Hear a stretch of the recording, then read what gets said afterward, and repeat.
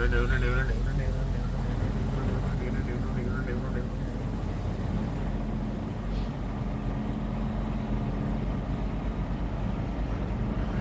will fly their brothers. And don't free to step the street.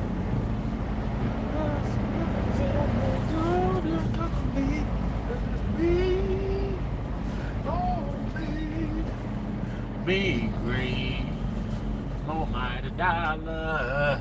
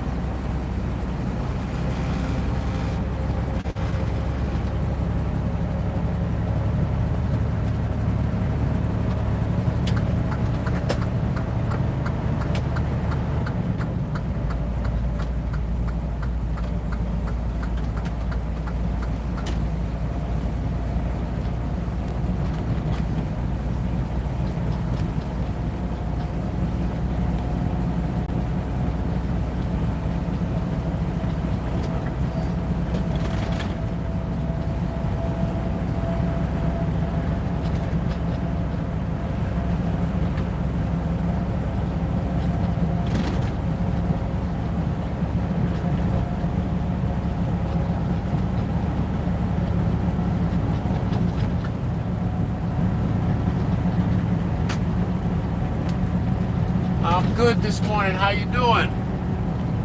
Ready to start this day? I know it's chilly. Where I am, it's chilly. Let's get some coffee, some tea, whatever it may be, and let's get going.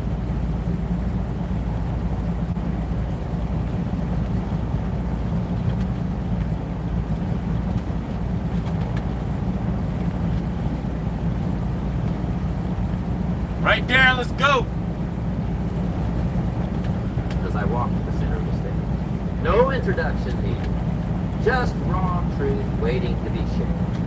Have you ever noticed how life has this fascinating way of teaching us its most valuable lessons through our deepest wounds? Those moments when we're face down in the dirt, feeling the full weight of our mistakes crushing down on our shoulders, those are the moments that shape us. not the victories, not the celebrations. You see, I've spent countless hours studying the human spirit, and I've discovered something remarkable. Every single person in this room right now is carrying a failure that they believe defines them. A moment they wish they could erase. A decision they'd give anything to take back. You're nodding because you know exactly what I'm talking about, don't you? But here's what fascinates me. What absolutely blows my mind. It's not the failure that defines you. It's what next. That next breath you take after hitting rock bottom. That next step you force yourself to take when everything inside you is screaming to give up. That's what writes your story. Let me share something with you that might change the way you look at failure forever. Every morning, millions of people wake up and immediately start running from their failures. They bury them deep, hide them away, pretend they never happened. But what if I told you that your biggest failure, that thing you're most ashamed of, could become the foundation of your greatest achievement? You're sitting there thinking, that's impossible. You don't know my failure. You don't know how bad it was. And you're right, I don't. But what I do know is this. The size of your failure is directly proportional to the size of your potential breakthrough. Think about that for a moment. The deeper the hole you've dug yourself into, the higher the mountain you can build from that dirt. It's not just positive thinking. It's physics. It's nature. It's the fun. Scientists once tried to help a butterfly by carefully cutting open its cocoon, thinking they were doing it a favor. Do you know what happened? The butterfly died. Why? Because the struggle to break free from the cocoon put into the butterfly's wings, making them strong enough to fly. That looks like failure, creating the strength needed for success. Your failures are your cocoon. Your struggles are your strengthening. But here's the key.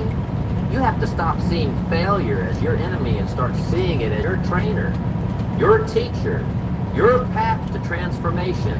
I want you to do something right now. Close your eyes. Think of failure. That one that makes your stomach, that one that still keeps you up at night. Got it. Now instead of pushing it away like you usually do, I want to feel its weight, feel its presence, because we're about to transform it into your greatest teacher. You see, failure isn't just an event, it's information. Rich, valuable, priceless information. When you failed, you didn't just lose something.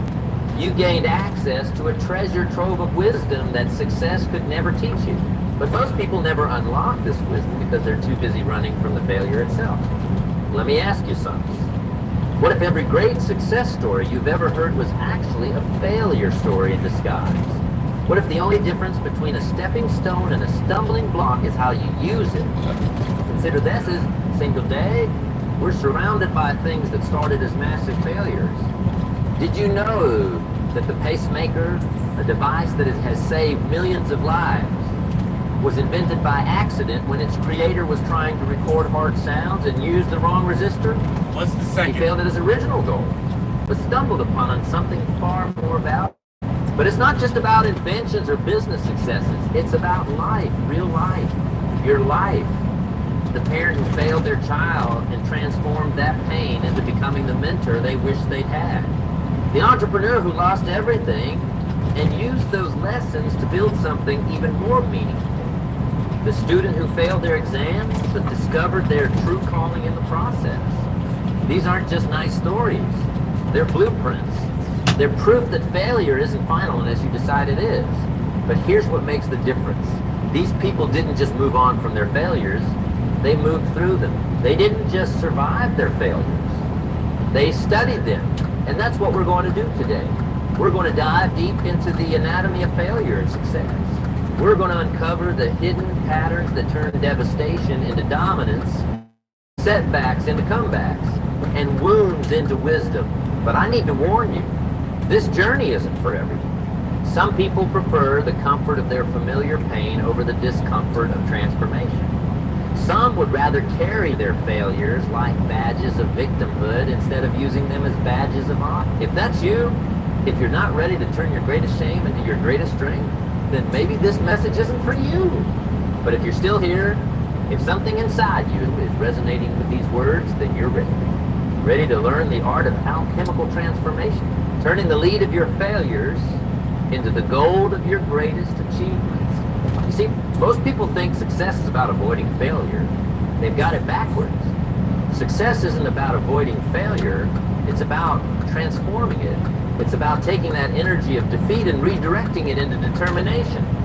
Taking that moment of humiliation and turning it into a moment of humility. Taking that experience of loss and transforming it into a lesson in leadership. Let me show you what I mean. Right now, in this room, there are people who have failed at relationships, failed at business, failed at health goals, failed at personal dreams. But what if, and this is a big, what if those failures weren't actually failures at all? What if they were simply the first drafts of your success story? Think about writing a book. No author sits down and writes a perfect first draft. It's impossible. The first draft is meant to be messy, full of mistakes, riddled with problems. But here's the key. Without that messy first draft, there cannot be a masterpiece final draft. Your failures are your first drafts. They're not meant to be perfect. They're meant to be stepping. Even if you hold traditional stocks or crypto, if you're not using automated crypto trading bots that, when set up once, continue to make money, even if you're working a 9 to 5. Stepping stone. But here's where most people get it wrong. They treat failure like it's permanent ink on the pages of their lives. They see it as a permanent mark, a scar that can't be healed, a story that can't be rewritten. But failure isn't written in permanent ink. It's written in pencil, and you hold the eraser, not to erase the failure itself. No, that stays. Those lessons are too valuable to erase. But you can erase the meaning you've assigned to that failure. You can erase the story you've been telling yourself about what that failure means about you as a person. You failed at a business? That doesn't make you a failure at business. It makes you an expert in what doesn't work. And knowing what doesn't work is halfway to knowing what does work. You failed at a relationship? That doesn't make you unlovable. It makes you more aware of what real love looks like and what it doesn't look like. Every failure you've experienced has been preparing you for a level of success you couldn't have handled without that preparation. But you have to be willing to see it that way. You have to be willing to mine your failures for the gold that's hidden within them. Here's the beautiful truth about failure that nobody tells you. It's the only path to authentic success. Not the kind of success that looks good on paper, but the kind that resonates in your soul. The kind that lasts. The kind that matters. You know why most people never achieve their dreams? It's not because they're not talented enough. It's not because they're not smart enough. It's because they're not willing to fail enough. They're not willing to look foolish enough. They're not willing to be uncomfortable enough. Let me share something profound with you. Every single person who's ever done anything meaningful has failed more times than the average person has even tried. Think about it for a moment. The difference between average and exceptional isn't talent. It's a tolerance for failure, tolerance for temporary defeat, tolerance for looking less than perfect while you figure things out. But here's where it gets really interesting. The way you handle failure isn't just about resilience, it's about recognition. Recognition of the patterns, recognition of the lessons, recognition of the opportunities hidden within every defeat. Have you ever noticed how some people can go through exactly the same failure as someone else, but come out of it completely different? One person is destroyed by it, while another is developed by it. What's the difference? It's not the failure. It's the framework, the mental framework they use to process and perceive that failure. Let me give you a tool right now that will transform how you look at failure forever. I call it the 3 R's of failure transformation. First, recognize most people try to run from failure so fast, they never actually stop to understand what really happened. They're so busy escaping the pain that they miss the lesson. But you can't transform what you don't understand. You need to look your failure in the eye. Study it. Analyze it. Not with shame, but with curiosity. not with judgment, but with genuine interest. Ask yourself, what exactly went wrong? Not who's to blame. That's not the point. What specifically didn't work? What assumption did you make that turned out to be incorrect? What signals did you miss? What patterns can you identify? This isn't about beating yourself up. It's about beating the pattern. Because here's the truth. Failure is rarely random. It's usually the result of specific patterns of thinking and behavior. Find the pattern and you find the power to change it. Second reframe. This is where the magic happens. This is where you take that failure and change its meaning. Remember, events don't have meaning until we assign meaning to them. Your failure is not a verdict. It's raw material. It's not an ending. It's a beginning. But only if you choose to see it that way. When you got rejected, was that really failure? Or was it redirection to something better? When you lost everything, was that really the end? Or was it the universe clearing the deck for something new? When you hit rock bottom, did you really fail? Or did you just discover what your foundation needs to be built on? I want you to think about something that you consider a massive failure in your life right now. Got it. Now, I want you to find 3 ways that this failure might actually be setting you up for success.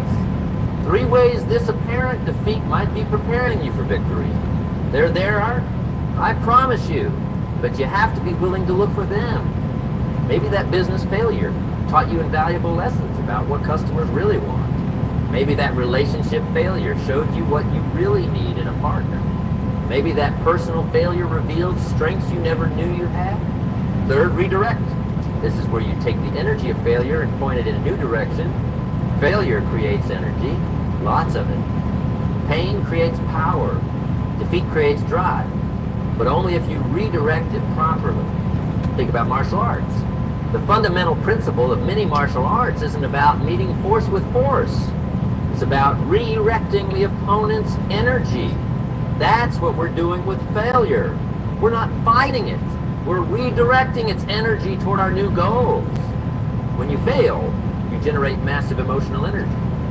Most people waste this energy on regret, self-blame, or trying to figure out who else they can blame. But what if you took all that energy and redirected it into learning, into growing, into building something new? This is where real transformation begins. Yes.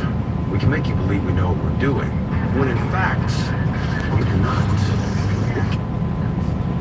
This is where failures become fuel. This is where setbacks become setups for comebacks. But you have to be intentional about it. You have to be strategic. Let me tell you something that might shock you.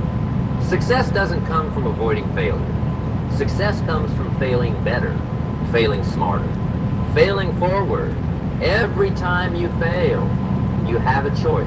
You can let that failure define you, or you can let it refine you. You can let it stop you, or you can let it teach you. But here's what nobody tells you about failure. It's not just about learning lessons. It's about building character. It's about developing the kind of internal strength that can't be taken away from you. It's about becoming the kind of person who can handle the success when it comes. You see, success without the character development that comes from handling failure, well, is usually temporary. It's fragile. It's shallow. But success that's built on transformed failure, that's unshakable, that's sustainable, that's real.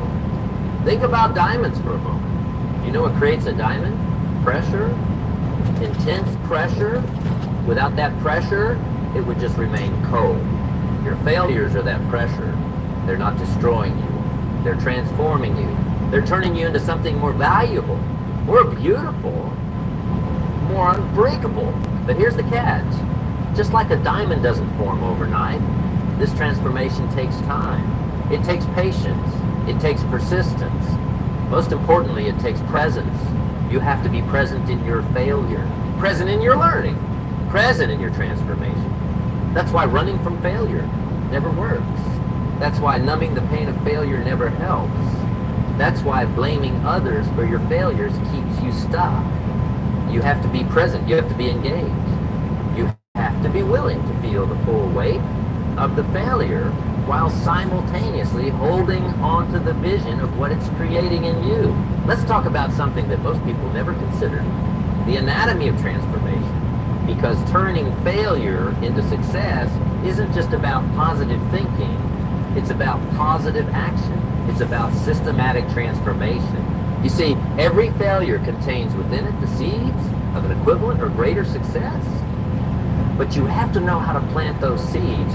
You have to know how to nurture them. You have to know how to harvest them when the time is right. The first step in this process is something I call emotional alchemy. This is where you take the raw emotions of failure, the disappointment, the shame, the anger, the fear, and transform them into something useful, something powerful, something productive. Most people let these emotions paralyze them. They get stuck in what I call the failure loop, replaying the failure over and over in their minds, each time feeling worse about themselves, each time becoming more convinced that they're not capable of success. But what if you could take that same emotional energy and redirect it? What if you could take that anger and turn it into determination? What if you could take that shame and turn it into humility? What if you could take that fear and turn it into focus? This isn't about denying these emotions. It's about directing them. It's about using them as fuel instead of letting them use you as a victim. Every emotion you feel after a failure is potential energy. The question is, what are you going to do with that energy? Let me give you a practical tool for this. The next time you feel the sting of failure, don't run from it. Don't try to numb it. Instead, ask yourself this: feeling anger, you need to make changes you've been putting on. If you're feeling shame, maybe that's the catalyst for developing humility and wisdom. If you're feeling fear, maybe that's exactly the motivation you need to prepare better next time. But here's where most people get stuck. They try to skip the emotional part and go straight to the logical part. They try to analyze their failure before they process, before you can have intellectual clarity. That's why the most successful people I've studied don't just have high IQ. They have high EQ. They know how to process their emotions in a way that serves growth instead of sabotaging it. Think about it this way. Every failure triggers two things: an emotional response and an opportunity for growth. Most people get so caught up in the emotional response that they completely miss the opportunity for growth. But what if you could use that emotional response as a spotlight to illuminate the opportunity? This brings us to the second major principle of failure transformation, what I call strategic extraction. This is where you mine your failure for everything valuable it contains. Because believe me, there's gold in that pain if you know how to extract. Every failure contains at least 7 types of valuable information. What didn't work and why? What assumptions were wrong? What you didn't know? You didn't know. What strengths you discovered under pressure? What weaknesses need attention? What relationships revealed themselves as genuine? What new opportunities emerged from the ashes? But here's the key. You have to look for all 7. Most people only look for 1 or 2, usually focusing on what went wrong and who's to blame. But that's like finding a gold mine and only mining for copper.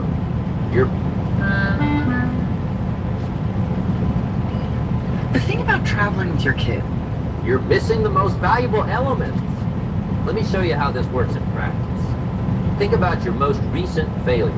Now, instead of just focusing on what went wrong, ask yourself these questions. What did this failure reveal about my preparation that I can improve? What skills did I discover I need to develop? What connections or resources did I learn I need to build? What parts of my approach actually worked, even though the overall outcome wasn't what I wanted? What did I learn about myself that I never would have learned otherwise? What doors closed? And more importantly, what new doors opened because of this failure?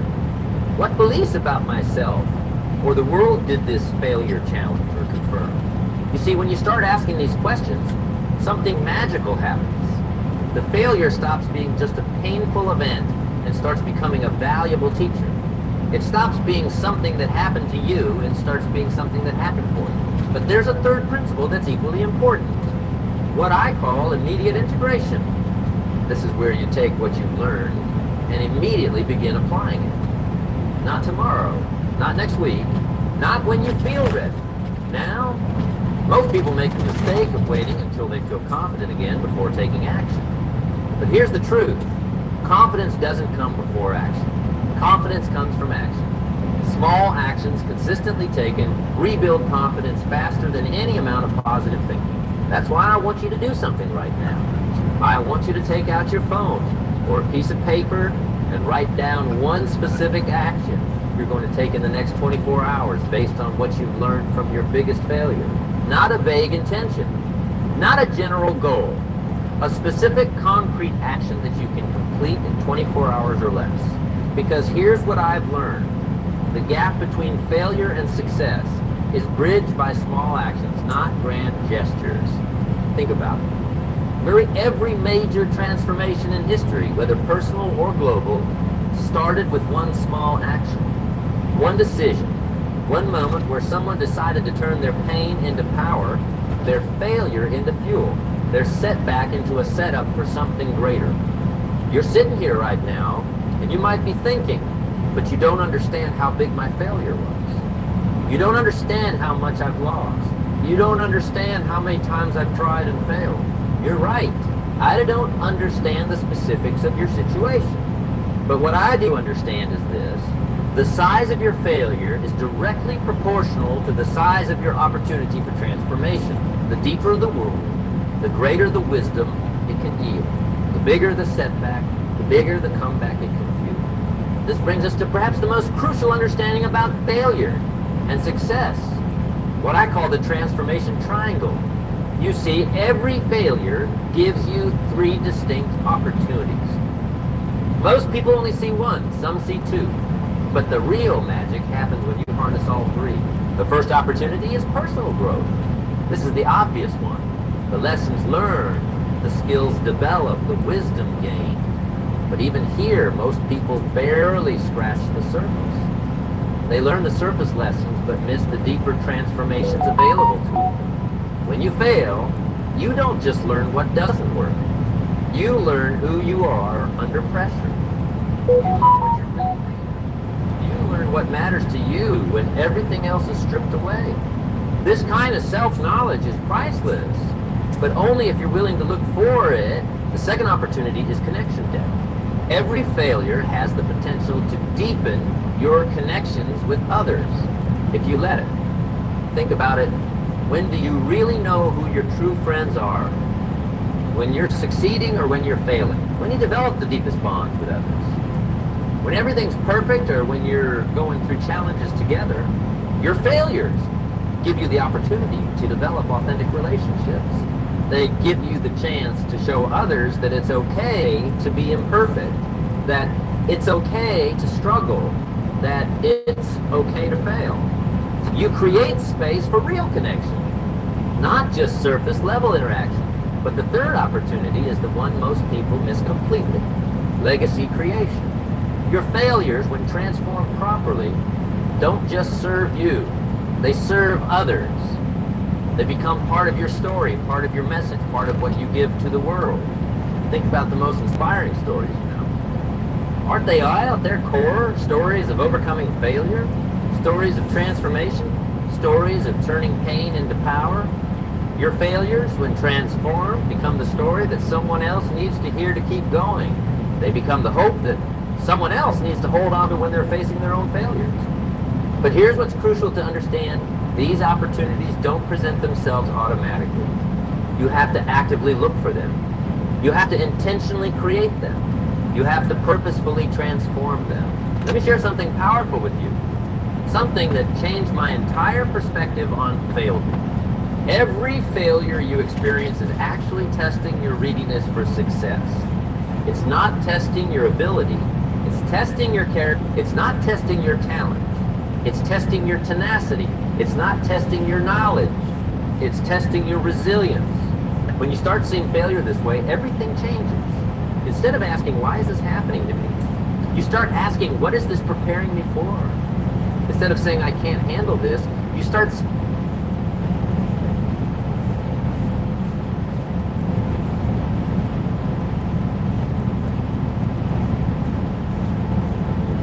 Welcome, dear one. I've been eagerly awaiting your arrival. You see, the divine journey that brought you to this video was not a random event. And as you're about to discover, there are no accidents in this universe. So why... Start saying this is handling me. This is shaping me into someone stronger. But let's get practical for a moment. Let's talk about the actual process of turning your biggest failure into your greatest win. Because this isn't just about feeling better, it's about doing better. It's not just about changing your perspective, it's about changing your performance. First, you need to understand that every failure has a feedback loop.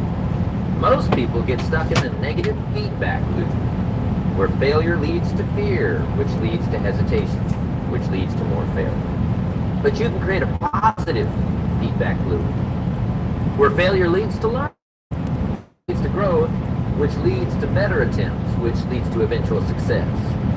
The key is in how you process each failure. Instead of asking, why did I fail? Start asking, how can I fail better next time? Instead of asking, what's wrong with me? Start asking, what's next for me? Instead of asking, how long will this pain last? Start asking, how can I use this pain to last longer in my next attempt? This brings us to what I call the failure acceleration principle. Most people think that success comes from minimizing failure. But what if the opposite is true? What if the fastest path to success is actually through accelerated failure? What if the goal isn't to fail less, but to fail faster, fail smarter, and fail forward? Think about learning to ride a bike. How do you learn? By trying to avoid falling. No, you learn by falling, adjusting, and trying again. Each fall teaches you something about balance. Each failure moves you closer to mastery. The kids who learn the fastest aren't the ones who fall the least. They're the ones who get back up. The same principle applies to everything in life. Want to build a successful business? Fail faster, test more ideas, launch more products, get more feedback.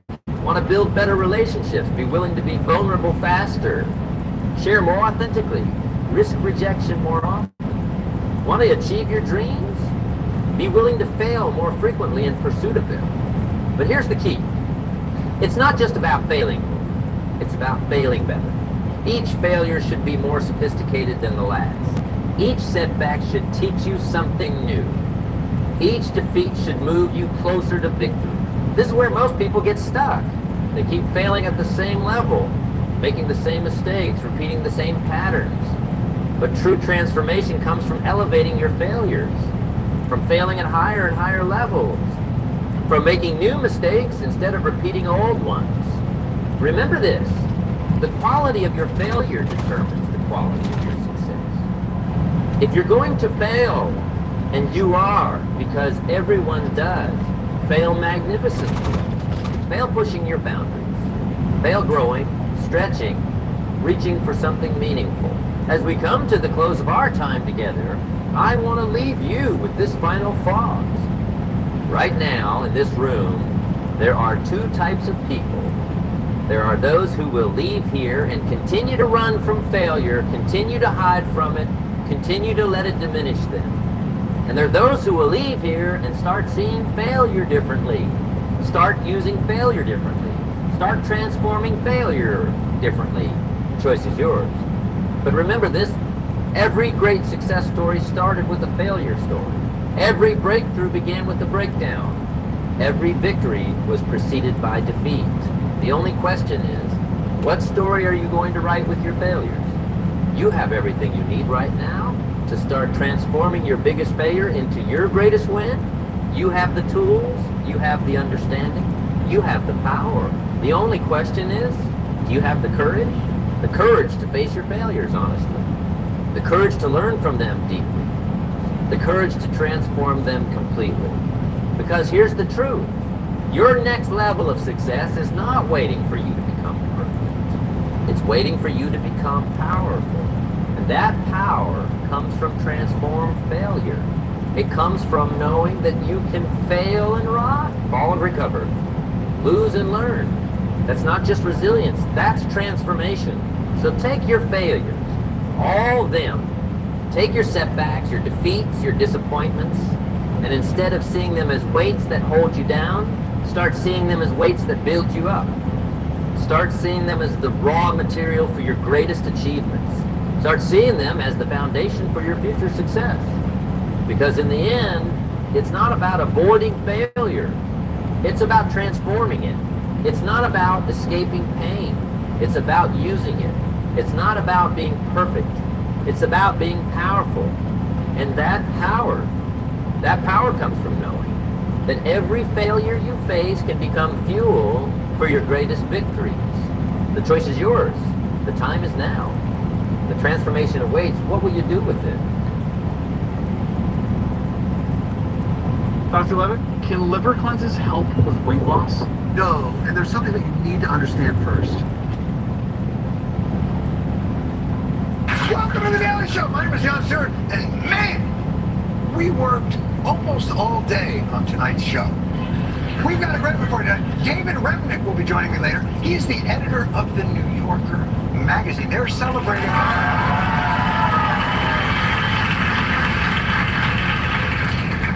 an erudite crowd. Celebrating their 100th year at the New Yorker, and he and I will be discussing the difference between umlauts and diuresis.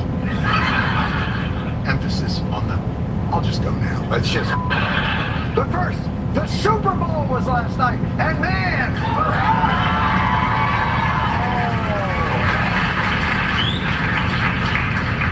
it was on television. It began with the teams being introduced from heaven. And it's just weird. And it ended with the Kansas City Chiefs in who? So, congratulations to the people of Philadelphia who immediately, I disagree by the way, who immediately celebrated their victory by attacking their own city, killing their own city. Die, Philadelphia! They were mashing their own city, doing tens of dollars worth of damage. Yeah, that's right. I'm implying it's shithole.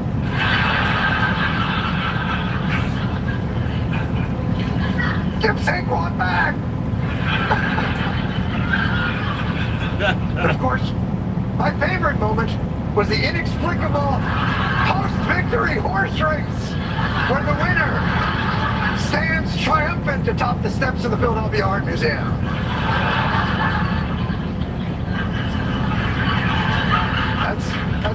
That's not Photoshop. That's the horse ran up the steps of the Philadelphia Art Museum, reared up on its hind legs, and went, Adrian! But here's, and I'm gonna drop some knowledge. No one really cared about the game because of the earth-shattering announcement that had been made moments prior. You know, we're flying over right now. We're flying over a thing called the Gulf of America, and I'm signing a proclamation, and perhaps you could define that.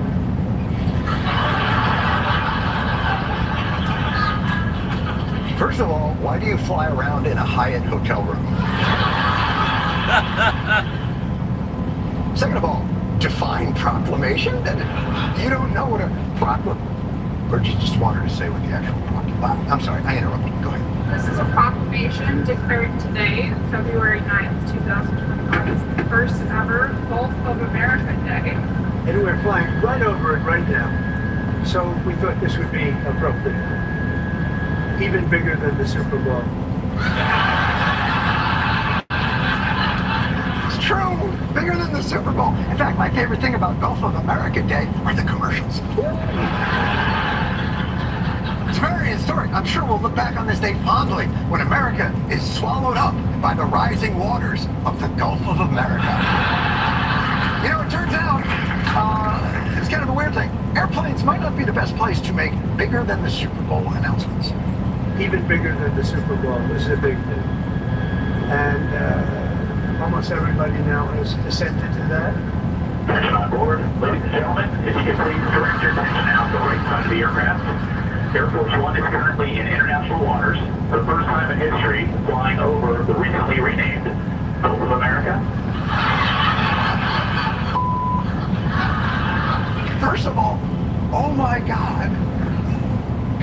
him up, even for just a second.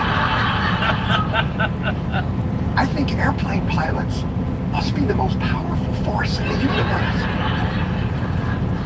I feel like the Democrats have to get themselves an airplane pilot. Sorry for the interruption, but you can't do that. Maybe they'll let Schumer. Schumer will be the pilot.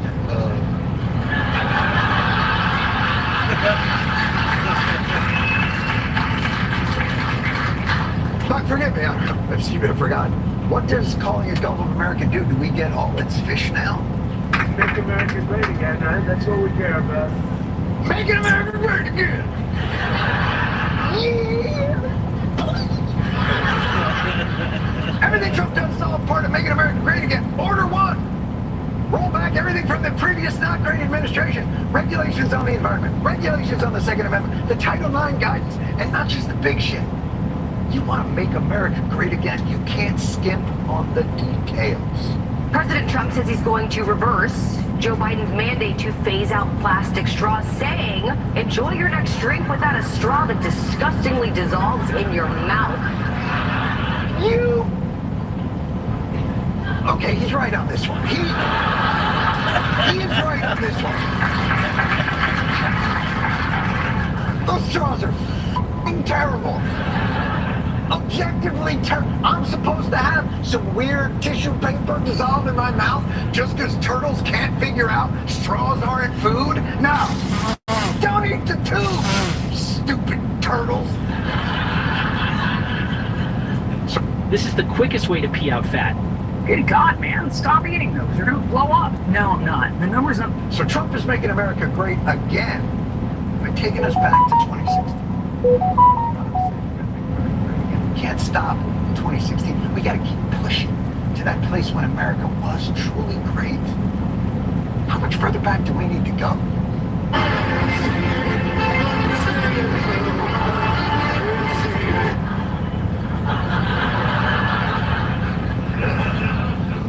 So, looks like it's the 70s.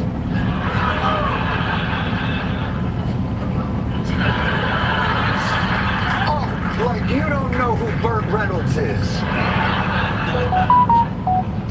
If you're gonna make us great, you're gonna have to roll further back than the 70s. What do you got? Hubert, what's going on this morning? Destructive and divisive. Diversity, equity, and inclusion.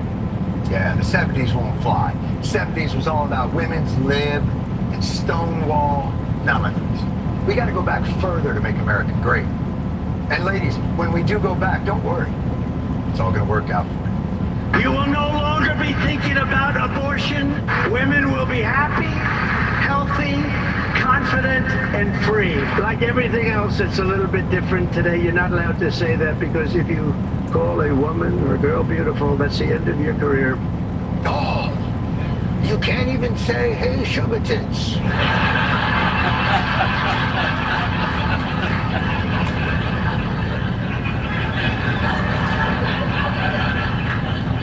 7 p.m. Oh, Ladies and gentlemen, we're going to go back to the old days. With I'm winding down, I'm winding up.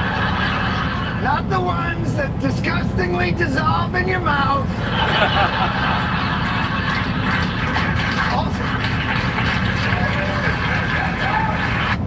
Where's here? Where you at 7 o'clock? You gotta be, what? Europe? Somewhere far over in Europe, too. Maybe even Australia.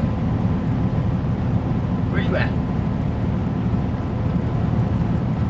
I've been driving for, 10 years now?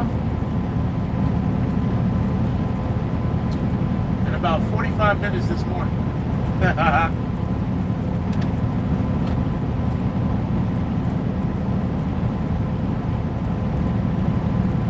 So where are you at then at 7 o'clock p.m.?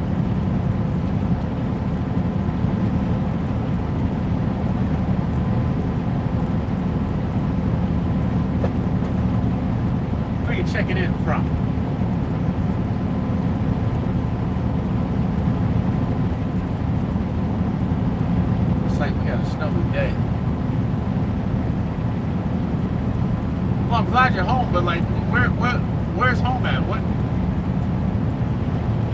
What hemisphere are you in? That's your 24-hour difference. Well, 12-hour difference.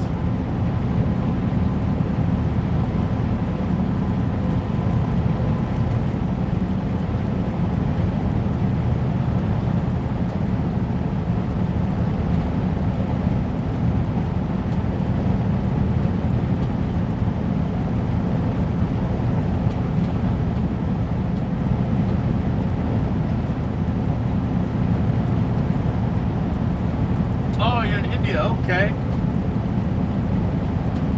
You're the third person I spoke to from India this week. That's what's up.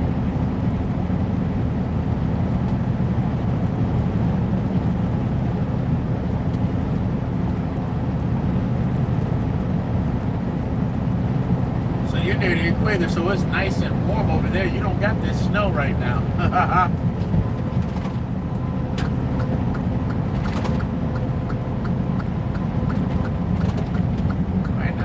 Snowing, but it's not sticking. It's kind of like drifting all over the place.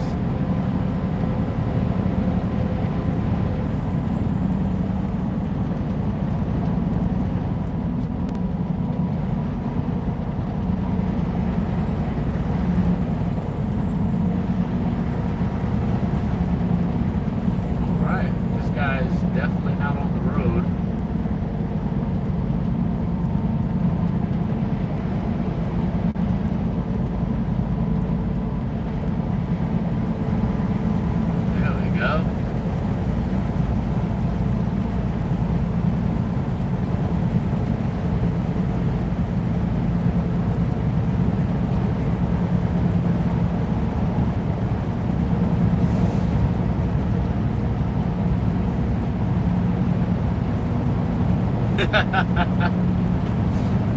Snow's only good when it's on when it's in a cone with some fruit flavors on it. No, it's nice. It's beautiful. It's cold as shit. It's fun to go snowboarding and four-wheeling and all that, but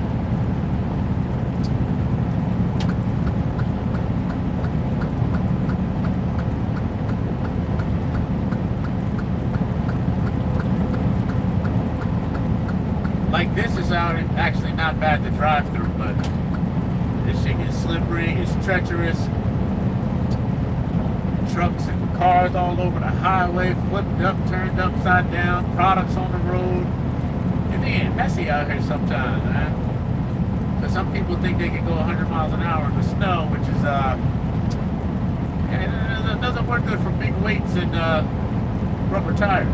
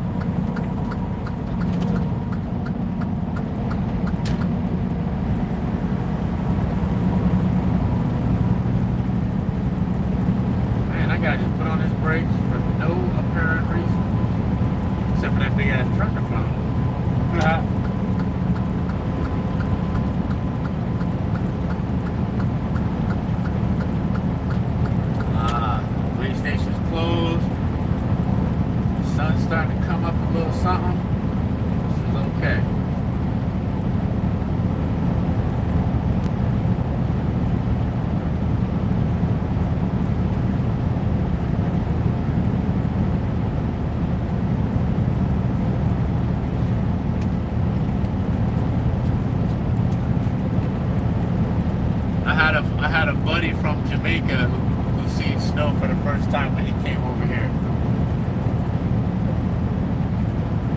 He was like, "What's happening to the sky? What happened to y'all rain? It's funny. Why your rain floating down?"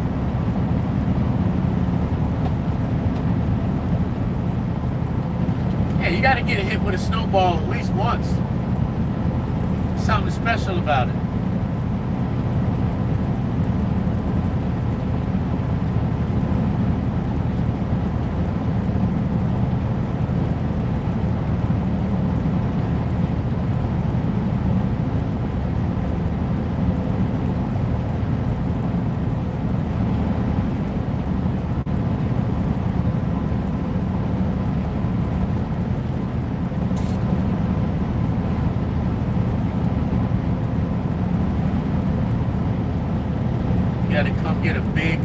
jacket with the fur around the hood so your eyebrows don't freeze up.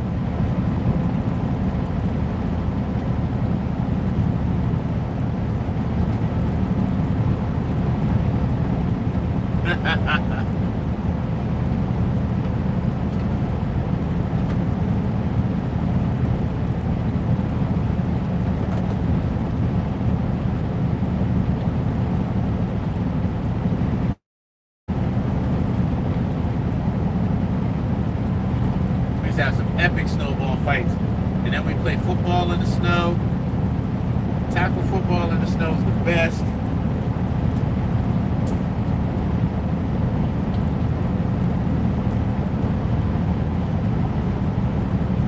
Like going ice skating and sledding, snow tubing, off-roading in the snow. That's really fun. Sliding around, hope you don't get stuck though. Snowmobiling through the woods.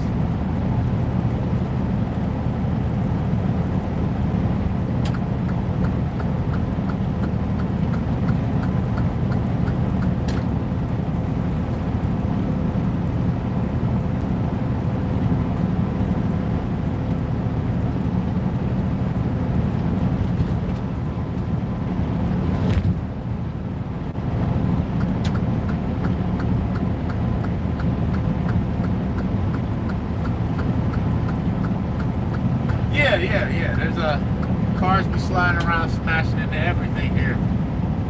You don't even need ice. You don't even need ice and snow. They do that shit on the normal.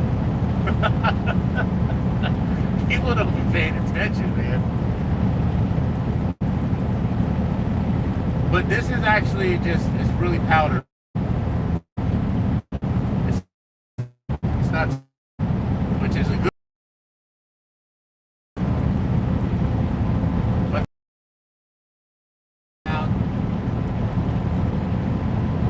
And then there'll be a sheet of ice on the roof, like a smooth glass sheet of ice. And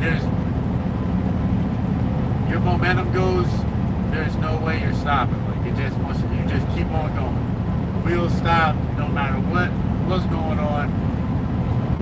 You will just, like Tom Cruise on the floor in that movie. What's up, Australia?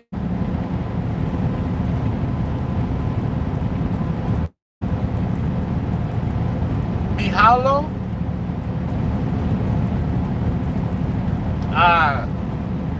No, this morning we're in Nebraska. We're We're above Colorado and a little bit, I believe we're a little bit east of Colorado. We still got a little ways to go.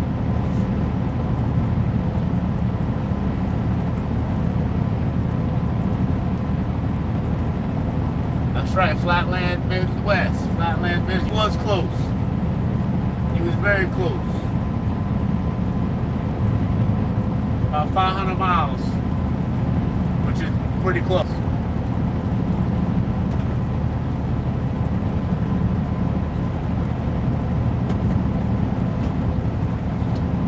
Midwest, baby. The land of tornadoes in Kansas. But our Kansas is back eastward. It depends. Depends what you want to do. You trying to go skiing? Go visit Colorado. You trying to go surfing? Go to Florida or California. You trying to go horseback riding?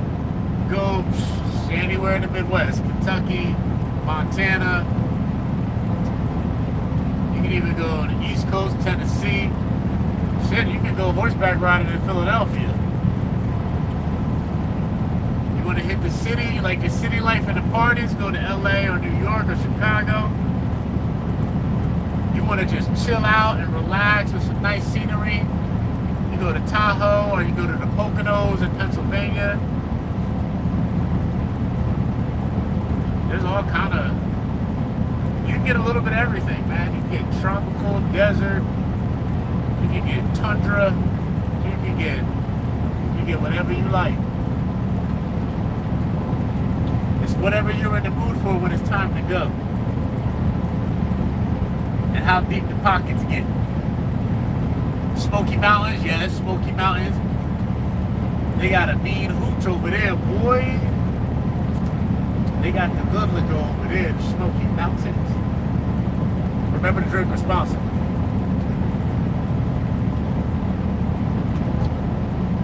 The mountain people be chefing it up too. Do some good food. Ain't nothing new but chill out, drink and eat.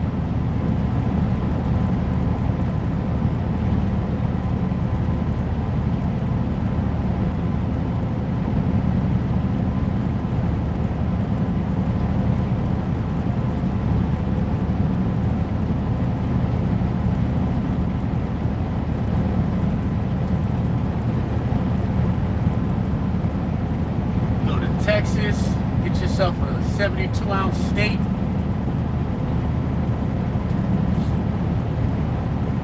You can go to Maine and eat lobster.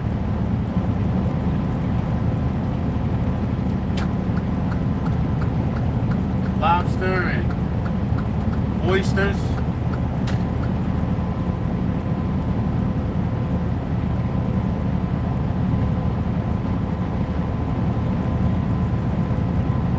Go to Nevada, shoot big ass guns in the desert.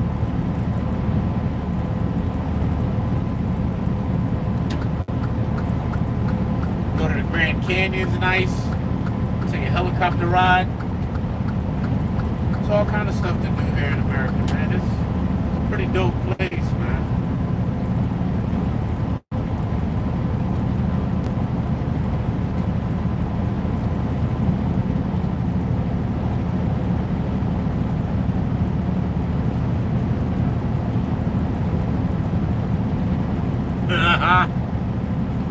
Yeah, it's easy to go broke in Vegas. Shit's expensive. Everything is right there for the taking. It can get out of hand till you mess around and start winning.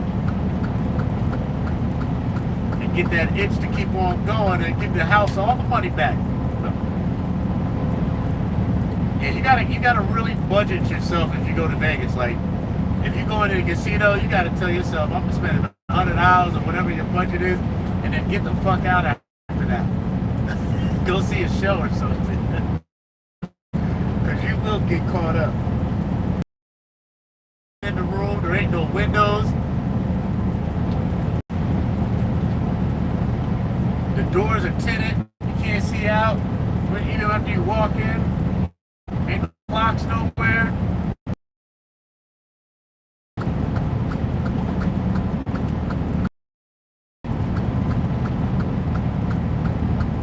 That place is like the back rooms.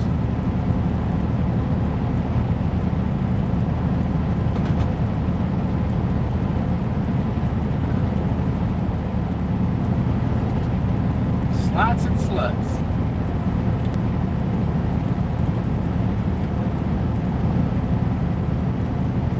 $10K?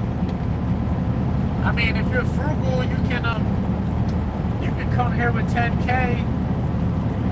And shit, you could probably rent a car and drive across the country with $10K.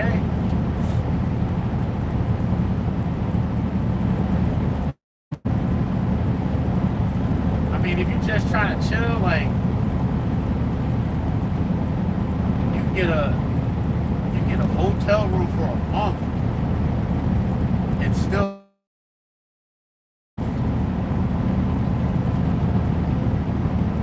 Yeah, that's a fact. 2 minutes to 2 weeks. 2 minutes to 2 months. You can blow $10K.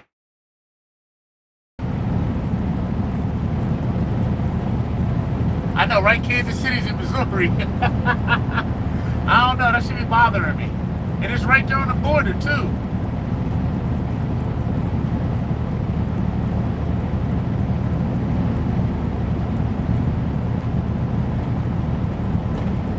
I forget the story. There's actually a story that goes along with that. Like when they were founding the place,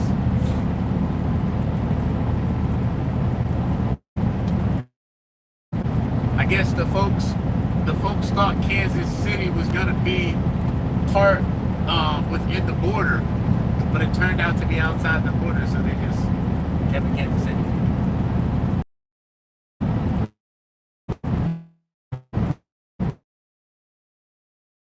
Yeah. East St. Louis is in Illinois, it sure is.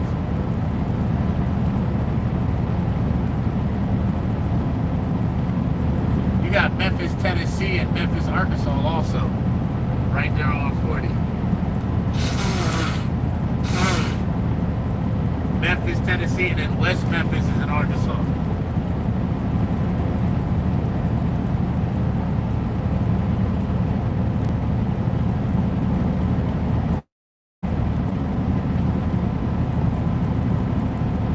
Oh yeah, there's a whole bunch of Washington streets in every city too.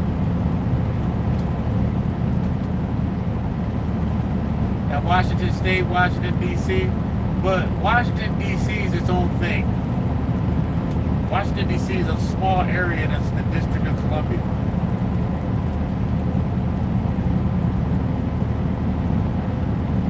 It's got its own police, its own everything. It's almost like Vatican City in Rome.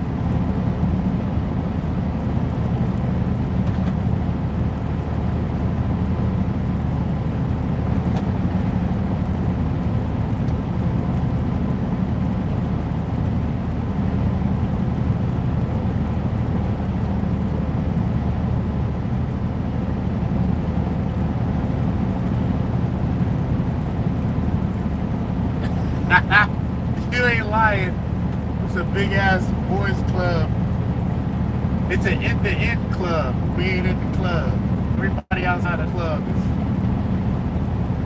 American. You know what's funny here in America? You can't be a U.S. citizen and an American.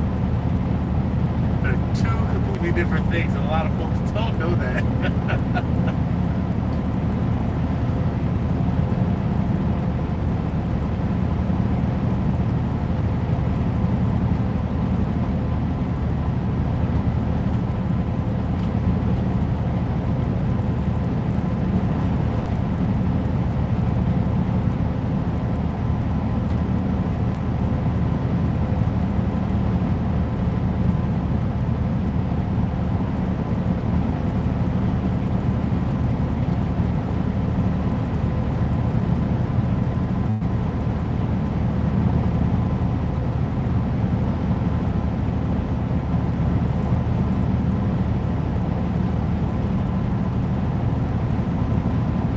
I live in Pennsylvania.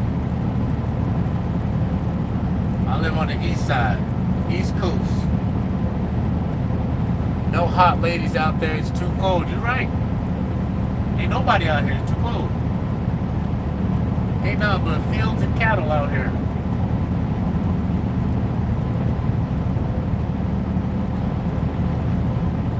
Even when it's too hot.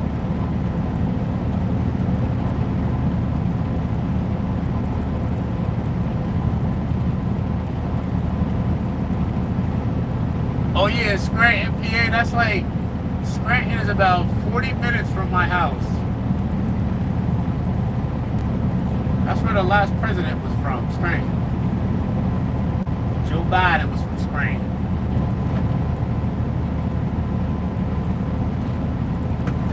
Yeah, The Office is silly as shit.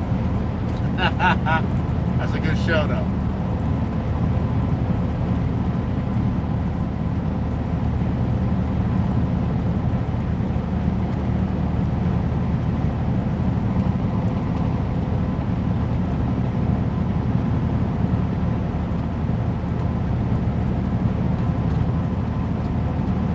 Might be hot single women in the chat.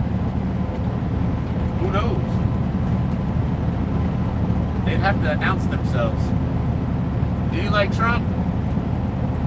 Oh, he's alright. I can't do shit about it.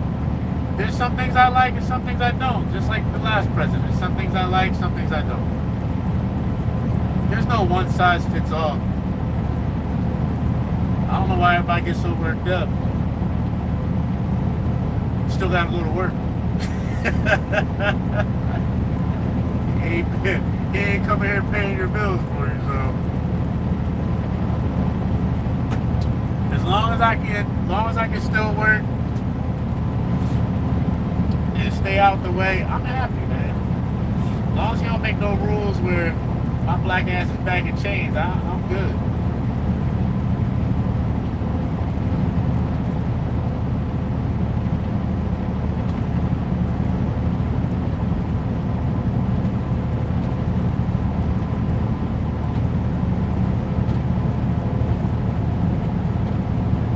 Lot lizards?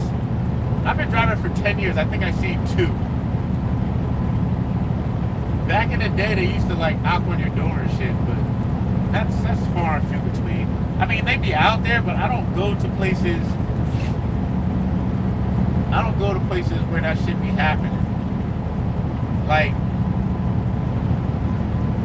for instance, like if you go to some places down south, like towards Georgia and around the big cities, there'll be lot lizards roaming around, or even on Washington State, around Tacoma or Seattle. They're heavy out there. Or LA, they be out there, but I don't be in those places.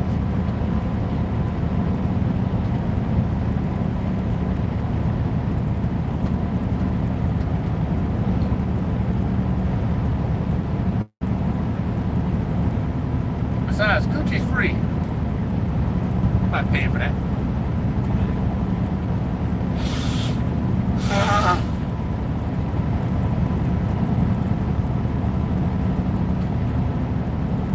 Yeah, you probably would get an STD instantly. You'd be paying to get burnt. That's crazy. Who does that?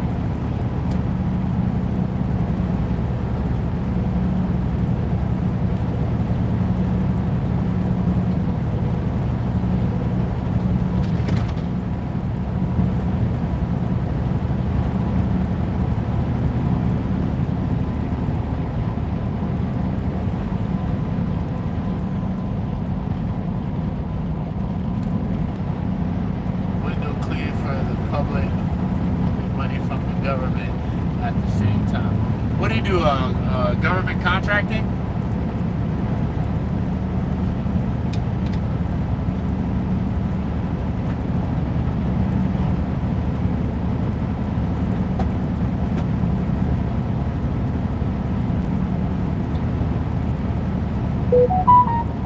Okay. That sounds dope to me. Sure, if it works, man, do it. Get your hustle on, baby. I'm all for people making a way. Whatever way that may be, we all got different situations. You got to get in where you fit in.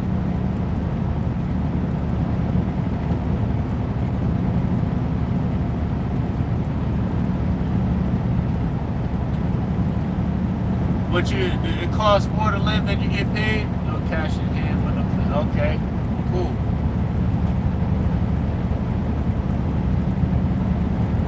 Do you be doing you be cleaning the big ass windows on the buildings and shit up on the scaffolding? That shit's crazy.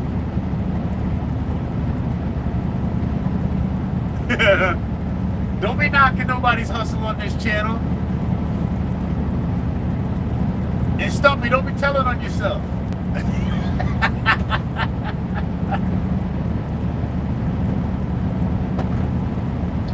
Giving away your secret sauce, my boy.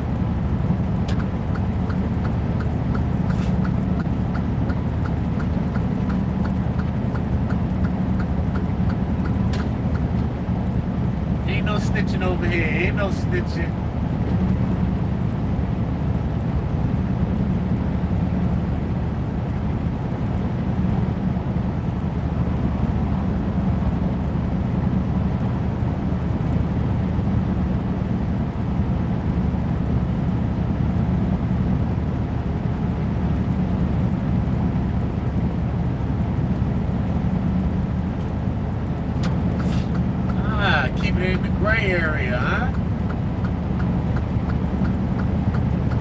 keeping it under the gray color of law. Ain't mad at you. Keep the hustle rocking.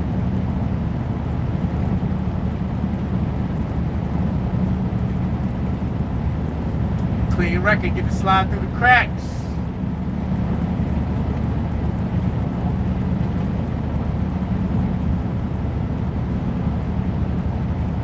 Cooking down that side road.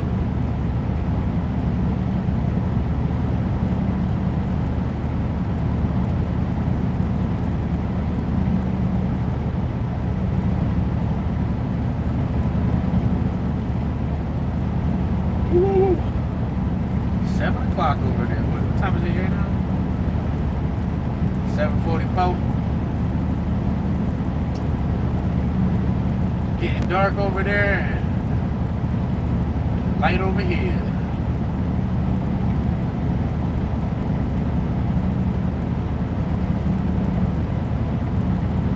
I'll probably be done driving by the time y'all wake up in the morning.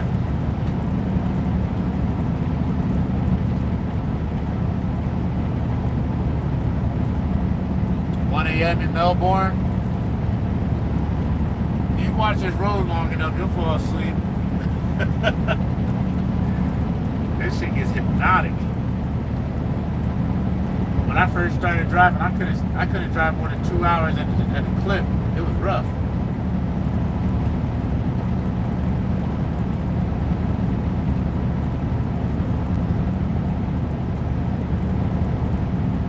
It is soothing, right? It's that white noise, a little change of scenery. It is all right. Keep my feng shui right. Nice and peaceful. No CB radio. I don't need to hear all that crazy ass chatter and weird ass conversations. They be getting reckless on that thing.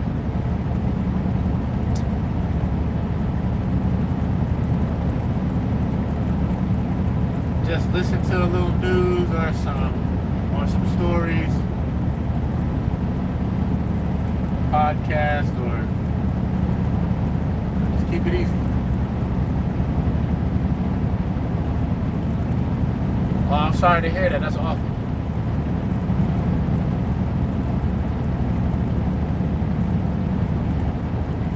Yeah, it is good for traffic alerts. I keep one in the truck, especially for emergencies. I just don't be turning it on.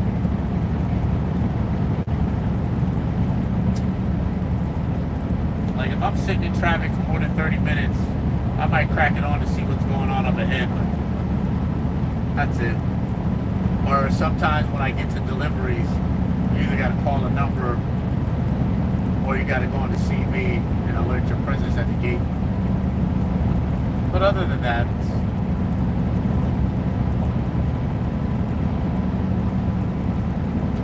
500 customers, that's what's up. It's a lot of windows to clean.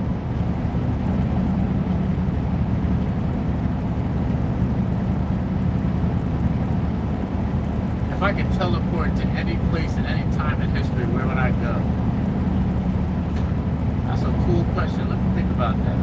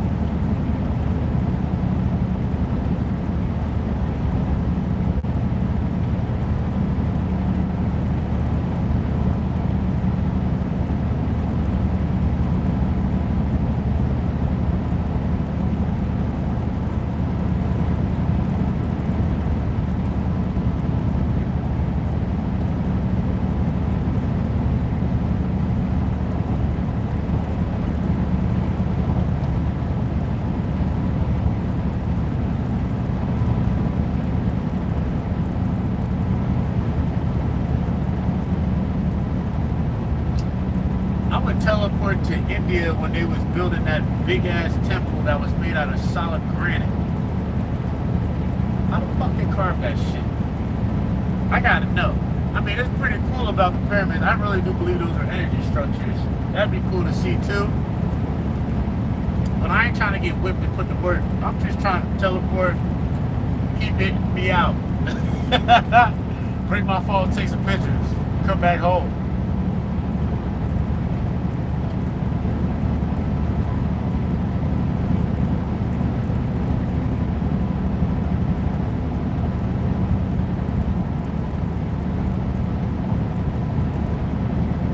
The Taj Mahal.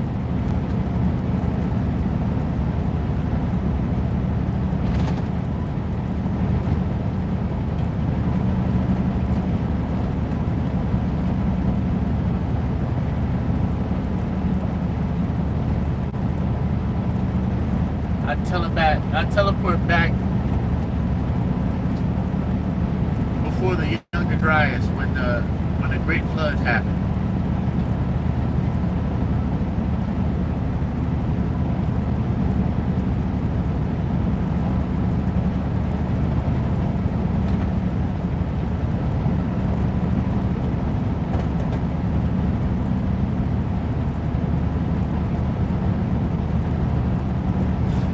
That is funny. I was thinking about that today because I have a 7-year-old, and I was trying to think about what he would remember from him being 7 when he gets older to get to my age. Do I remember anything from when I was 7?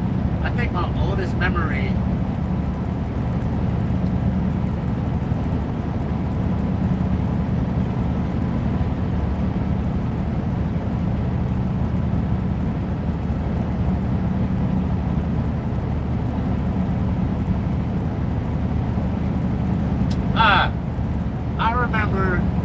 me and my brother, we got different dads, right? And I remember one Christmas, my brother got the Nintendo when that shit came out, and I got a fucking speaking spell. I was pissed. I was hot as shit. I was convinced they didn't love me. I was convinced.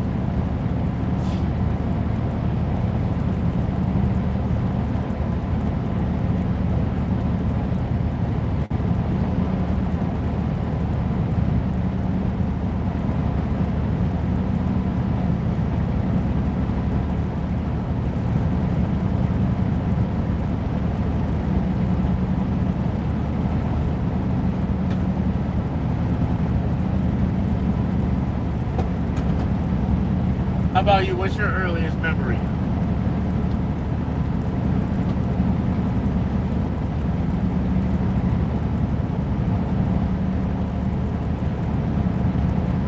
Memories are funny too because sometimes I'll be smelling things that I haven't smelled in a while and it'll bring back a memory.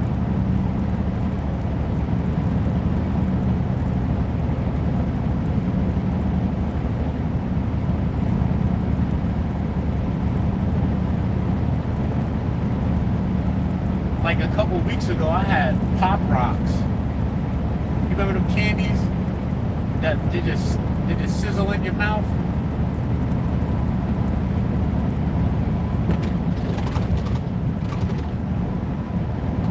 Nicola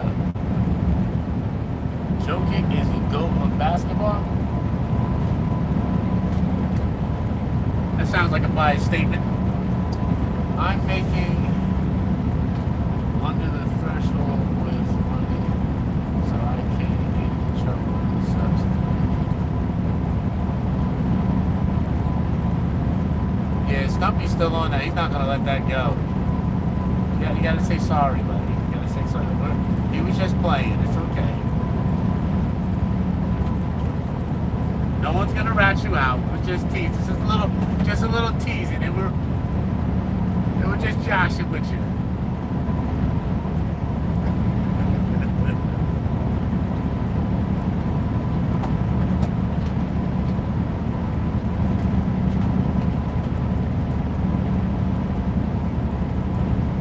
Stumpy, what do you do besides work? What do you do for fun, man?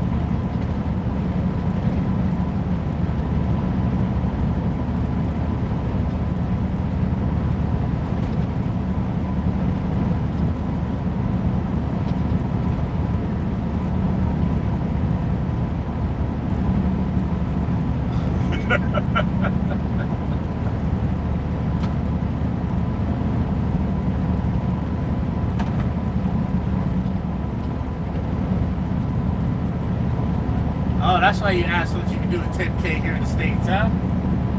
Trying to make it come up. I get it. I ain't mad at you.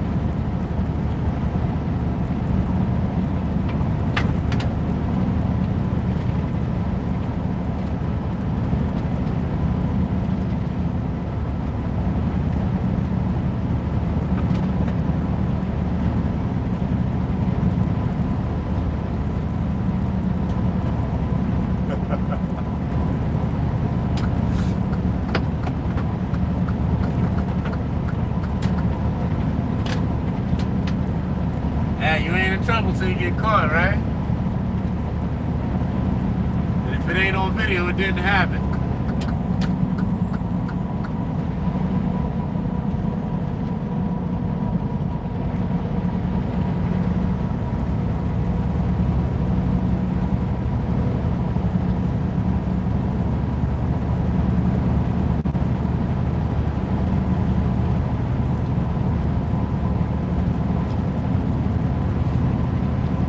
Boxing, I love boxing.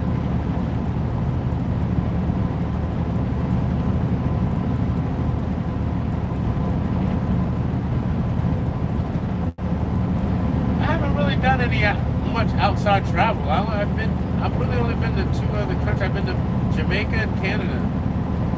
U.S., Jamaica, and Canada. That's it. In Jamaica, I just went last year for my birthday. I really never had the urge to go anywhere, only because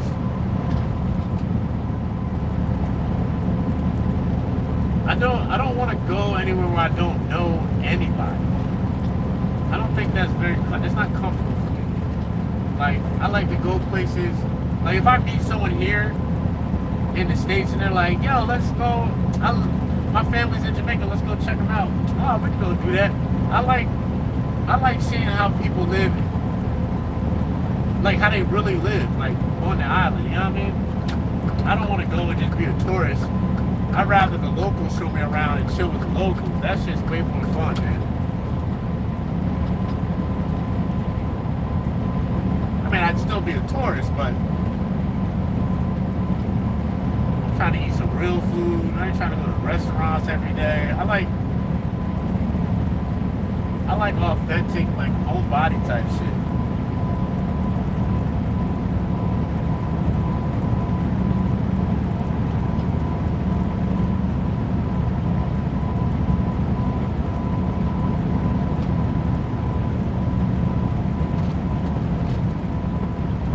I'd love to go do some pad work. I'd love to come to Serbia and Australia, man. This shit ain't nothing but a plane ride away.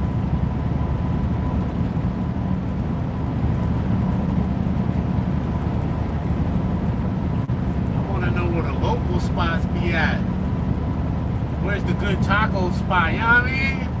You can't find them things online. You only get lucky. You gotta know somebody that knows somebody. I hear the boys, wait, what do I speak with? Oh, I know, it's like 75 over here.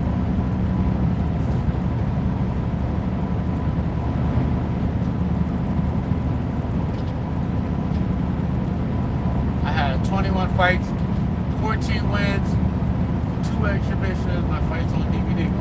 Oh, that's what's up, Stompy got hands, huh? Put the mitts on people.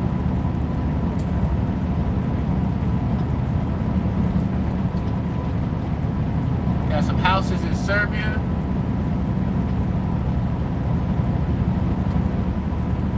I'd like to get a property somewhere else. That'd be really nice. Now that I'm getting older, I was thinking about that too. Like, where's a nice place to have a house somewhere other than here in America? I'll Airbnb that shit out until it's time for me to come here too.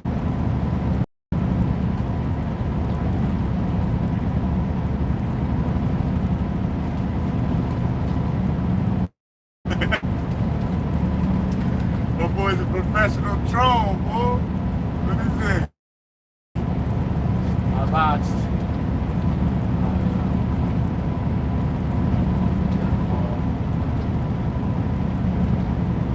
Did you go professional or were they all amateur fights?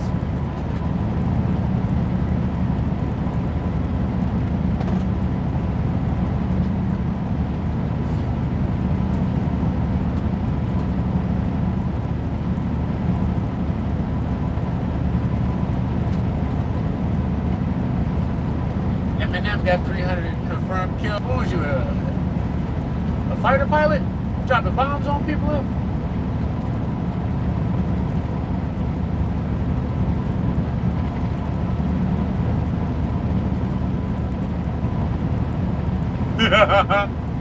It's been taken over. It's been turned upside down, some would say.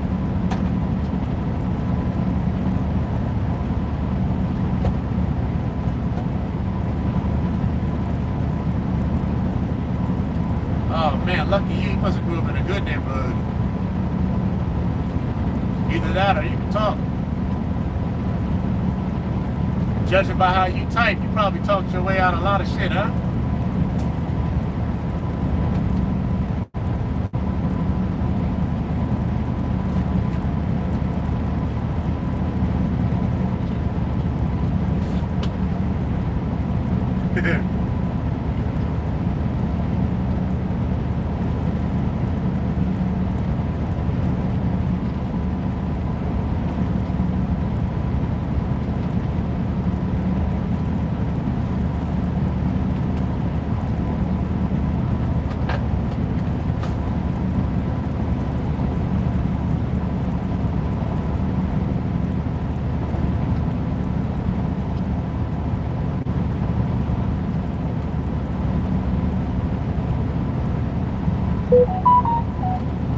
It is good practice to speak to people.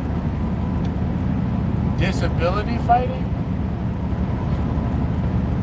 Do you have a disability, Stumpy? Is that how you got your name?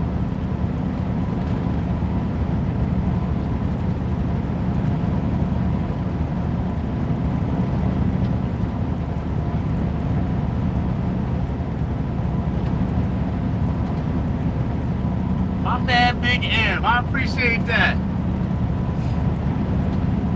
I just need you to have my back, my guy. And I got your back, too.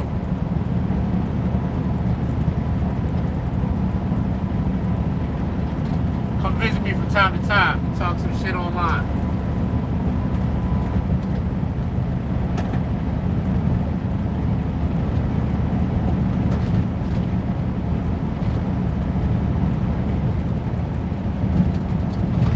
Definitely be safe out there. Security is a tough gig. You armed security?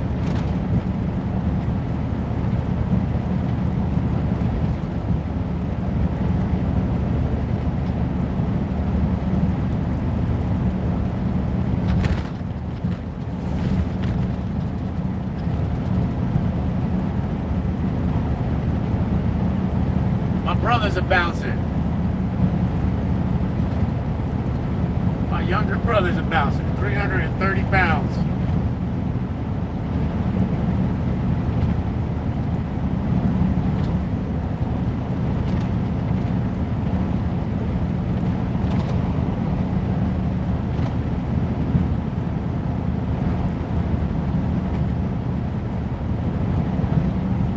You can always switch it up, my guy.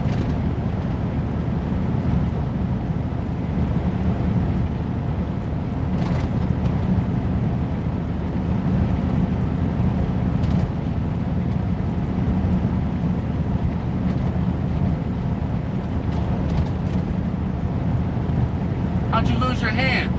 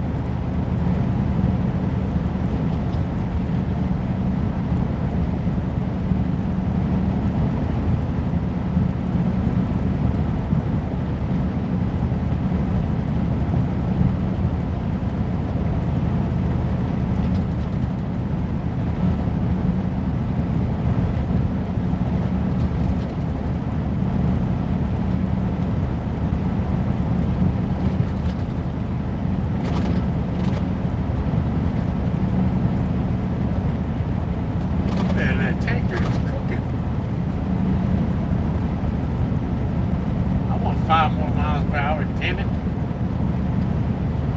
Gotta unregulate my truck.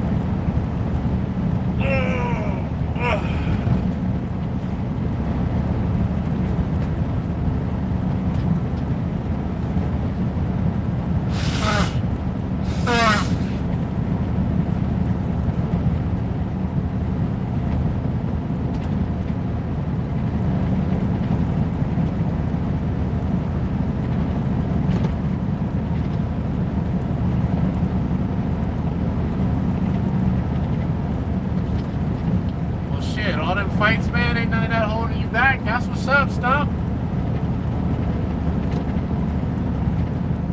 I appreciate people with drive, man. No excuses. I love it. Making it happen.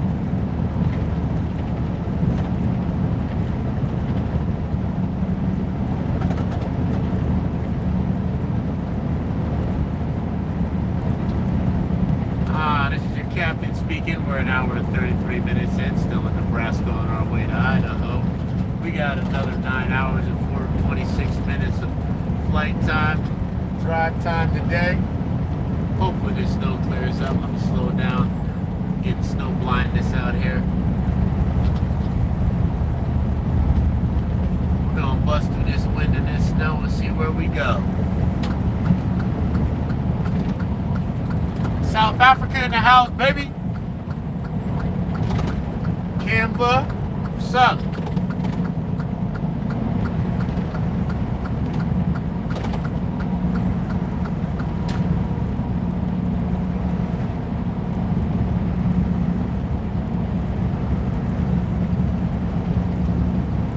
That's what's up, man. You got good pops.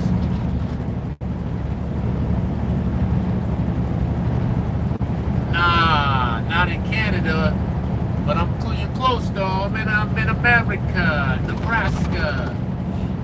Headed across the country to Idaho. From the corner of Maine to Idaho.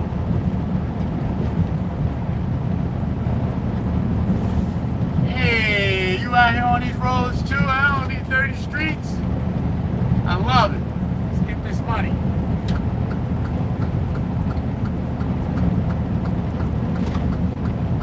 Pushing the big wheels, baby.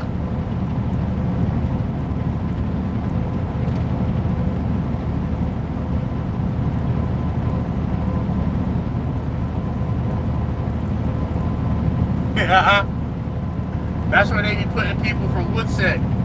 Witness protection, they be out here in Nebraska. Because don't nobody go to Nebraska. Nah, I'm just playing.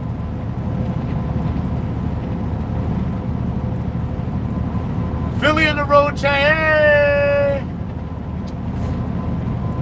Filthy Philadelphia, baby. I'm not too far from Philly. I'm up in the Lehigh Valley. How about them birds last night, huh? Them dirty birds. Bringing home the victory, and the Philadelphians fucking the city up like always. Can't just drink a beer and throw up some cheers, huh? Burn this shit down. Fucking up light posts. Goddamn Philly.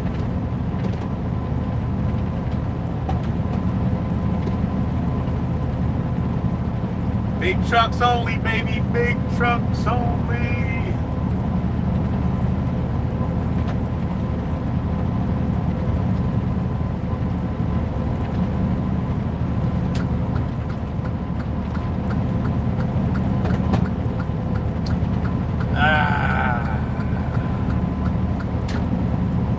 Almost out of coffee.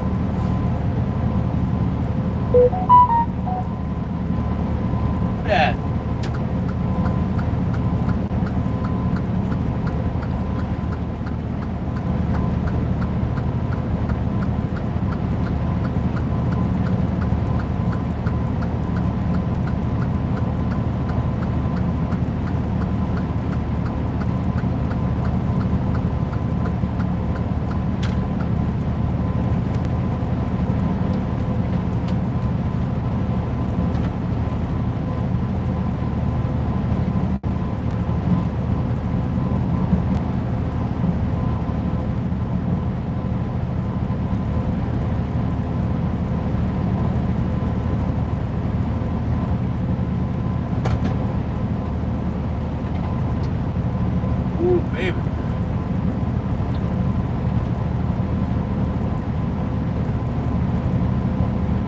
Road is whitewashed today. Not sticky. Low visibility.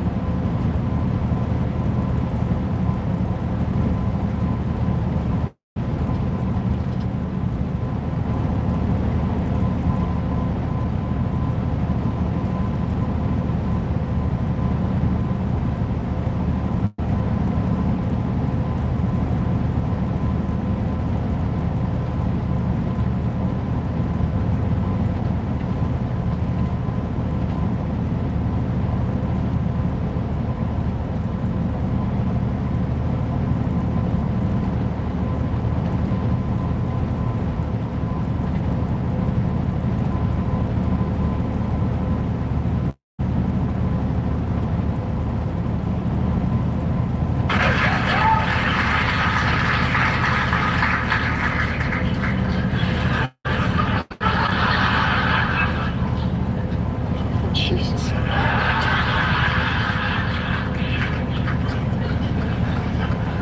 But let's not stop in the 70s there, folks. Not even in the... Let's keep going. Because that sounds like the 50s, and the 50s are still too inclusive. I mean, by then, Italians and Irish were considered white. No, that's too far. Keep going back. America's greatness awaits. We were the richest country in the world. We were at our richest from 1870 to 1913. That's when we were a tariff country. One of the great challenges in this world is knowing enough about a subject to think you're right. We were a tariff country. 1870s. Okay. There we go. 1870s. And of course, while America presently is still pretty rich, apologies, Luxembourg. Point taken. Who wouldn't trade our current environment for America's 1870s tariff-driven, becandled, tuberculosis-laden, pre-industrial heyday? We were so wealthy, we had commissions set up what to do with all the money that we were taking in. Quick point of order. To the extent that we were at our richest from 1870 to 1930, it wasn't so much we as like four guys. And we called them robber barons as a sign of affection. Meanwhile, the rest of America, the leading cause of death was falling into a vat at work. And it got to the point where even the robber barons realized that the only way this glorious era in American history was going to end was either full-scale revolution or reasonable compromise, which is how we ended up with stuff like income tax and labor laws and workplace safety guarantees. So let's really tread carefully in the greatness wayback machine. Arizona House Republican Andy Biggs introduced a bill this week that would abolish OSHA, a Department of Labor agency tasked with overseeing workplace safety. To the vats! And fill mine with boiling tallow, boy! What? Why not just bring back child labor while you're at it? When you talk about school lunches, hey, I worked my way through high school. I don't know about you, but I worked since I was, before I was even 13 years old. I was picking berries in the field before we had child labor laws that precluded that. You were picking berries in a field before your bar mitzvah? I mean... By the way, how old are you if you were picking berries before there were child labor laws? Because you look great. Is the key to good skin working the fields as a child? Now, I hate to bring this up, but if we are going back to the 1870s and before, does that include every diversity initiative? Birthright citizenship was, if you look back when this was passed and made, that was meant for the children of slaves. This was not meant for the whole world to come in, everybody coming in, and totally unqualified people with perhaps unqualified children.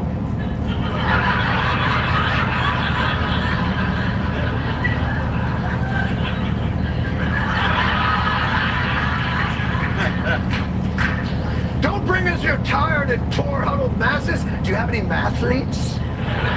Any Doogies Hauser? We will take all of your Sheldons, young and old. For those of you at home who might fear that the president's desire to take us back to our nation's historic greatness may tread into unconstitutional action, fear not, because the brilliant design of our nation allows for the co-equal branch of the judiciary to stand as a bulwark against tyranny, as judged in the landmark decision of 1803 Marbury versus Madison, which, as you know, is when James Madison lost the historic Supreme Court case to Stephon Marbury.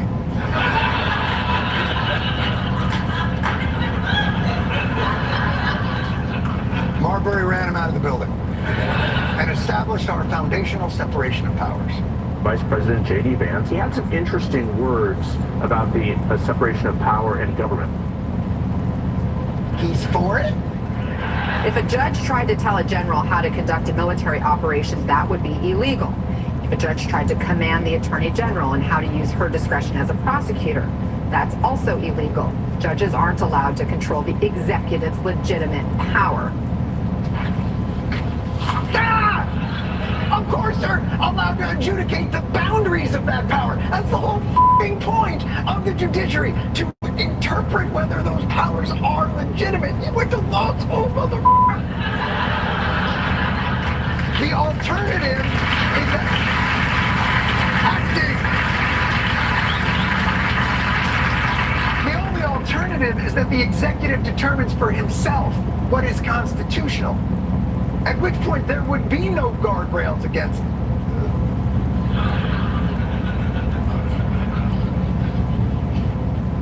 Hey, Congress. Hey, buddy. You got a little separation of powers problem. I was wondering, any chance you might be reasserting your authority? Opposition part. Democrats, you ready to do some oppositioning? There are some things we can do.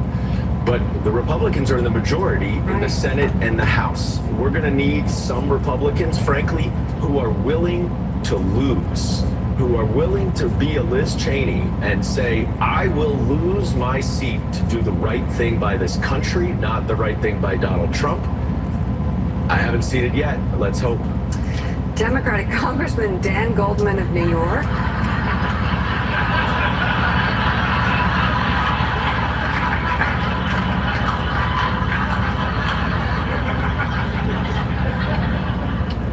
That's the sales pitch.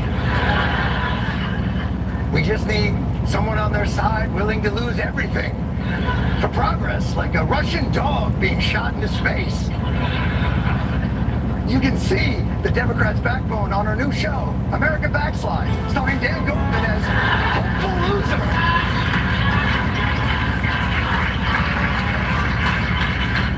But fine, we have to rely on Republicans in Congress to be a check on Trump. How's that go? Republican Senator Tom Tillis says that while he believes Trump's actions run afoul of the Constitution in the strictest sense, he believes nobody should bellyache about that. You're comfortable if he shuts those down without getting congressional. Congress will be involved at some point, but I think the country's comfortable. They're using that authority right now in a way it hasn't been used in a long time, so it looks radical. It's not. Do you think he violated the law? Well, technically, yeah. I'm not, losing a whole lot of sleep.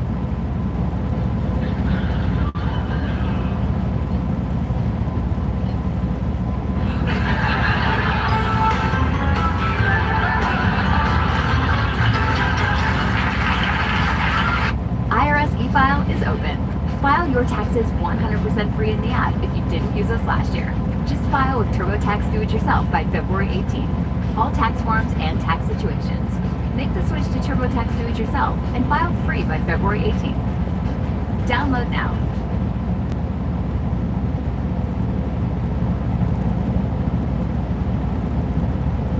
No one seems to know this, but Amazon actually has a $50 million fund that they have to pay out every single month. And here's how.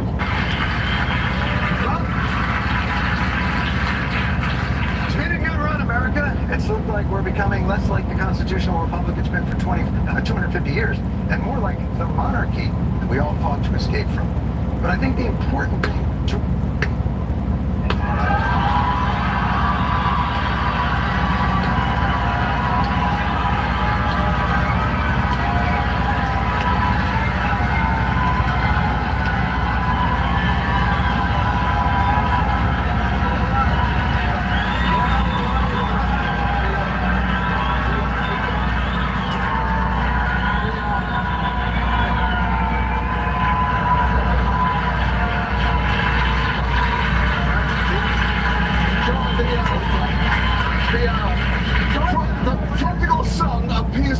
terms. What?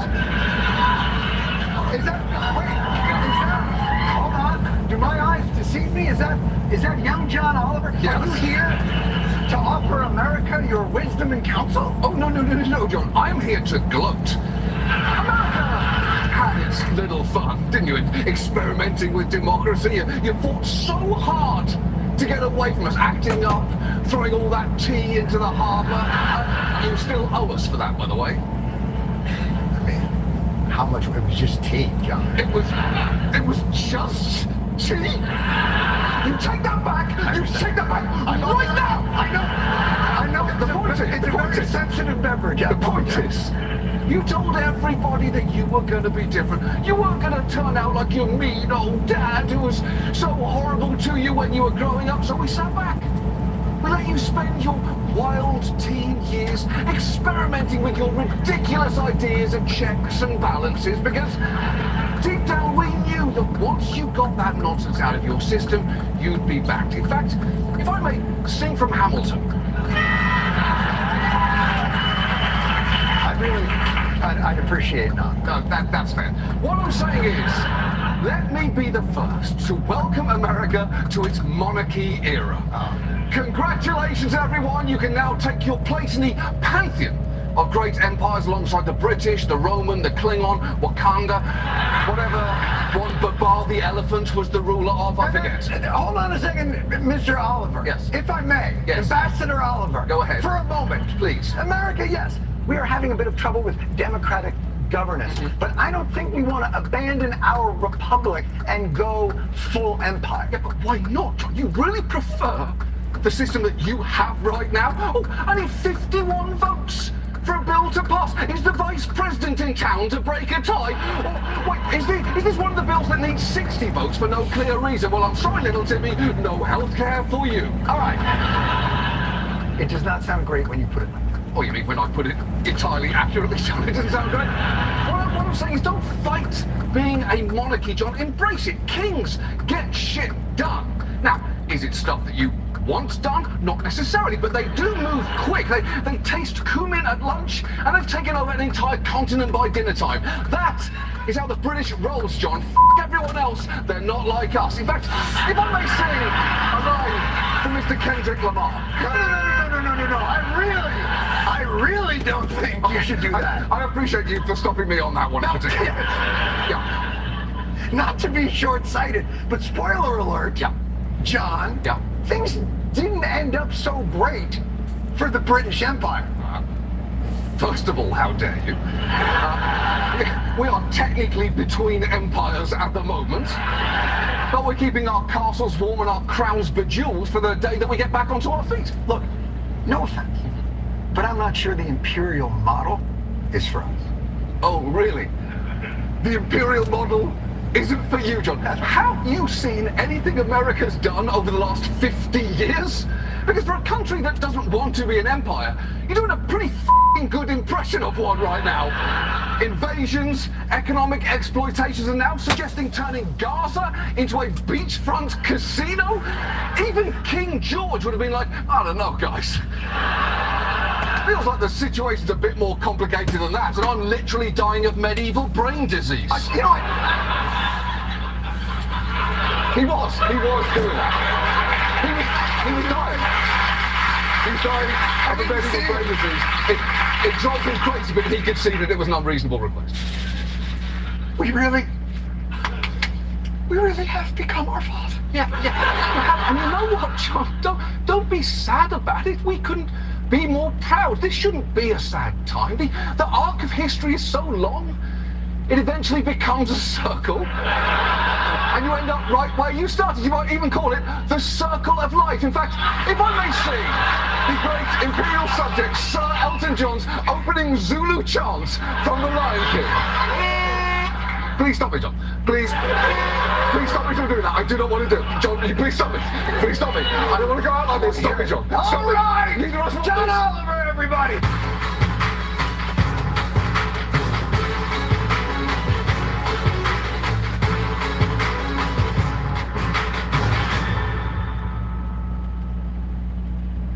The #1 mistake made by cholesterol and blood pressure drug takers. I'm Dr. Living Good, and I'm breaking down the shocking truths that Big Pharma does not want you to know about those cholesterol meds you're taking, getting clarity on your numbers, the blood pressure drugs that they have you on, that you can be doing simple natural methods to lower your blood pressure without any of the drugs, and how to avoid heart attacks and strokes. But today I'm going to teach you on the biggest mistake that I see after taking care of 25,000 people that they're making if you're on a blood pressure or a cholesterol drug. Behind me is the health scale. Most of you judge it on how you look or how you feel. Health doesn't have anything to do with those things, says the World Health Organization. What it is how well you function. 100% function, designed and working the way your body is supposed to work, is where health comes from. 0% function, that's death. Let's avoid that at all costs for all of you. Every one of you listening is somewhere in between. Now, if you have a blood pressure or cholesterol issue, Shut up.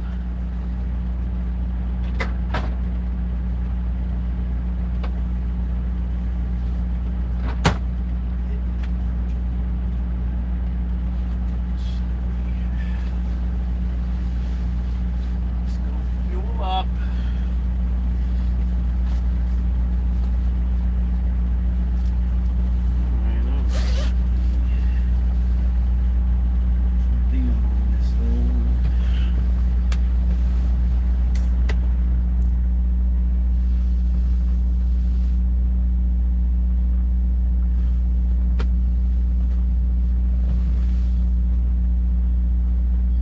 Big Springs, Nebraska. Let's fuel up.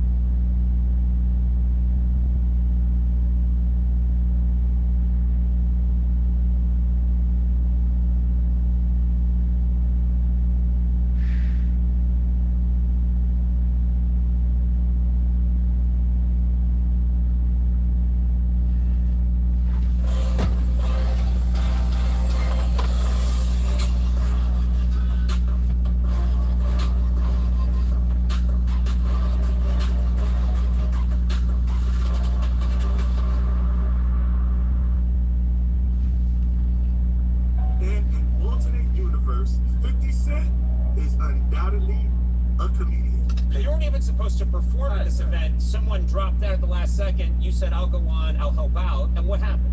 And I sung the song. Yeah. And then the guy Cody comes, because their police are a little different. It's like more military-like. Yeah. So he comes, he goes, it's a 50. Yeah. The things you say on the stage, you have to come with me. I'm like, what?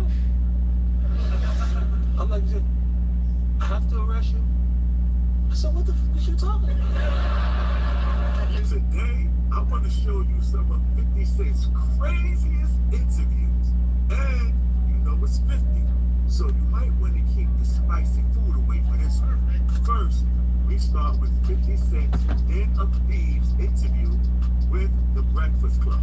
He was there with fellow cast members, Mark Murray, and January 2018, way before Diddy's victims started to expose him. But how long was the one feel yesterday? why was he calling Diddy gay? And in true 50 Cent fashion, he answered in a way that had the whole studio laughing their asses off. Now, Fifth, when you continuously call Puff gay, let me read it, Fifth. Oh my God. Sorry I can no longer help you guys. Soon you will all be gay and happy. You are all now left under leadership of Puffy Daddy. Report to the nearest rainbow. Den of Thieves. In theaters January. He said something fabulous and he goes, no, but me and you, we ain't part. Like, we need to part.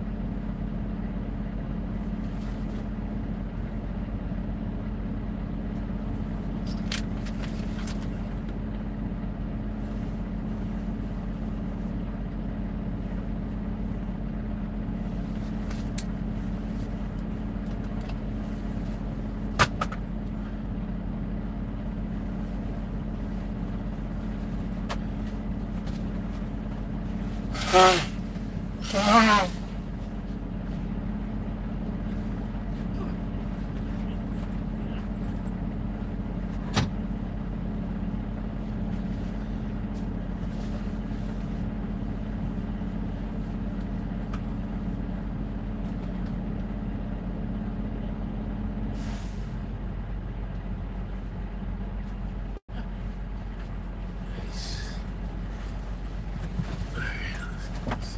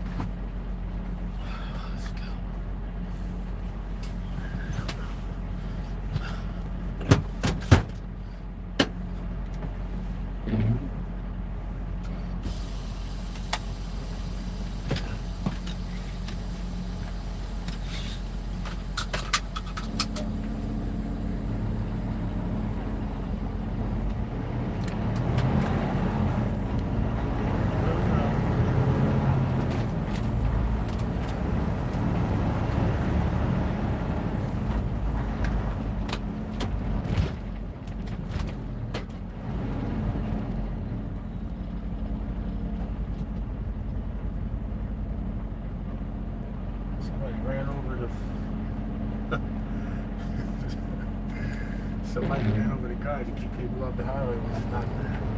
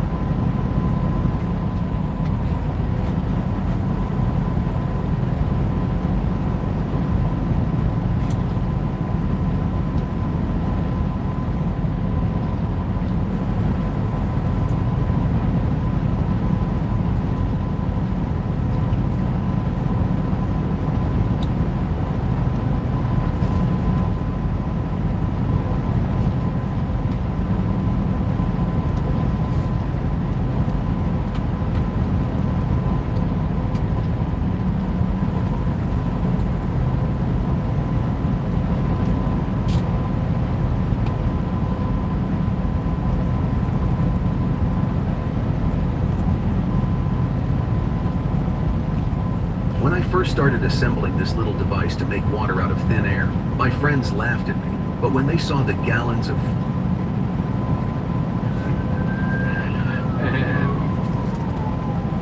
This is a new AI that's out there now, okay? DeepSeek, S-E-E-K. So it's chat.deepseek.com. And this is from China. China's just 1 week or so ago. And actually what's the news about this is that it cost a fraction of what we did in the States.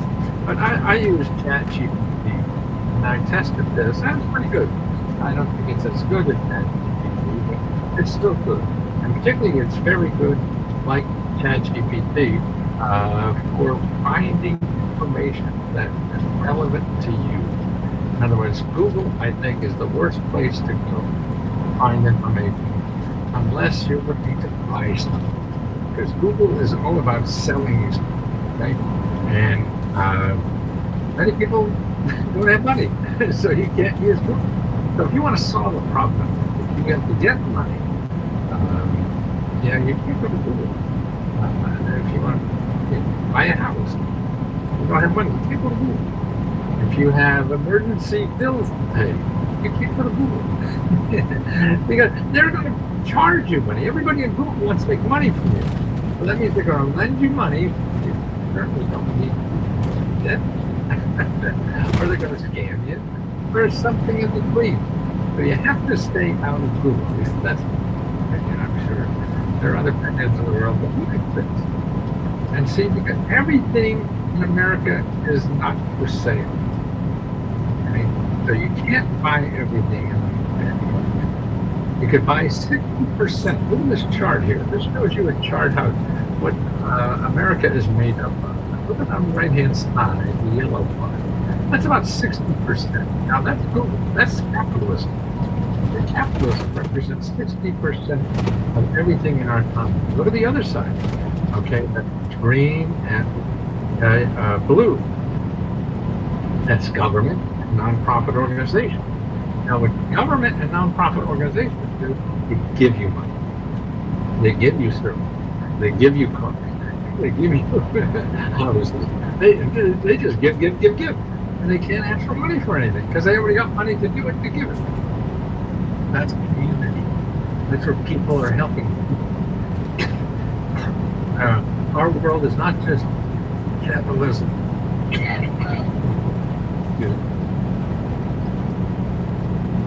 40% of our world is community, where people are helping each other, right? You need your house on fire, you need a fireman, well, you call the community. They come up and they put out your fire. They don't charge you anything, right? The same thing for another. You want to start a business, let's program for that. They don't charge you anything. You want to go to school and get trained for a new job. They don't charge you anything. This is all the community. And the community is, 40%. So it's not a small piece of change, is it? So let's just I'll show you how AI helps you find the community a lot better than Google. Because if you go to AI, hey, you want to buy a house in Tampa, right? And you go to Google and say, greatest my home is Tampa, Florida. You got 40 million websites. Okay.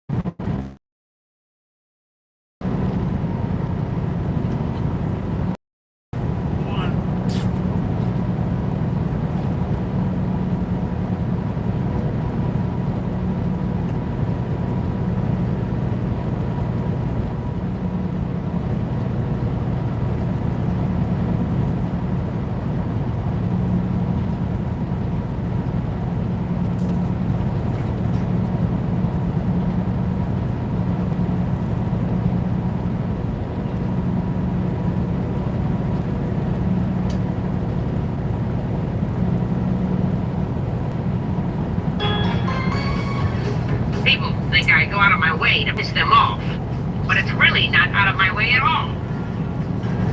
Sex is like a belt. If it's not tight enough, use a different hole. Until we meet again.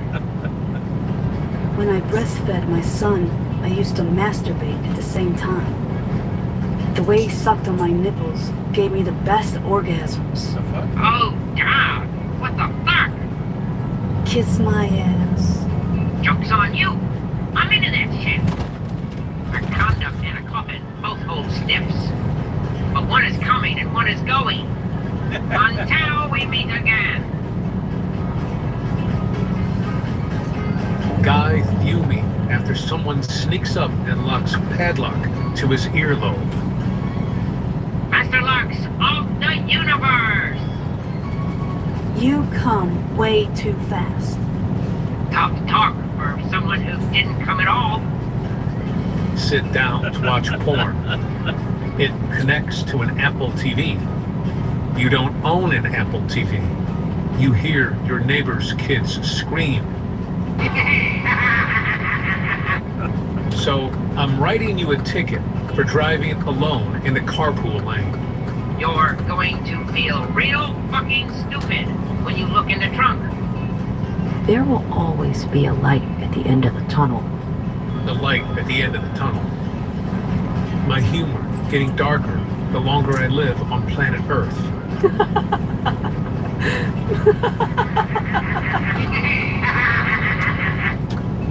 Gentlemen, if you're on a date with a girl and she instantly picks what she wants off the menu, be suspicious. She might be a dude. Until we meet again. I like to fart on escalators and watch as it passes people through my rancid cloud of evil, unable to escape. And there is no way out.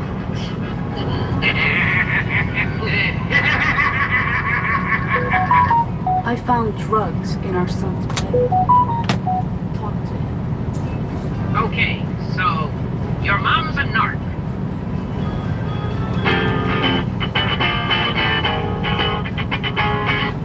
What does a nearsighted gynecologist and a puppy have in common? A wet nose. Hooters waitress caught dipping hot wings in her vagina. Damn. I thought they were just frying them in the same oil as the fish.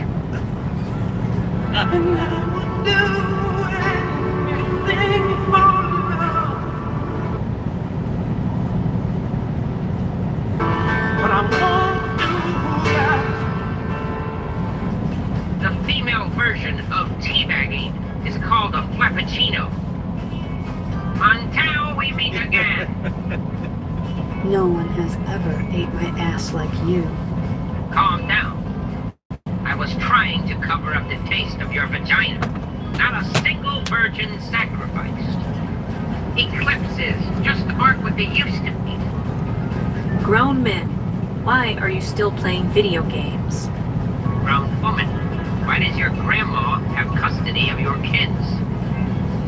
Me complaining that I have no social life, when in reality, I love staying at home and not talking to anyone for several days in a row.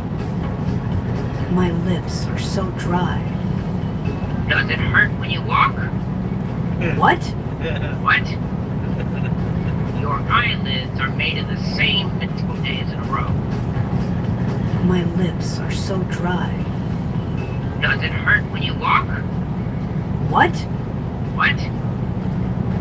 Your eyelids are made of the same material as foreskin. Until next time, penis eyes. That's it, kids. Remember to like and subscribe.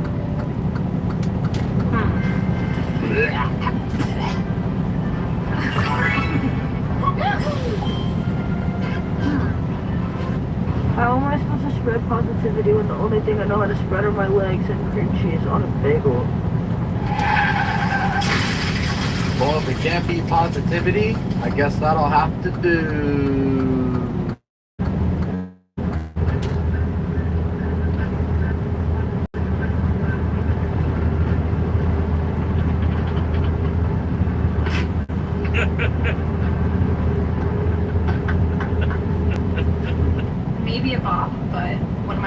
is actually playing the harmonica. It's really all about lip movement. Can you see? Watch.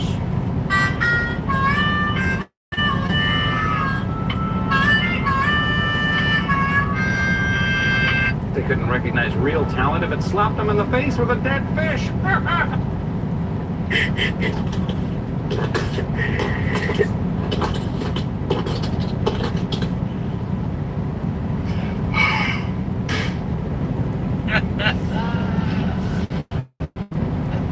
Man, we just do it better.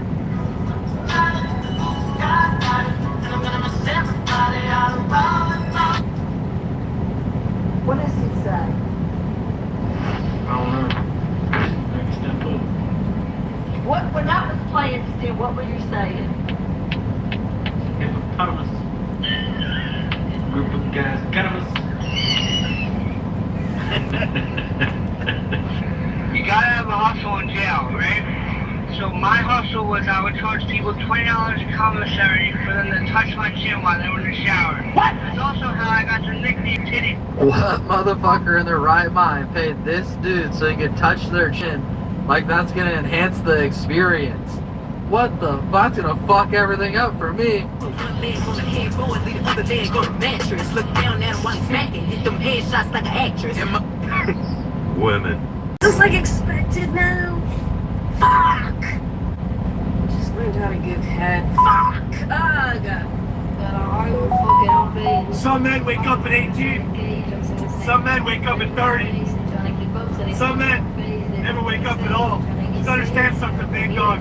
Nobody is coming to save you. It's time to level up. Let's go.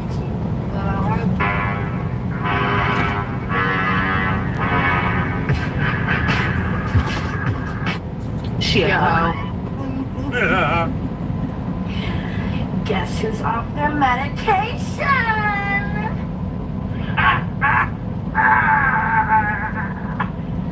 Honestly, I feel great. I've never been better. Damn, and some fool's gonna marry this beast. Yikes. I'm gonna be real. I don't have no Polly Pocket panini all tucked up in there all nice and neat. Okay, I've got some meat down there. Just imagine you order an Italian sub and you don't see any meat hanging out of that bread. Nobody wants that. I want to see that meat hanging out of that sandwich because I know it's about to be a good ass sandwich. Okay, there's nothing wrong with a little extra meat hanging out. Okay. Damn, when I was young, I used to think it's because they had some mileage on them, right? But it's not true. They're just born that way. So if she got some meat on that thing, go to town, homie. It's all good. Let me hear something. Bottom motherfucking dollar, never spit, always swallow, make all other men out of sweet. Jesus, there go bottom dollar, that bitch see the truth. She can spit it, she can spit it, she can spit it in the booth. She goes so hard, she leave shot scar to y'all. Bottom dollar, that's the name. She notorious, fucks and fame. Have you seen her, what's her name? Turn your wedding ring into a paper ring. The dick for the throat, the balls for the mouth. And she can't do it, she ain't the best in the south. I said the dick for the throat, the balls for the mouth. And she can't do it, she ain't the best in the south. Best south of Mason Dixon line. And when I go home to shop, north of Mason Dixon line, you can put it in my spine, make a video, press rewind. That right there can come 3 double time. Hey, which one of y'all about to put it in her spine south of the Mason-Dixon line and hit rewind? I want to know. If this is less than $9.99, I'm gonna buy it. Oh, it's $16.99, but it's got a handle. Most people are too lazy to do this, but it saves homeowners a fortune. I've worked in construction for 20 years now, and it shocks me how many people pay a fortune to upgrade their gutters when there are services like the gutter remodel service. As long as you own your home, apply for it and get approved for it. It's affordable. Oh, it's $16.99, but it's got a handle. Lord help us all. You don't love me like the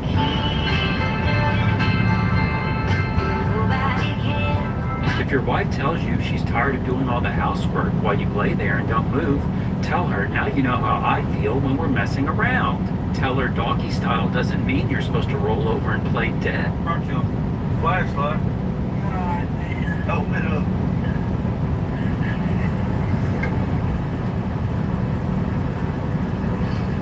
No, take this in though.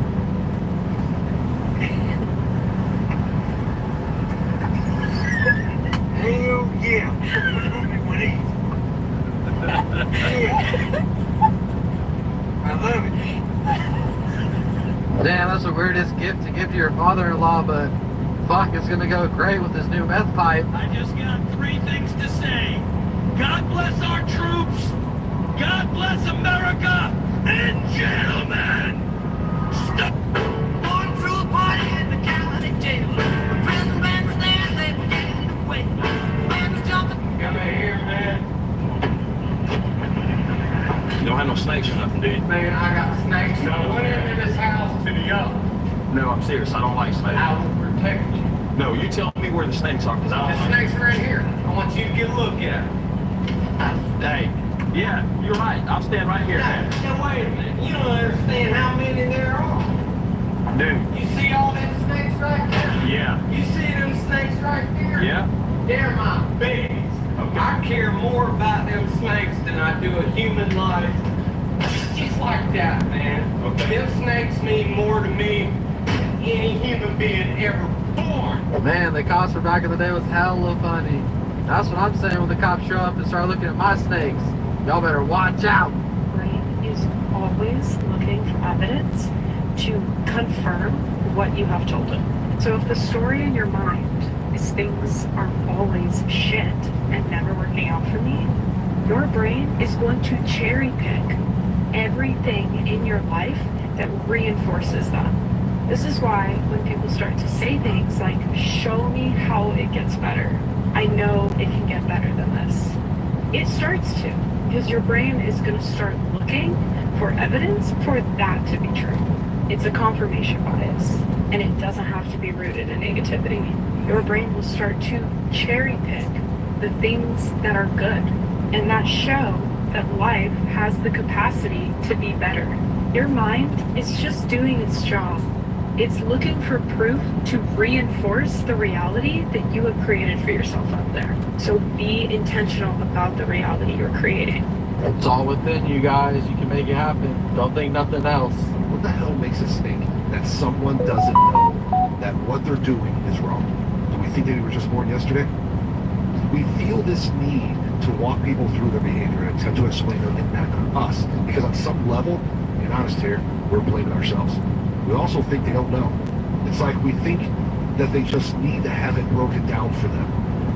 You know, it's a pattern of thinking and behavior from us. As a result, there's this sense that we just need to sit people down and get them talking to. We think that if they can see how effective we are, they'll stop. As if we think we can earn someone changing into who we prefer them to be. We believe that if we suffer enough, we'll be the exception to their brutal behavior. You know, in our good girl, good guy ways, we're trying to show them how to behave. But surely, we think that a fully fledged adult doesn't know the difference between right and wrong. That's a big red flag in itself. It means we can't have a mutually fulfilling relationship with love, care, trust, respect for this person. If we have to school someone on the basics and make a case for why taking advantage or abusing is problematic, are we burying them? Explaining people's disrespectful and shady behavior from a place of believing that they don't know is actually a form of self-gaslighting. We need to acknowledge the behavior, issue, and what it means about the person and the relationship or situation. We reflect the type of relationship we want. In turn, we nip disrespect in the ass. This is a pretty interesting concept. I really like how he broke it down. Now, in the last few years, I really have given up on trying to explain things to people at all. It's like, if you don't get it, that's all I need to know, especially when we're over 30.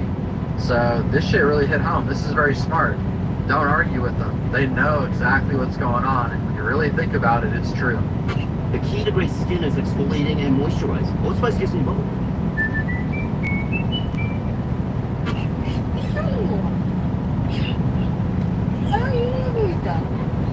Close your eyes. Let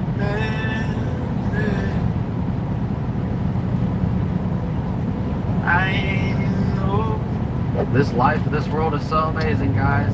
Always take some seconds of the day to take it all in. Here's 5 reasons you should never complain.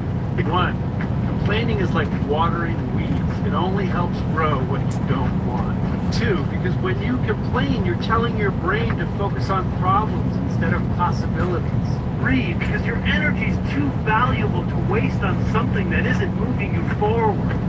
4, because Nobody ever changed their life by saying, this sucks on repeat 5. Because every time you complain, you're training your brain to find the worst instead of the best. Right, look for the good in the comments to remember all this in your body. Vibrant beings, have a great day.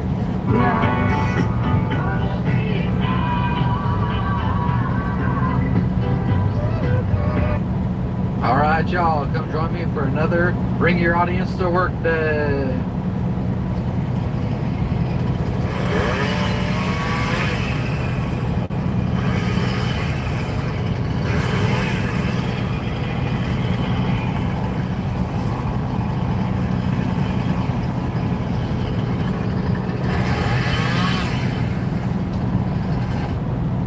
Every single one has the exact same pattern, the exact same strategy, and they're all billion-dollar companies. And when you know that, when you see the pattern, you can go into any store, look at any shelf, and all of these brands are a story of an entrepreneur that had a billion-dollar thing, and nobody saw it, but you'll see it as soon as you see the pattern. You've seen the lead grocery store companies on most viewed stuff. They give you what the people want. Hey guys, my name's Alex, and I'm the guy behind the camera. And what you don't see about Ryan is that every time we go to the grocery store together, he freaks out. He's like a kid in a candy store, and so I've been begging him for months to make this video with me. And he finally said yes, and so we're at HEB, we're gonna go through the store, see the brands, and tell the stories. Hope you enjoy. All right, let's look at protein. There could not be a more saturated market than protein. Look at them all. Look at all the different proteins, right? Why would someone start a protein powder company? Well, I'll give you an example of somebody who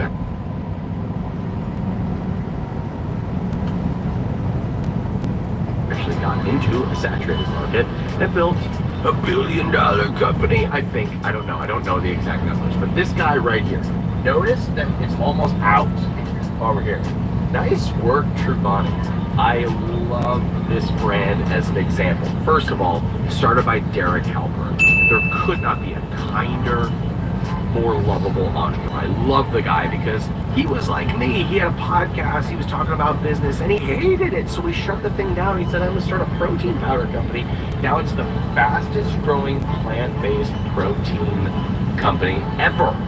So what do they do differently? Well, number one, they partnered with an influencer and gave equity. It's a great idea. It's something that we put all of our incubator brands through. Go partner with people who can help you get the word out really quickly. It's a great way to launch a business. Number two, they focused on where all the other brands were weak. They went for really good flavoring on a plant-based protein. There were no other good plant-based companies that actually tasted good. And then their branding, fantastic. They went for simple ingredients, and that's what their market wanted. So they did a great job of entering a very saturated market and standing out. And now they have at least a 9-figure company. Derek hasn't told me the numbers of the business, but they're definitely a 9-figure company. It's just obvious because they're sold out everywhere they go, and they're prominent on every retail shelves. They started e-commerce only with a few influencers. That's what's possible when you build the foundation right. They didn't start off being in retail or being the best-selling retail plant-based protein company. They started online and doing really well. That's a good example of entering a very saturated market and standing out and building a really successful business. Great job, Derek. The print-on-demand tool that can take your business to the next level. If you're an experienced graphic designer, you're probably tired of the constant creative blocks. Saturated market and standing out and building a really successful business. Great job, Derek. So we talked about Drivetrain. Let's contrast this with a company like Ascent. Now they're in the same market, right? This is another protein company. This is also a really successful brand. Why can you stand out, or how do you stand out in a super saturated market? Well, first of all, the market's really big. Being in a really big market, don't view it as saturation. View it as market size and the total opportunity. So you can have multiple 9-figure brands in here, like Garden of Life. That is a 9-figure company. There's some Premier Protein. That's a publicly traded company. These are huge brands, and they're all selling the same thing. What did Ascent do? It's actually a very similar process that Drivetrain went through. They partnered with an influencer. They didn't give them equity, but they gave a lot of money to Tim Ferriss. And Tim Ferriss talked about them on the podcast. That was their big breakout into the market, they went with natural flavors when that was new. That was a new thing at the time.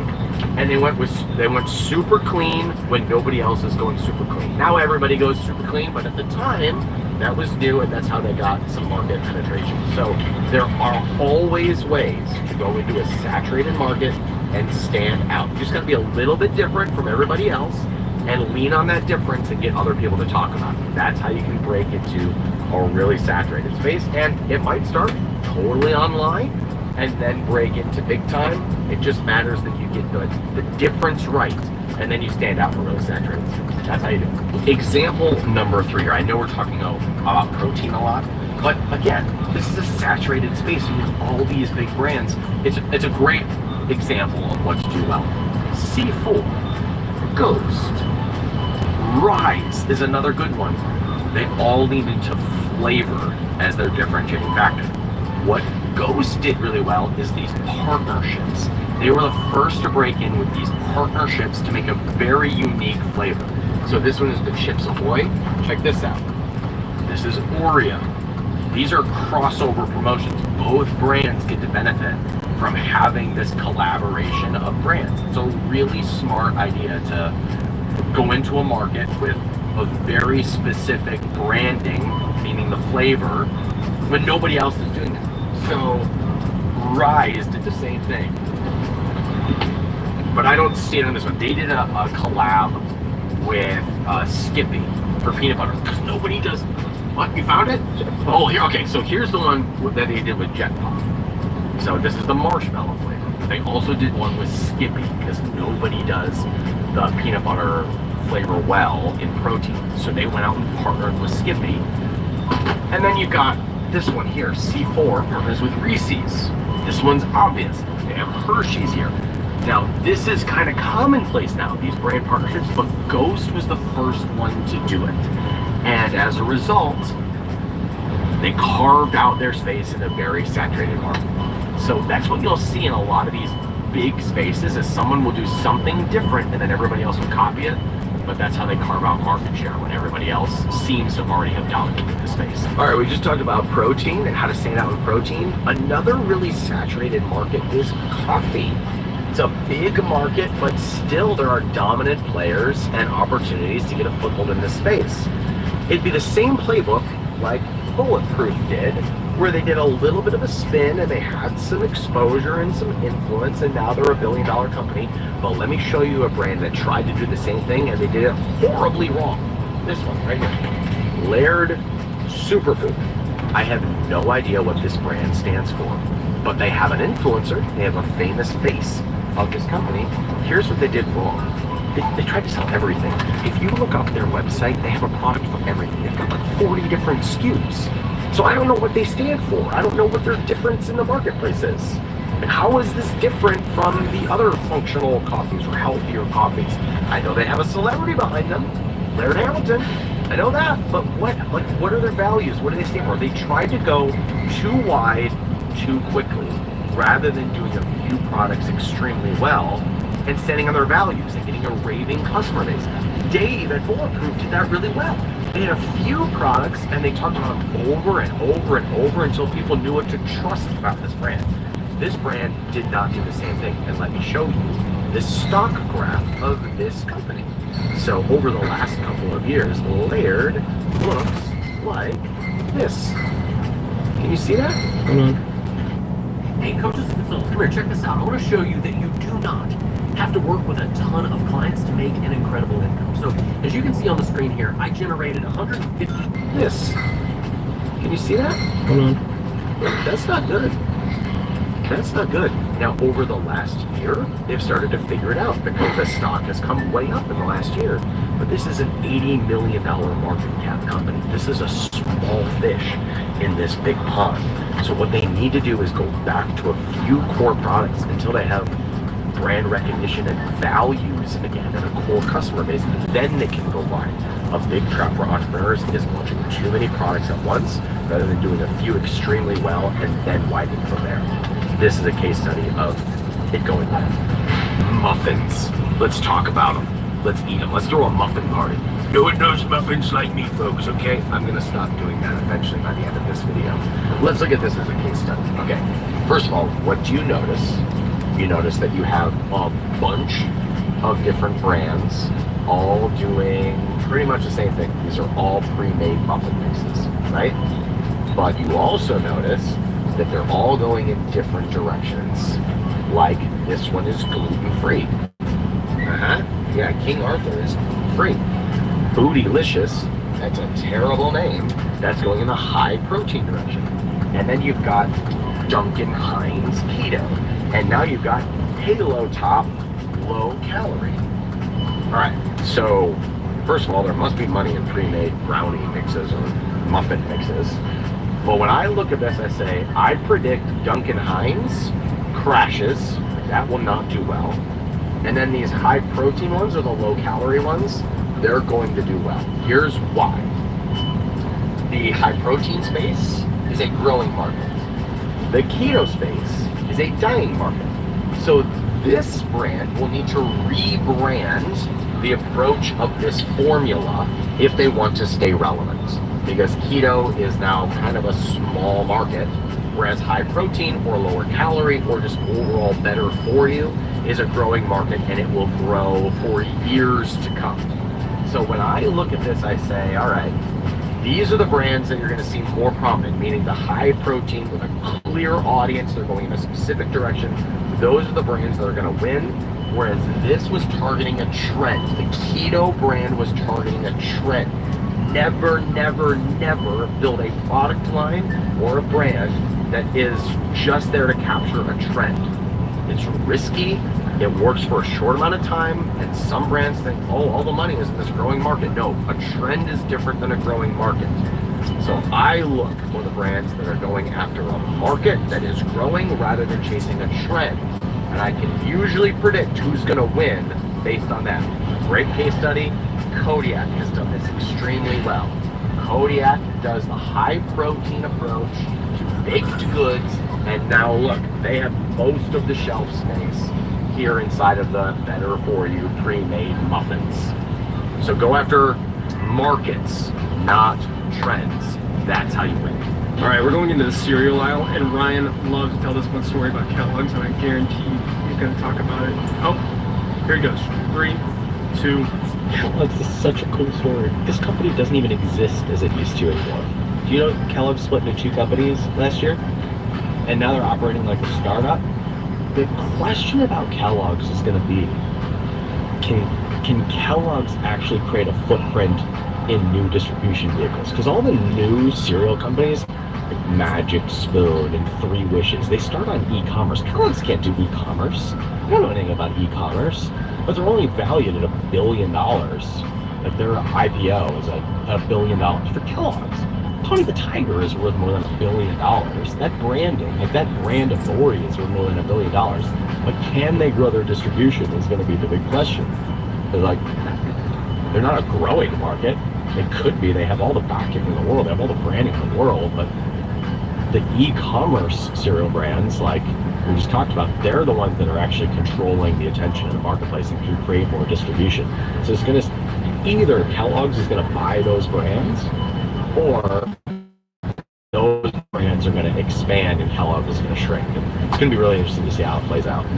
I invest in food brands and supplement brands and e-commerce brands, and there's a couple that I didn't invest in that I wish I had. Here is one of them right here. This is the girl that got away right here, Clusterbucks. So she came to us pretty early in the process and was raising capital at like a $4 or $5 million valuation, and I didn't know that it was worth that, so I negotiated a little bit. We had a deal, but she didn't like some of the negotiation that I wanted to do, and I wasn't comfortable pulling the trigger on her target valuation. So she pulled out of the deal, and I want that one back.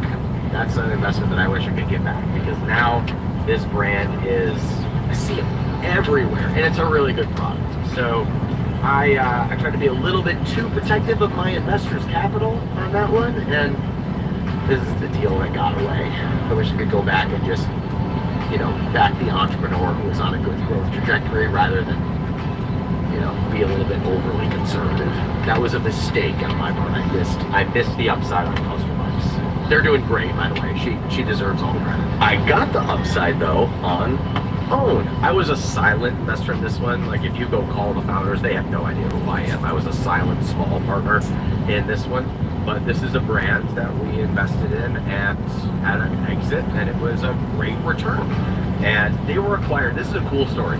This brand was acquired by the same people who own Quest and Atkins. It's called the Simply Good Foods Company, publicly traded company, and they own 3 brands: Atkins, Quest, and Only What You Need. I just love that stuff. I love seeing when a publicly traded company is buying up all of these smaller brands. That's what makes me so bullish on e-commerce and building a brand. We can innovate faster than the big companies can. And when you get a foothold in the marketplace, the big companies want to buy you. They don't try to compete with you, they try to find you. So think about Quest. Quest was started by Tom Bilyeu, a small-time entrepreneur. He has $1 billion exit. Atkins was the same. I don't know who founded Own, but they were bought by the same people who own those other brands. It's so cool when you start to see that the big companies come in and buy the small entrepreneurs. Like, that's what's on the shelf. That's going to happen to Derek, too, by the way. That's the kind of stuff I nerd out on. And thank you for doing well at making money. I don't know why I didn't think about this. This is the smartest innovation right here. Creatine gummies. How do you make a boring, saturated product cool again? You change the delivery of it. It's such a small difference, but it can change everything about a product or a brand. Like, hey, you have a hard time taking your creatine every day, chew it. So dumb. Like, why didn't I think of this? This has to be a multi-million-dollar brand just on Amazon. Like, we should look up the numbers of creatine gummies on Amazon. I bet it's huge. It's just so smart. And like this. What the heck is this? Ghost has their hydration something. Are these no, this is a stick pack. Okay, I thought they were gummies. You know, that would actually be a pretty good market. Hydration gummies. Someone's going to do that. Someone's going to do electrolyte gummies now. These are stick packs. Do not pay somebody to build you a Shopify store, because I'm going to do it free with 20 hemp products. Do that. Someone's going to do electrolyte gummies now. These are stick packs. Remember when the only electrolyte product was Gatorade, and then you had Ultima and Element and the Gravy, and now of course Jocko's doing it. So you change the delivery mechanism, and all of a sudden it's this brand new market. Everybody thought, oh, electrolytes, that's super saturated, and then one little change and it's a brand new multi-billion-dollar industry. So that's why when people say that things are saturated, that just means that it's a big enough market for there to be some little change so that you can get into that market and do something a little bit different and stand out from everybody else. The electrolyte space is a really good example of that happening. I literally have a story of like every single thing on the show. This one right here, they pitched me for capital at a $10 million valuation. I told them they were crazy. I was wrong. I'm sorry, guys. You were right. I was wrong. They are crushing it. They're everywhere now. All right, if you're not seeing the pattern yet, you all have seen this brand, right? You've all seen Siete. This is an Austin-founded company. It founded in 2014. The founder had an autoimmune condition, so she developed snacks that she could eat. Guess what? 10 years later, they're bought by who?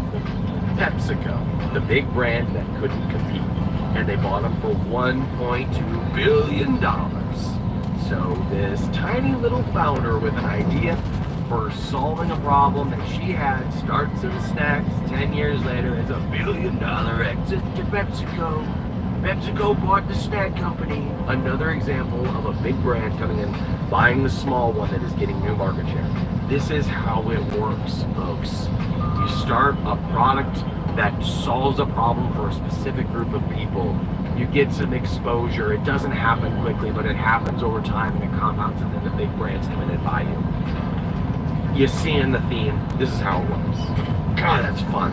I really wish I had invested in that cookie company. Like that, I regret it. I'm sorry. I was an asshole, and I wish I could have it back. I'm sorry to all the food brands I said no to that are now not good. Look what we found. We found Tara's company, Smart Sweets. Started as a dream. She had a $300 million exit just a few years into doing it. Tara's book at Capcom last year. You can look up the full talk on the YouTube channel. Just search her name or Smart Sweets at capitalism.com. She gave an awesome keynote. It was my favorite one of the whole event. But she talks about how she started this basically in her grandma's kitchen, and then a couple years later it's a multi-nine-figure exit. And then there's this brand, Joyride. They're an Austin company. Like they're trying the same thing, and they have the same playbook. And if they get some exposure and they have some product differentiation, they're gonna do just fine. Skinny. This is a brand that we're a part of. This is a brand that we invested in inside of the Capitalism Fund. They are doing an awesome job. So once again, you've got a really saturated space. This is pasta, but they are going super low calorie and low carb. So what attracted me to this brand in particular was the fact that my main ingredient is cognac, and I was familiar enough with the food space that there's a lot of people, all of these brands use cognac, they all do it terribly. They had a way to use it that looked really functional and that would create a dent in the marketplace. And they've done a great job. Skinny has grown leaps and bounds since we invested in them. They've done a fantastic job. And in fact, if you want to see the full interview that I did with the founder of It's Skinny Pasta, you can find that on the podcast. It's a really good interview. Wow, there's something about making it into retail grocery, like you made it, right? And what most people don't see is that almost everything on the shelves is some scrappy entrepreneur just trying to make it happen. And so I started to see my friends and peers and colleagues pop up on the shelf, and it was like, oh, they did it. And then you start seeing examples of like this dude, G. Hughes. His pictures of, like, this is some dude who started a brand of ketchup and now he's made it. You know, and food's hard. Food's probably the hardest. It's $6. There's no margin on that. So if you make it in food, you like really want. And that's why they have the highest valuations. They have all this distribution in retail stores. So it's just everything here is a story. And it's somebody who just grinded it out and made it happen because they believed in it. That's why it's fun. Hope you can see the story is pretty consistent. Good product, big space, have a difference, get some exposure, billion. It's not work. You can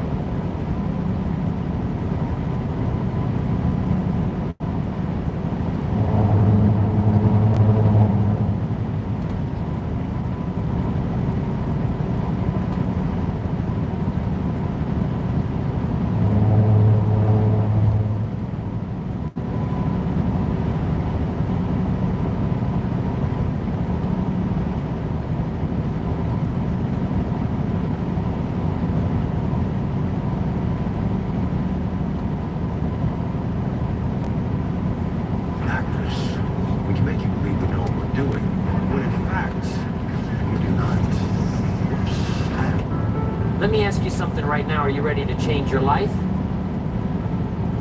Or are you just going to sit there and let life pass you by? You've got a choice, and it's time you face it. Too many people are stuck living the same routine, waiting for the perfect moment, or looking for someone to give them permission to succeed. Well, I'm here to tell you no one is coming. It's time to stop waiting, stop making excuses, and start taking control. The lessons I'm about to share with you will hit you hard. They'll challenge everything you think you know about success, about life, about what it takes to be great. But I promise you this, if you follow these lessons, your life will never be the same. So get ready.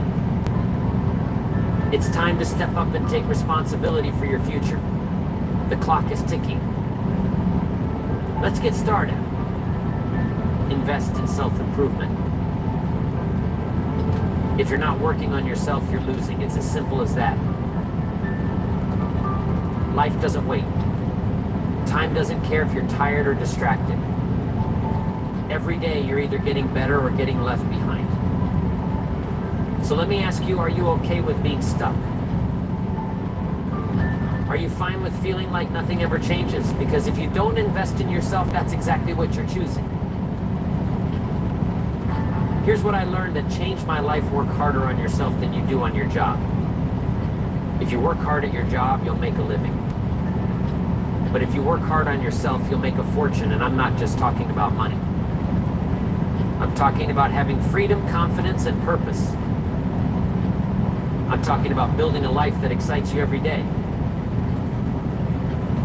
But none of that happens if you stay the same. If you're not growing, you're falling behind. Life doesn't reward excuses. It rewards effort. So stop waiting for someone to come and save you. Nobody is coming. It's up to you to fix this. Start now. Read a book that makes you think. Learn a skill that makes you valuable. Push yourself to be better. It won't be easy. You'll have to give up things that waste your time. You'll need to focus on what really matters. But what's the alternative? Staying stuck. Wasting years on things that don't move you forward. That's a price too high to pay. You're here because you want more. So stop wasting time. You have one life, one shot to become everything you can be. Work on yourself like your future depends on it, because it does. No more waiting, no more excuses. The time to start is now.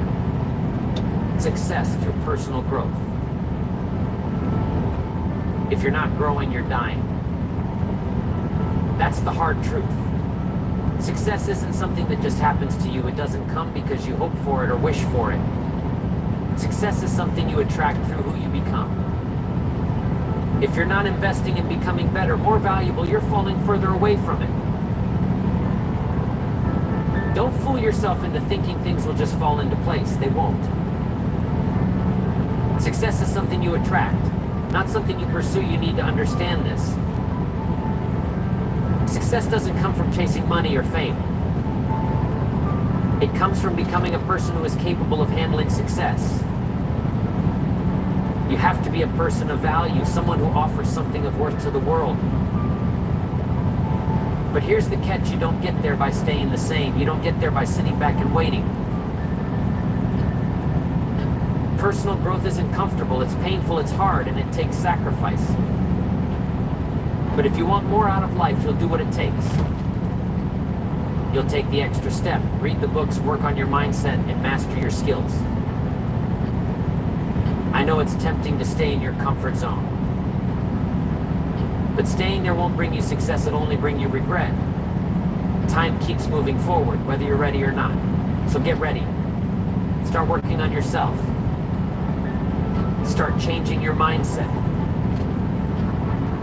If you're not willing to grow, then get used to being stuck. Because growth is the only path to success, and if you're not growing, you're guaranteed to be left behind. Get to work. Start now. Because the time to grow and succeed is never tomorrow, it's today. The importance of self-mastery. Let me tell you something straight. If you can't control yourself, life will control you.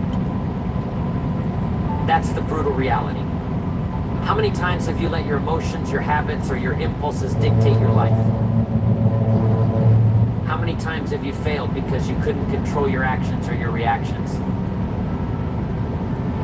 If you want to win, you need to master yourself, and if you're not willing to do that, you're setting yourself up for failure. Mastering others is strength. Mastering yourself is true power. This is where the real battle lies. It's not about controlling the world around you, it's about controlling the person you see in the mirror. You want to be successful? Then you need to control your emotions, your thoughts, your actions, and your focus. You need to stop letting distractions or your weaknesses derail you. But here's the truth: self-mastery isn't something that just happens. It's not handed to you. It's earned through discipline, consistency, and focus. Every time you get angry and lose control, you've lost a chance to grow. Every time you procrastinate or give in to laziness, you've lost a chance to get better. Self-mastery means doing the things you know you should do, even when you don't feel like it. This isn't easy, it's not supposed to be. If it was easy, everyone would do it. But if you want to rise above the average, if you want to dominate your life, you have to start by controlling yourself. Do you want to be powerful? Then take control of your mind, your emotions, your habits, your actions. No more excuses, no more blaming the world. The problem is you and the solution is you. So stop wasting time and start mastering yourself today. Because if you can't control yourself, nothing else matters. Never tell people what you do. I know you think it's harmless, but you're wrong. The moment you tell people what you do, you give them power. You are an alpha for the first 5 minutes of your morning. So you wake up, don't do anything else other than maybe brush your teeth, though. You're wrong. The moment you tell people what you do, you give them power over you. You invite their judgment, their doubts, and their criticisms. You give them the chance to tell you that it's not possible, that you're not good enough, that you should settle for less. You open yourself up to the weight of their opinions. And trust me, that's a weight you don't want to carry. Don't tell people what you do, show them by what you accomplish, and that's the truth. Don't let anyone box you in by your job title or what you're working on right now. People love to label you. They love to tell you who you are based on one thing they think they know about you. But you are more than that. You are the sum of your dreams, your actions, and your vision. And that's what should define you, not someone's opinion or their limited understanding of your life. So stop talking about it. Stop seeking validation or approval. Don't tell people what you do, let your results speak for themselves. The moment you stop explaining yourself to others is the moment you start to live on your own terms. You're not here to live for others, you're here to live for yourself. You're here to create your own future. Let them doubt. Let them question. Let them talk. Your job is to prove them wrong. When you keep your goals and your vision to yourself, you stop giving people the power to derail your progress. You don't need their approval. You don't need their permission. You don't need to explain yourself. You only need to act. So stop talking, stop justifying, and start doing. The less you talk about what you do, the more you'll actually achieve. Let your success be the only answer people need. Reclaim your power. Right now, you're handing away your power. You let other people's opinions, fears, and doubts control you. You let them tell you what's possible and what's not. You let them define your limits, and then you follow them. Like a sheep walking off a cliff. How pathetic is that? You are capable of so much more than they'll ever understand, but you're giving away the very thing you need to succeed your power. Take control of your life or someone else will, and that's the harsh reality. If you keep letting others control your decisions, your life, your future, you'll wake up one day and realize you're not living your life. You're living theirs. You're living by their rules, their standards, their expectations. But that's not living, that's existing. It's time to take your power back. You were not put on this earth to follow the crowd. You were born to lead, to create, to break the mold. But you can't do that when you're chained to the opinions and judgments of others. Stop giving them the power to dictate your path. You don't need their approval, you don't need their permission. You need to make your own decisions, take responsibility for your own life, and take massive action towards your goals. The power is yours, right now. You have it within you to turn your life around, but you've been too scared to grab it. Don't wait for some magic moment where everything falls into place. It's never going to come. You have to claim your power today. Don't wait for someone to give it to you. Take it. Own it. Now go live with the confidence of someone who knows their worth. It's time to stop letting other people control your destiny. Reclaim your power and take charge of your life because no one else will do it for you. Examples of success with privacy. You think people will respect you more if you tell them everything you're doing, right? Wrong.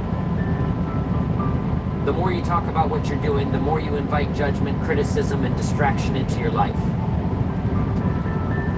You allow people to weigh in, to tell you why it won't work, and to tear down your vision. What you do is none of their business, it's yours.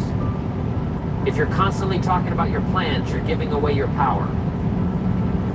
You're telling the world what you're doing before you even do it. And that's a massive mistake.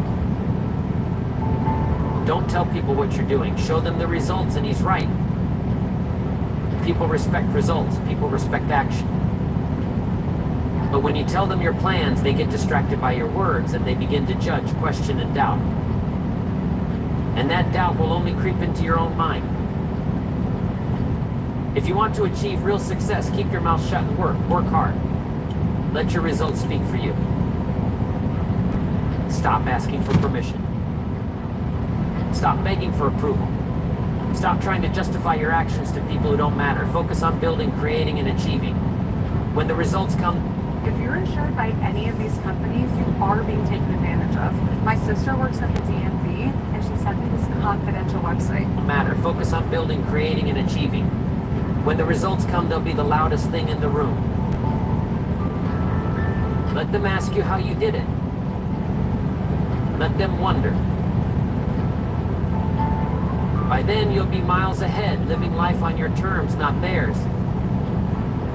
It's time to stop talking about what you're going to do and start doing it. Silence your critics by showing them how far you've come. Let your success be your answer. That's the only thing that truly matters. Keep your moves quiet, work hard, and let the world catch up with you when you're on top. Living authentically. If you're living your life based on what others expect from you, you're not living your life at all. You're just acting. You're playing a part, wearing a mask, and pretending to be something you're not. And deep down, you know it? You're wasting your time trying to meet everyone's standards, trying to make them happy, trying to fit into a mold that was never meant for you. And the worst part, you're losing yourself in the process. Be yourself. Don't try to be somebody else. When you try to be somebody else, you're giving away your power. Stop pretending to be something you're not. Stop playing small to make others feel comfortable. The moment you embrace who you truly are, that's the moment everything starts to change. When you stop hiding your true self, you free yourself, you free your potential, you free your happiness. So ask yourself, what's the cost of living alive? What's the price of trying to please everyone else? It's a life of stress, frustration, and regret. If you want to live authentically, you have to start right now. Stop seeking validation. Stop worrying about what people think. You are not here to fit into other people's expectations.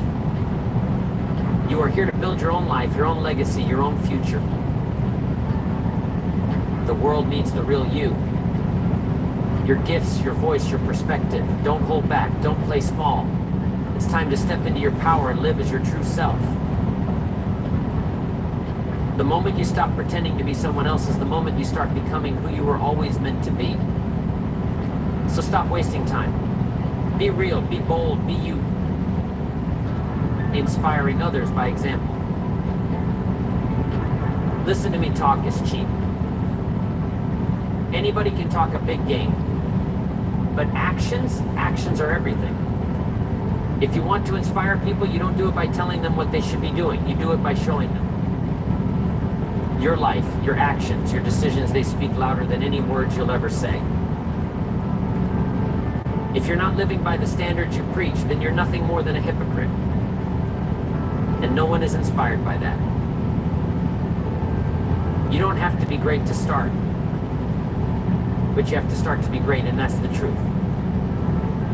The moment you start living the way you want others to live, you'll inspire them in ways you can't even imagine. People don't follow what you say, they follow what you do. So if you're not setting the example, you're part of the problem. What are you waiting for? Why are you holding back from becoming the best version of yourself? Every day you delay, every time you hold back, you are wasting an opportunity to inspire someone else. Your progress, your discipline, your sacrifices, it can motivate others to do the same. But if you're not living up to your potential, if you're not pushing yourself to the limit, you're holding others back. Do you want to inspire others? Then get your act together. Don't wait for others to change first. You change, you lead. You show them what's possible by being the living example of greatness. Your actions will inspire more people than your words ever will. So stop talking about what you're going to do. Show us, live it, lead by example. That's how you inspire people to follow you to greatness.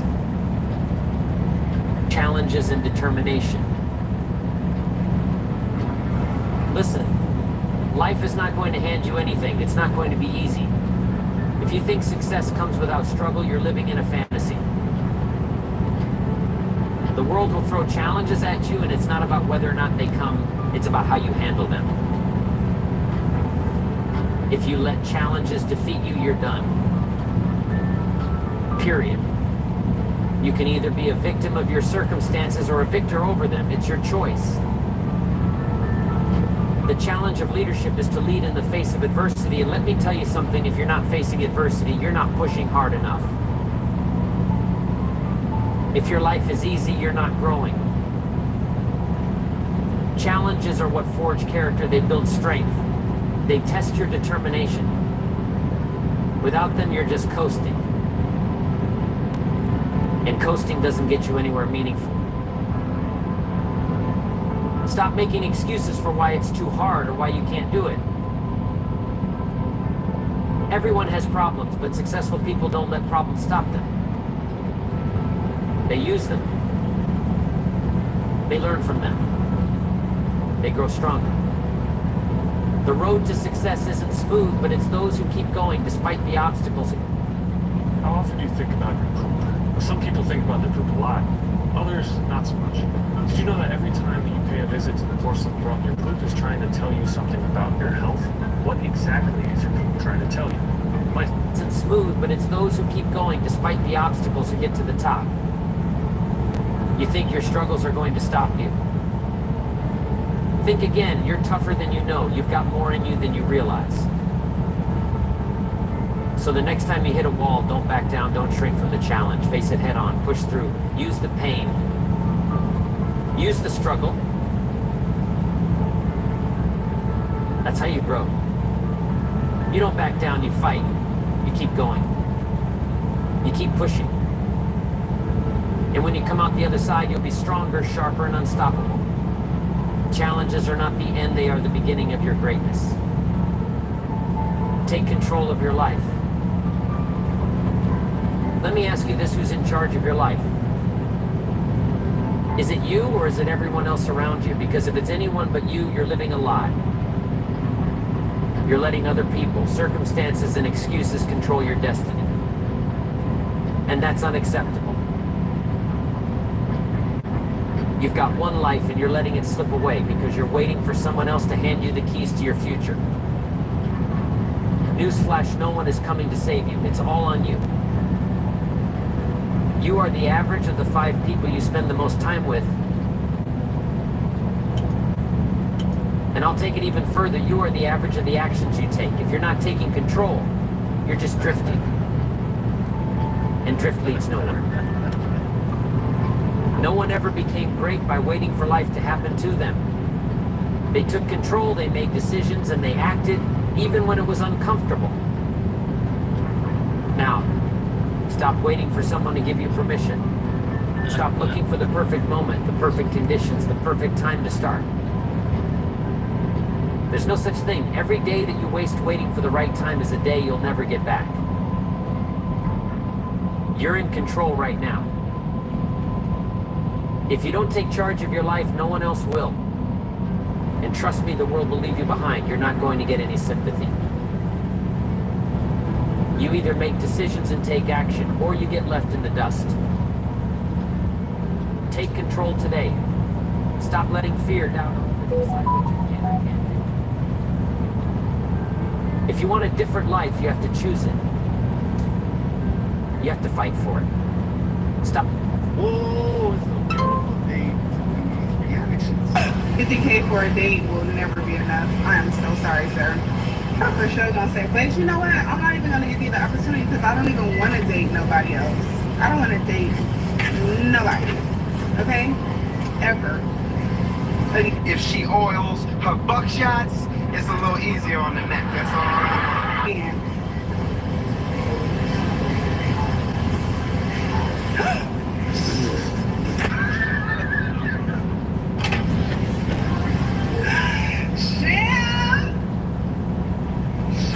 You know, there's a couple of horse stables missing the tail. Damn, you set me up for failure. My ponytail came off.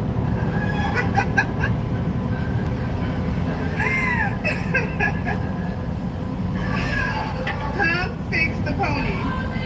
The whole thing. Oh, maybe I should just wear a cute little dress. And you can see all my black hair in there.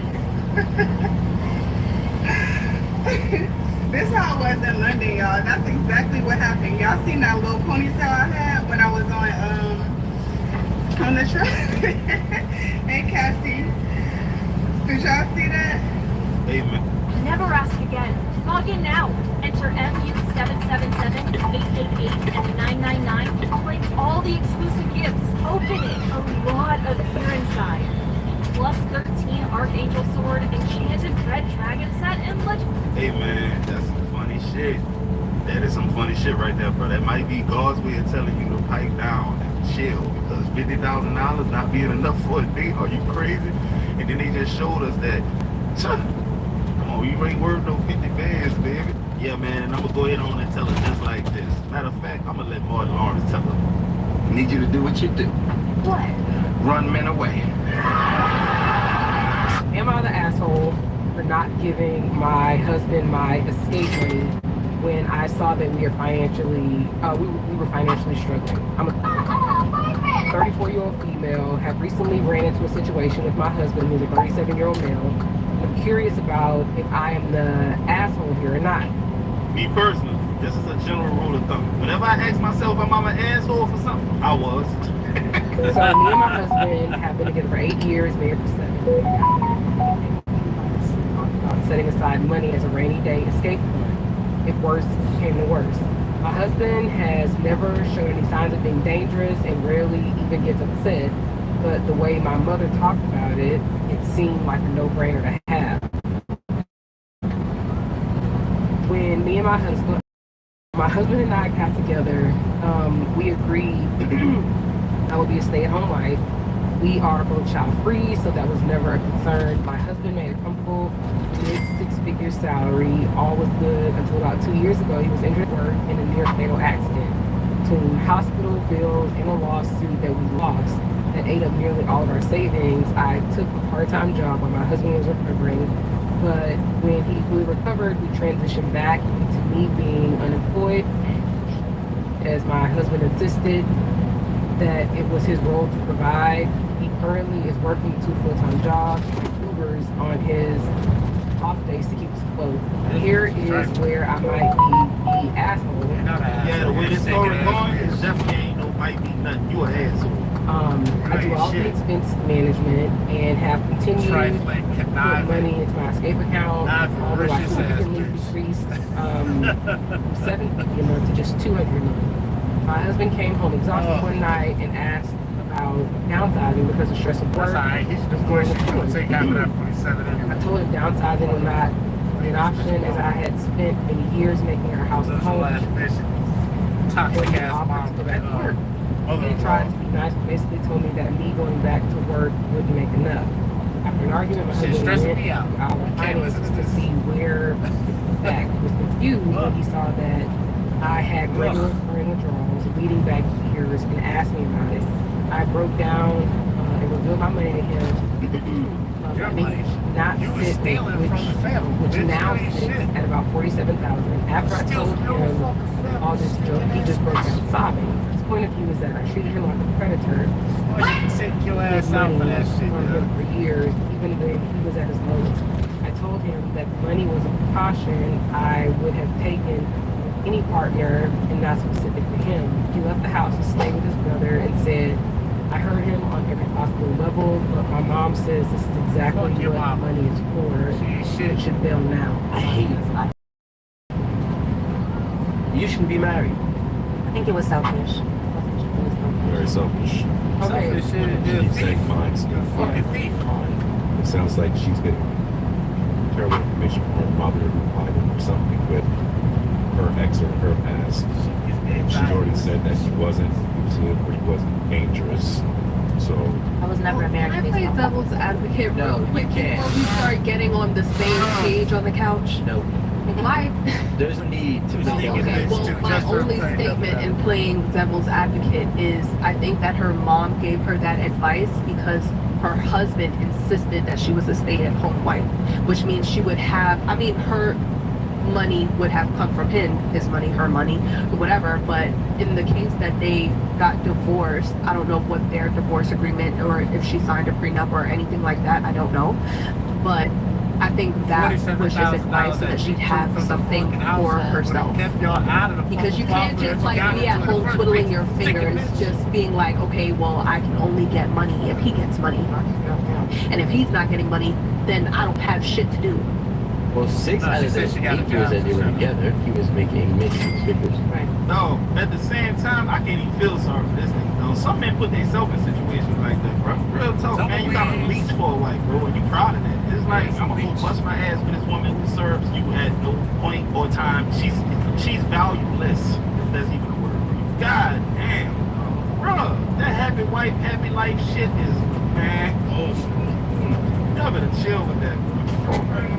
Okay, now.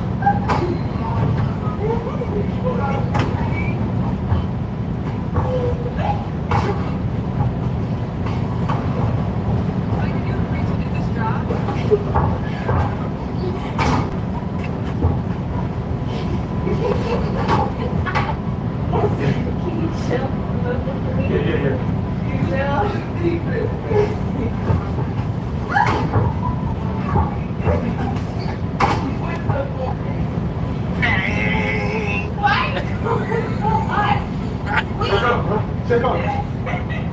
Check off. No, check off, man. Shit, bro, I'm not the smartest man, and I ain't the brightest man. I might be a couple of fries short of a Happy Meal, but man, they look like they subscribe to Islam. And I thought in Islam, you can have a second wife just as long as you can afford it. See, the problem is you didn't let your woman get these American ideologies in her, and she's going off script, man. Stand on business, dog. I want a second wife, goddammit. That's what you do. Boy, if you don't get...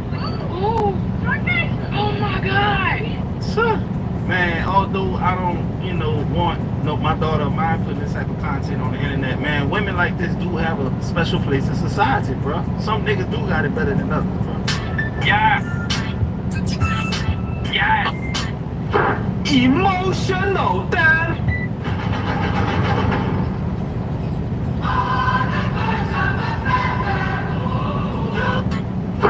Emotional, Dan.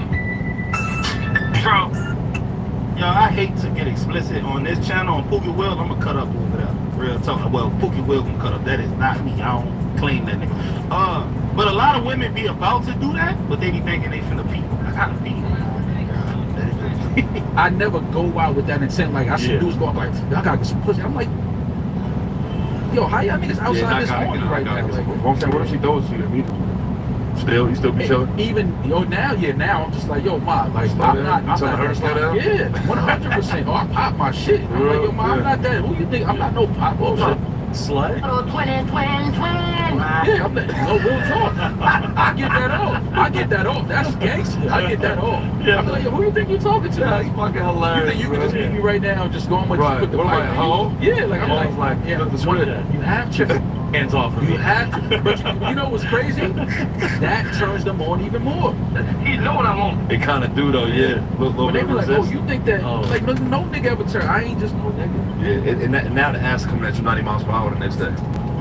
Crazy. It's kind of play games. Crazy. First and foremost, if you've been watching the channel, you already know I'm a sex symbol. Women gonna throw it at me. But listen, dog, even still, you got something, don't you? Why you want to give it to me so bad? You got that wild magnolia. You got the gift that keep on giving, don't you? You want me to be your next victim? Nah, I'm straight on that. No, the aggression, I ain't really with all that, bro. I'll be gone, honey.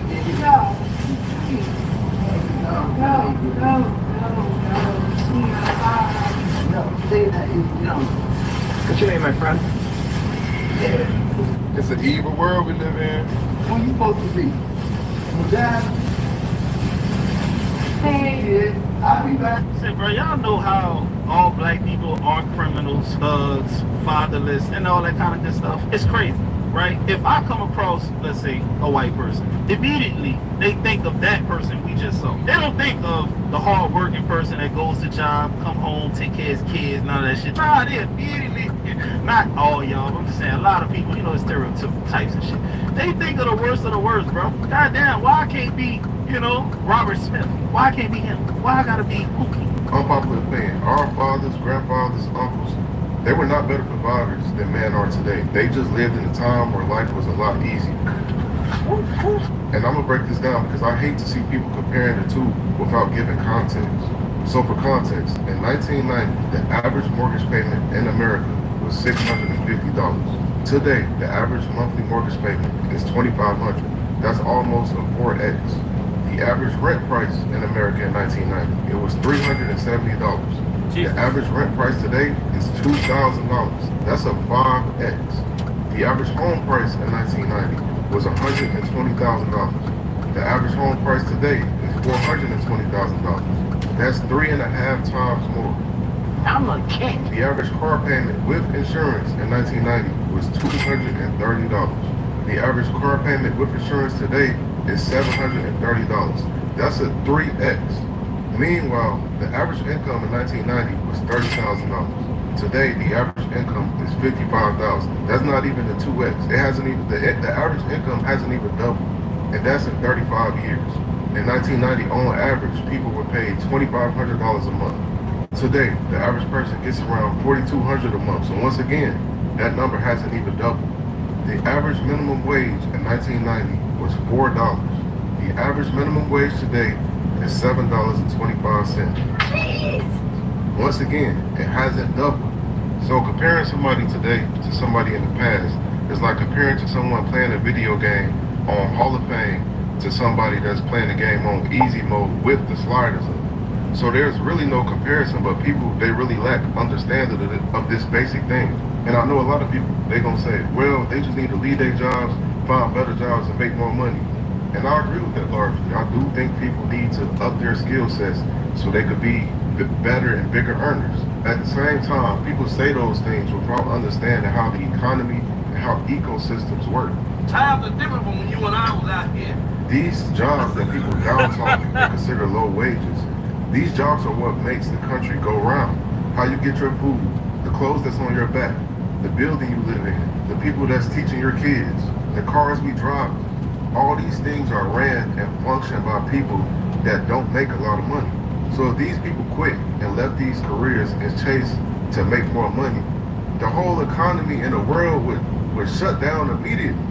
So we need people in these positions and career fields, which is why it never makes sense to me when I see people down talk people that actually do these jobs. They make the world go round. So again, you can't compare somebody like that to your father, grandfather, or uncle that was living in the past. But also, and this is probably the biggest point, and if you're going to compare people from the past to today, this should be the point that y'all bring up. It's that people understood where they were in life and where they were on the social, economic ladder, and they desired and wanted things that were according to where they were in life. Meaning back in the day, you didn't see people who were teachers, factory workers, telemarketers, with Louis Vuitton bags, going to Turks and Caicos, driving BMWs. You didn't see people like that with those things, and nor did they want them, because they understood where they were economically, And there wasn't any social media back then, so they didn't care to impress people. They understood those things were for the rich and wealthy. I'm a big player.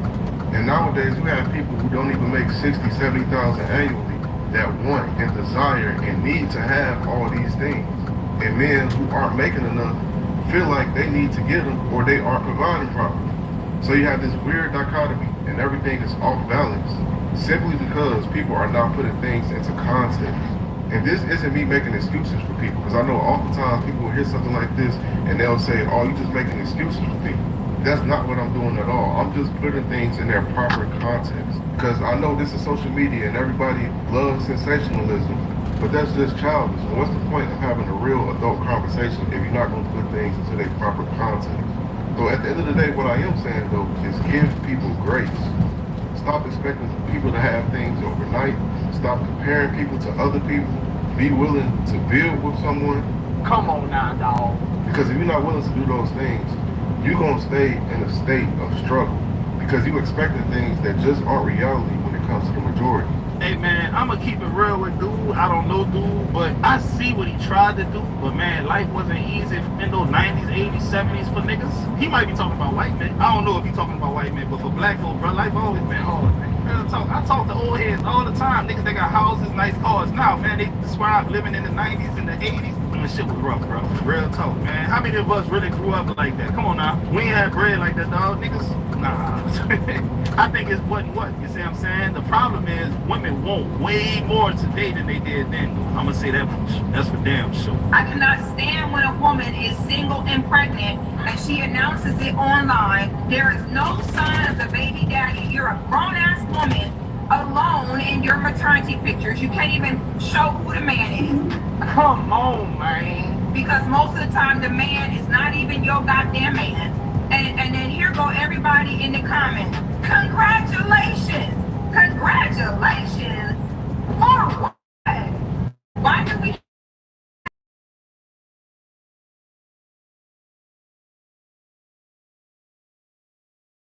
make these baby showers such these huge deals? Is because there is no way. The baby shower has become the new substitute. What kind of shit is that? For a wedding. How are we going to get these girls to understand there's a consequence for their actions when we're throwing them a goddamn party? So many women are victims to their own stupidity. Yeah, man, you know, a few years back, dog, I seen one of my ex-workers, dog. She was so happy that her 18-year-old daughter was pregnant, bro.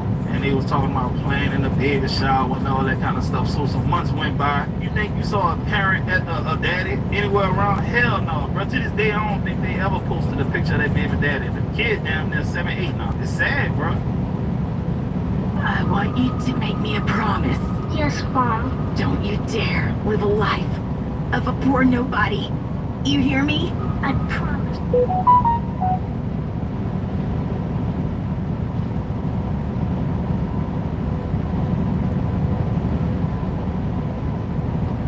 One day, my band director calls me into his office. White German dude, whatever, right? So he said they ain't closed the door. I was like, shit. I didn't, am I in trouble? Like, I don't know what's going on, right? He said, Dave, you got some big ass lips, right? And I'm not lying. He said, I think you would be an amazing tuba player because I think that your lips would be better served for a bigger mouthpiece. And I'm like, nigga, I should beat your ass. Like right now on site, like this shit is fucked up. He handed me this mouthpiece and he said, try it. And the way my Negro lips wrapped around the edge of this mouthpiece, I felt like when King Arthur pulled out Excalibur. And one day, my band director.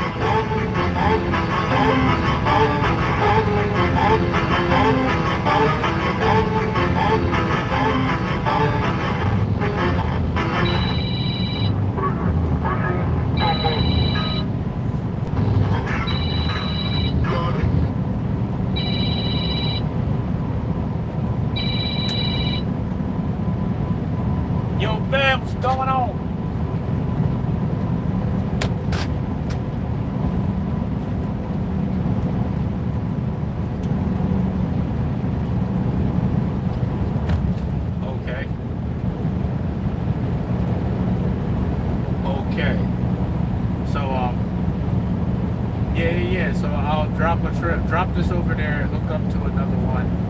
So do they know I'm dropping the hook, or do you want me to call you guys? Well, if I drop over there early in the morning, just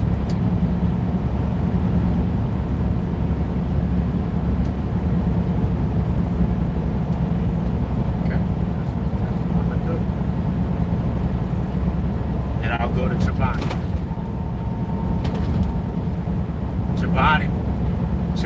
pickups 9 a.m.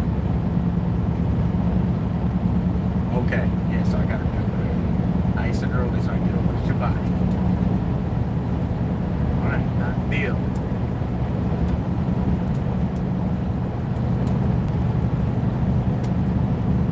What time's delivery on Saturday? Where is it, at Hatfield?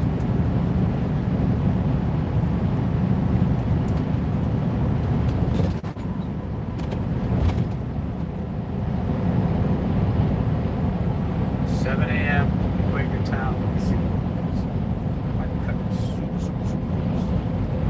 Because it's 35 hours. No, it's three days in the wake up to get there. It's 3 days in the wake up to get to Quakertown.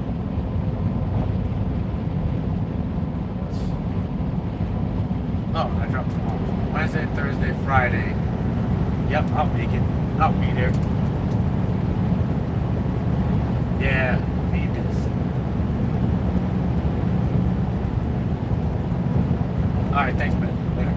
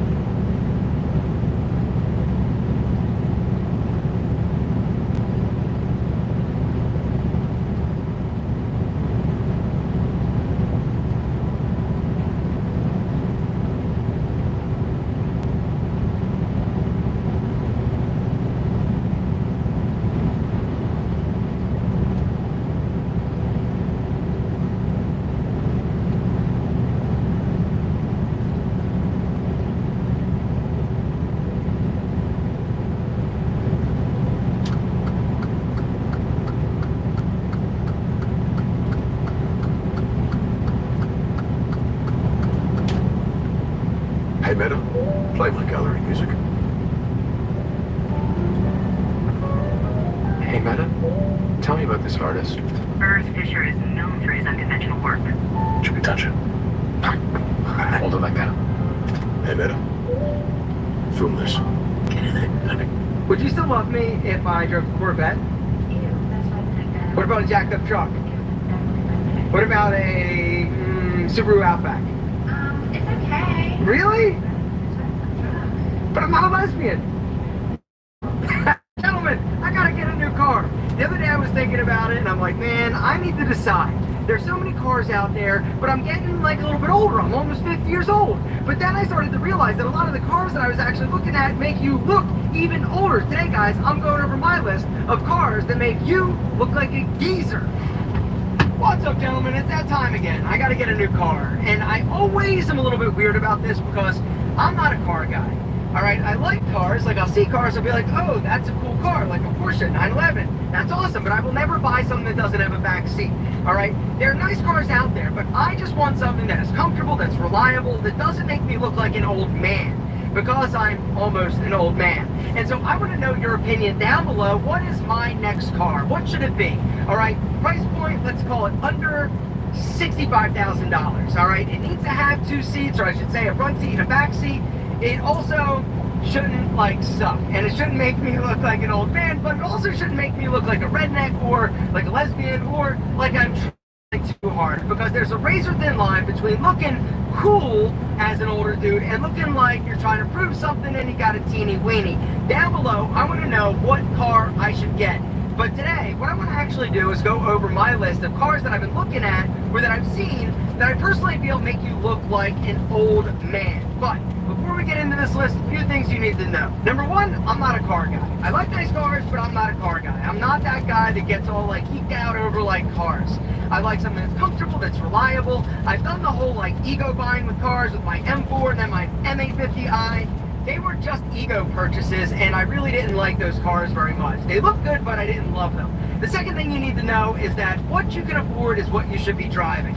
Even though I'm going to have fun and give you a list of some cars that I personally wouldn't be rocking, doesn't mean that you shouldn't rock them, all right? The fact is, I don't want you to get overextended with a car just to try to be cool or anything like that. Do not buy a car with your ego. Drive whatever you can afford. Just make sure that that car is clean. That's the number one thing. If it's dirty, if it's filthy, or if it smells like your balls, that is definitely not good, because apparently your balls smell. If you don't want them to smell, I'm going to pitch this real quick. Gentlemen, if you want your balls to smell fresh as hell, I want you to hit that link down below and check out the Pete and Pedro talc-free ball powder. This stuff is magical. Not only is it going to make you smell amazing, it's going to have all the spicy senoritas being like, oh my God, it's your balls. Hey! Come on in. Wow, it smells amazing in here. What is it? Is it these? It's not those. Baking cookies? Is it these? No, it's better than that. I'm wearing like a cologne. Is it this? No, it's better. Oh my God, it's your balls. Pete and Pedro's ball powder will keep you fresh, dry, and smelling amazing all day long. Head over to peteandpedro.com. Gentlemen, when your balls smell this fresh, nothing else matters. The best powder on the market, period, hands down. If you want your balls to smell sexy as hell, hit the link down below. Use that limited time discount code. Now, let's talk about old man cars. Number one is any Buick. Seriously, like any Buick is like kind of like an old man car. Something else that's an old man car, in my opinion, is any electric car. Don't be mad at me, right? I'm looking at you, Elon. Even Teslas, in my opinion, are kind of like an old dude car, right? When you're a younger dude, you're not so worried about the environment. You're not so worried about the whole like gas saving and all that nonsense. You want something sexy. You want something powerful. You want something that rips and roars when you step on the throttle. Me, I don't necessarily want that, but I definitely don't want a Tesla. Pretty much any car that's known for like really great gas mileage is probably going to be something that an old man would drive, right? What about me? But well, they're awesome. They're roomy, they're spacious, they're very, very, very practical. But a 48-year-old dude who likes to consider himself stylish isn't probably driving a minivan. a dude that's a little bit creepy, your weird Uncle Barry, who's like, hey kids, come on, I get some candy in here, right? Maybe a minivan, but you, probably not. Something else is any Kia. Not that Kia's a bad car, they probably come a long way, but when I think like dad car, I think Kia.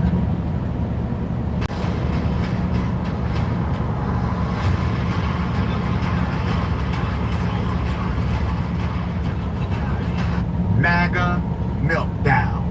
Kendrick Lamar. Halftime show.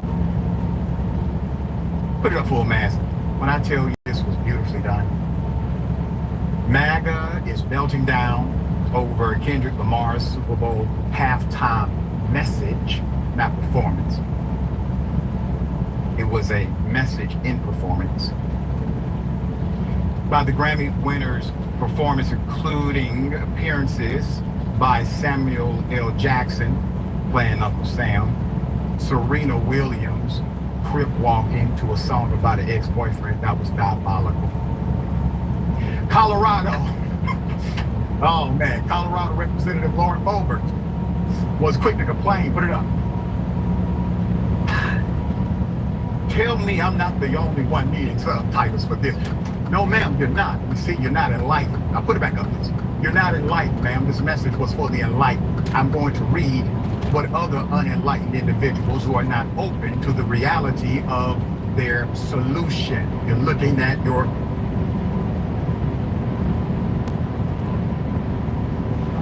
She's super thick. God bless us. So what's yours? That's why you get to know somebody. But look, I just wanted to introduce myself. There's no pressure. You know, just do the Houston. And I'm just looking for people to kick it with. You know, nah, no crazy. You gotta be dating and nothing like that. I'm just looking for like friends and stuff like that. To the city. Where you from?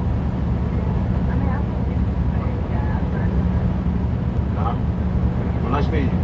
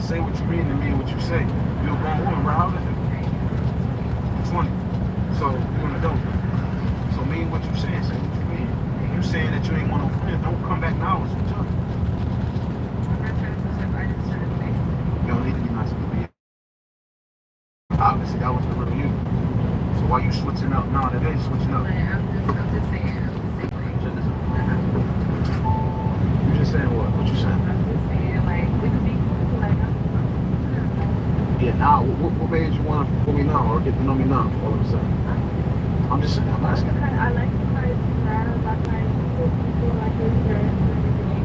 And they want to share what they want to do, that's fine.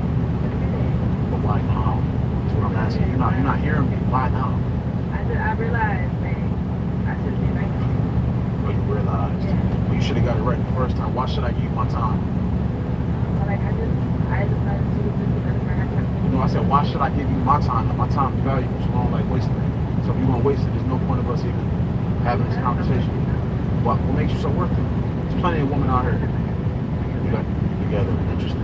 But you're not interested, right? You're not interested. I'm talking about her. You don't need to get in. What's up? So who is you? Tell me about you. I go to school.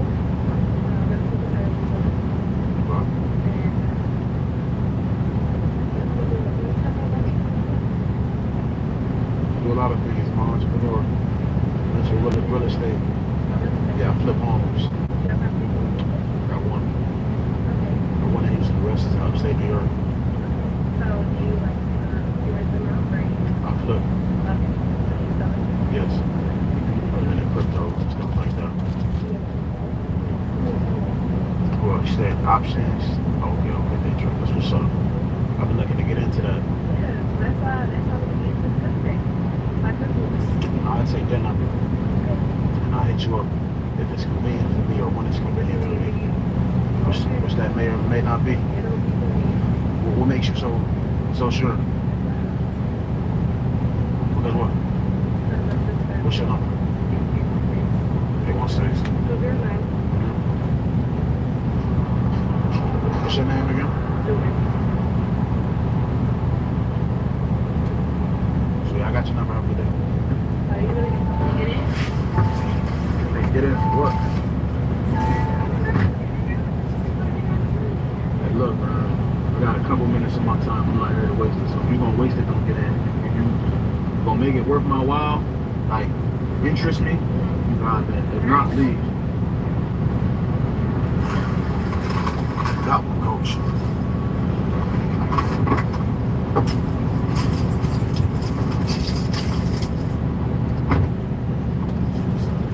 Yeah, so you're interested in day trading. Have you thought about like doing it on your own or doing it with a group?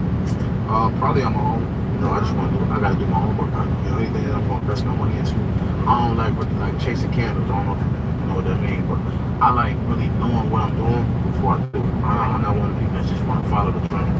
So I'm gonna do my homework on it and I'll decide if I'm gonna get into it or not. Yeah, definitely. I mean, people make good money out here, and that's all they do. So I think it's good. So that's what you do, man.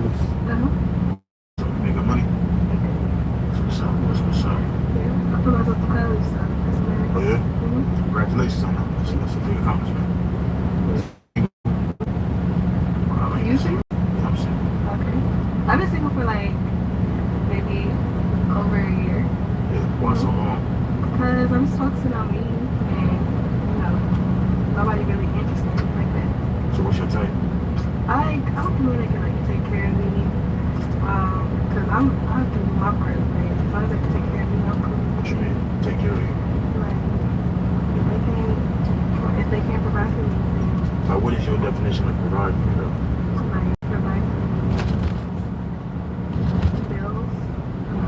Like pay your bills?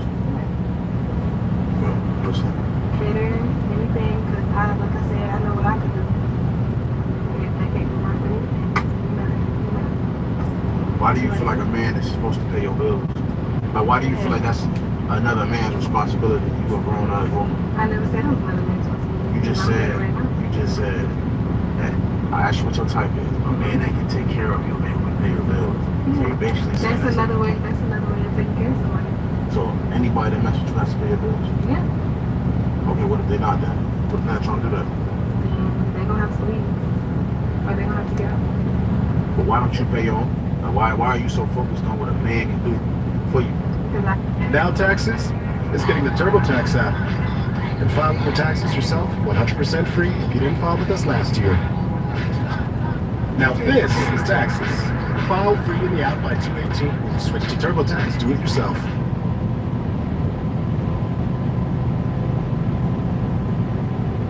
Work.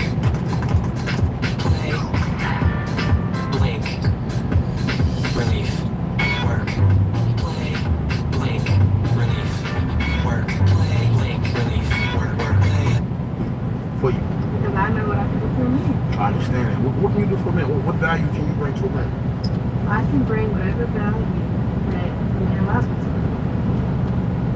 So what's so funny? I'm smiling. I can't smile. So what traits do you have? What good trait? Why should what would you? Are you asking because you? I'm asking because I'm just interested. I'm interested in seeing where your brain at. I mean, look at me, like, come on.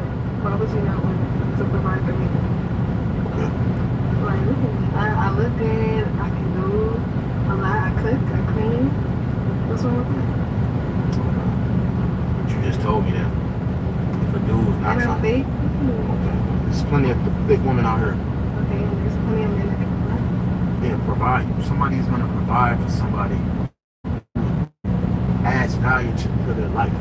You're just saying that you're thick, that you look good. That's not enough for somebody to be like, all right, I want to pay your bills.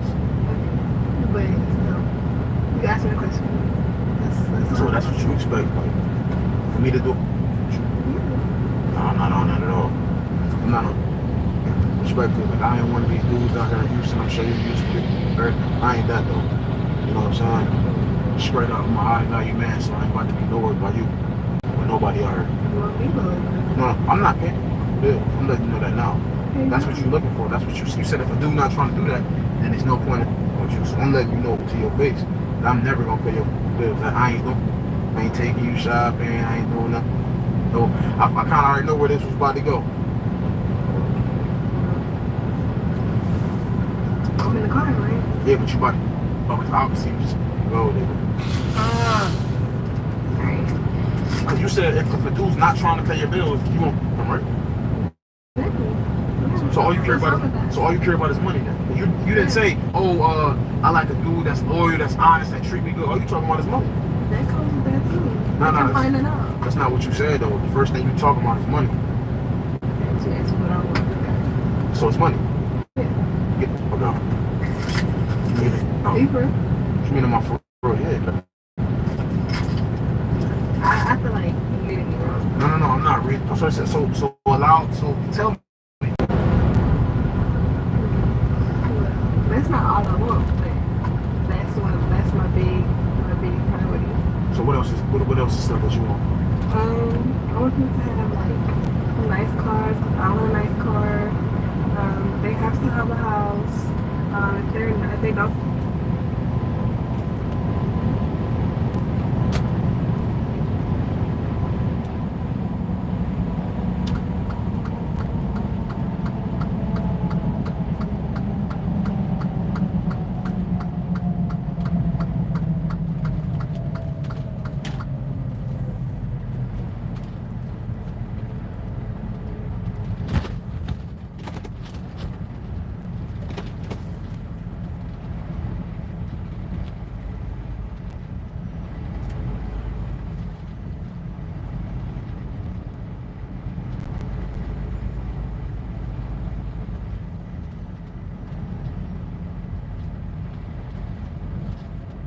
Port of entry.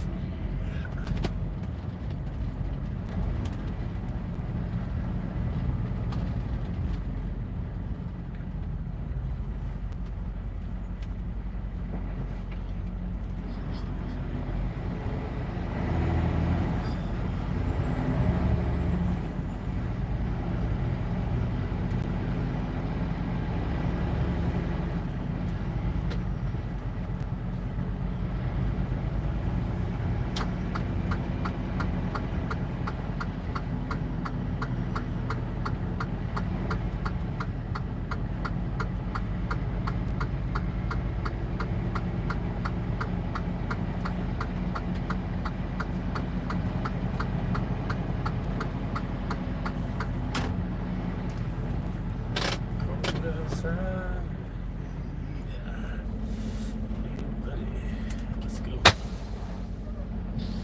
Off duty. Take this paperwork inside. Let me check all my permits.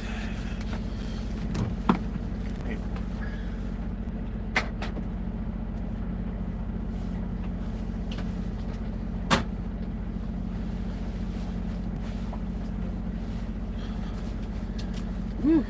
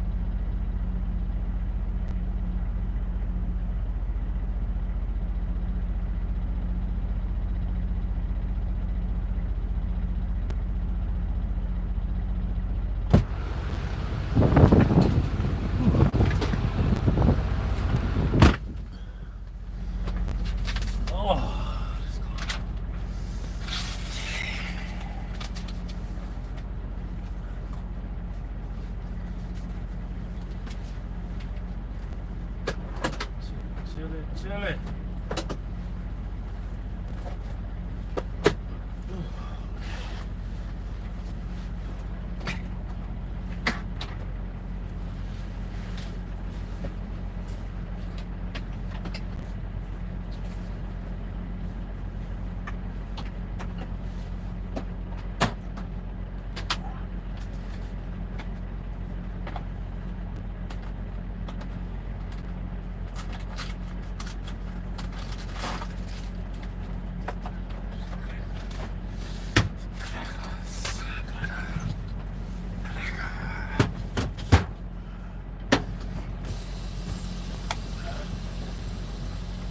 Boogie.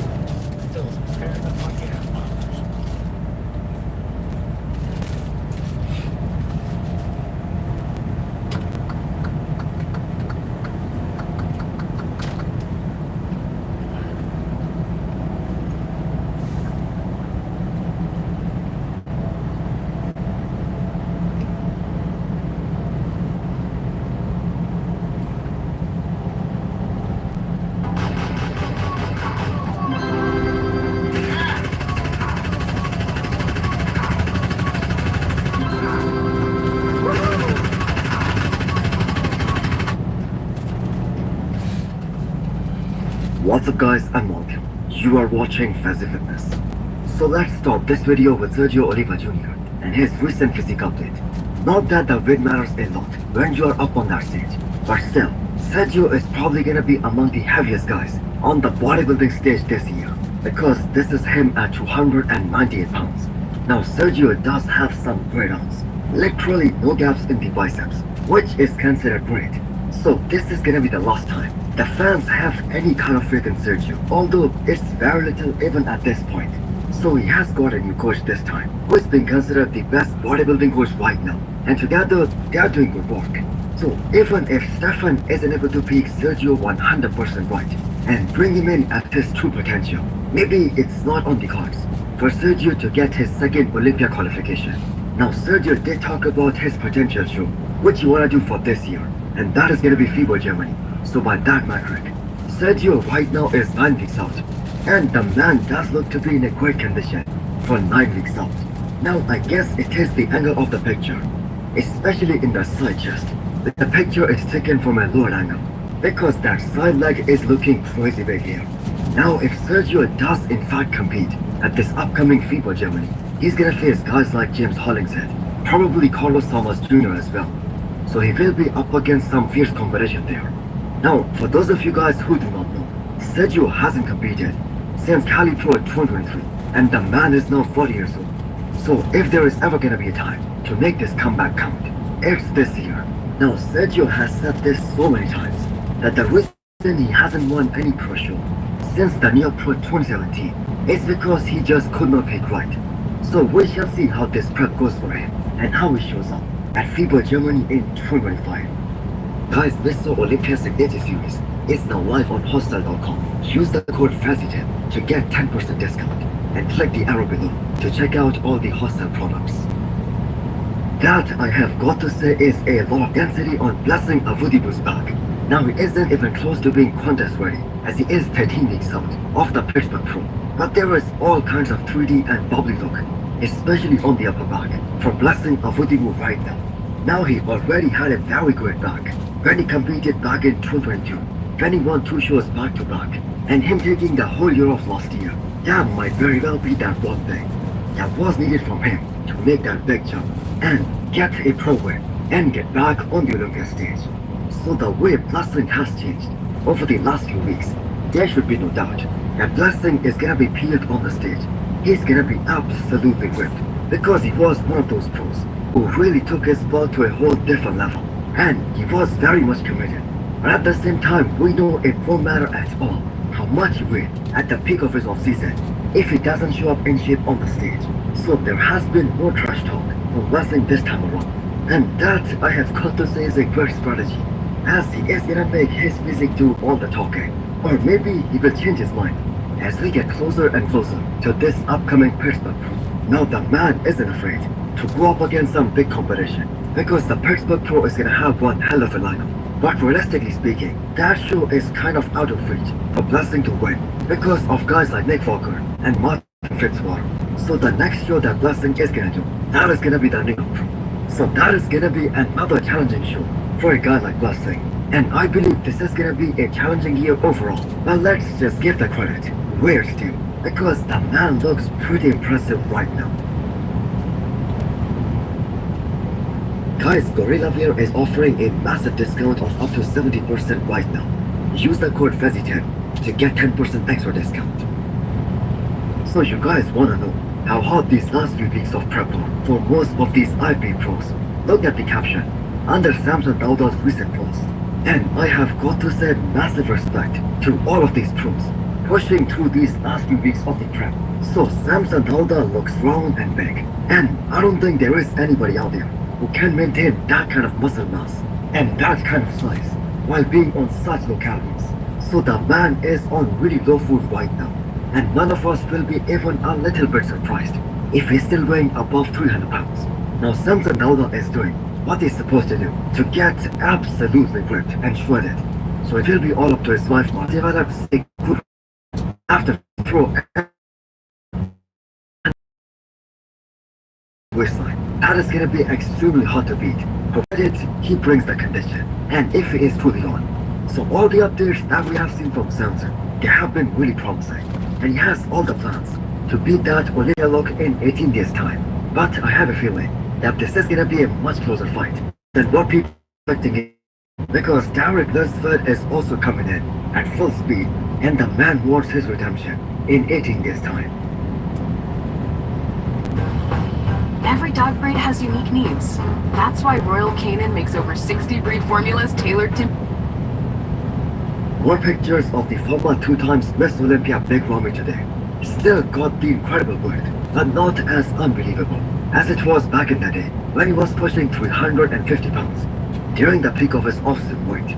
Now, I don't think Big Ramy's physique was ever appreciated truly the way it should have been when he was actively competing, because the whole bodybuilding world and the fans, they wanted him to bring that same quality as the legend and 7 times Olympia champion, Phil Heath. But the thing is, he never had those kind of genetics. So the Big Ramy of 2014 Miss Olympia, that was one of the most outrageous physiques of that time. He had that crazy quad suit, a very tiny waistline. What an unbelievable combo that was.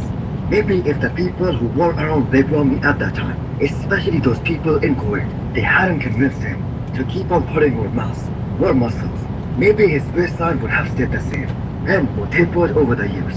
Because the biggest drawback in Big Ramy's physique that we saw at his last Miss Olympia, which was back in 2022, that wasn't just the arms atrophy or his back. His waist also got a lot bigger. Now the man is a legend in the Middle East, and he can make a lot of money just doing guest appearances. So unless it's because of the pure love of the sport, the chances of Big Ramy making a comeback, making a one last Olympia appearance, they are very little, because he knows he doesn't have a shot at that Miss Olympia title again. A classic reply by Michael DeBone to everyone out there who believes that this upcoming Arnold, that is gonna be a 2-man show between Mike Sommerfeld and Wesley Vazers in classic physique. And he has got a mind-blowing physique update to back it up. So has Michael's waist ever looked this small during a front lateral sprint? That, I have got to say, is a superb shot for him. And it is kind of a shame that he just cannot have that kind of muscularity and pop and wow factor on the stage.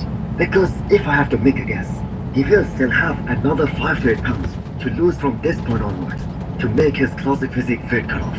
And that doesn't benefit his physique at all. Anyway, rules are the same for everyone.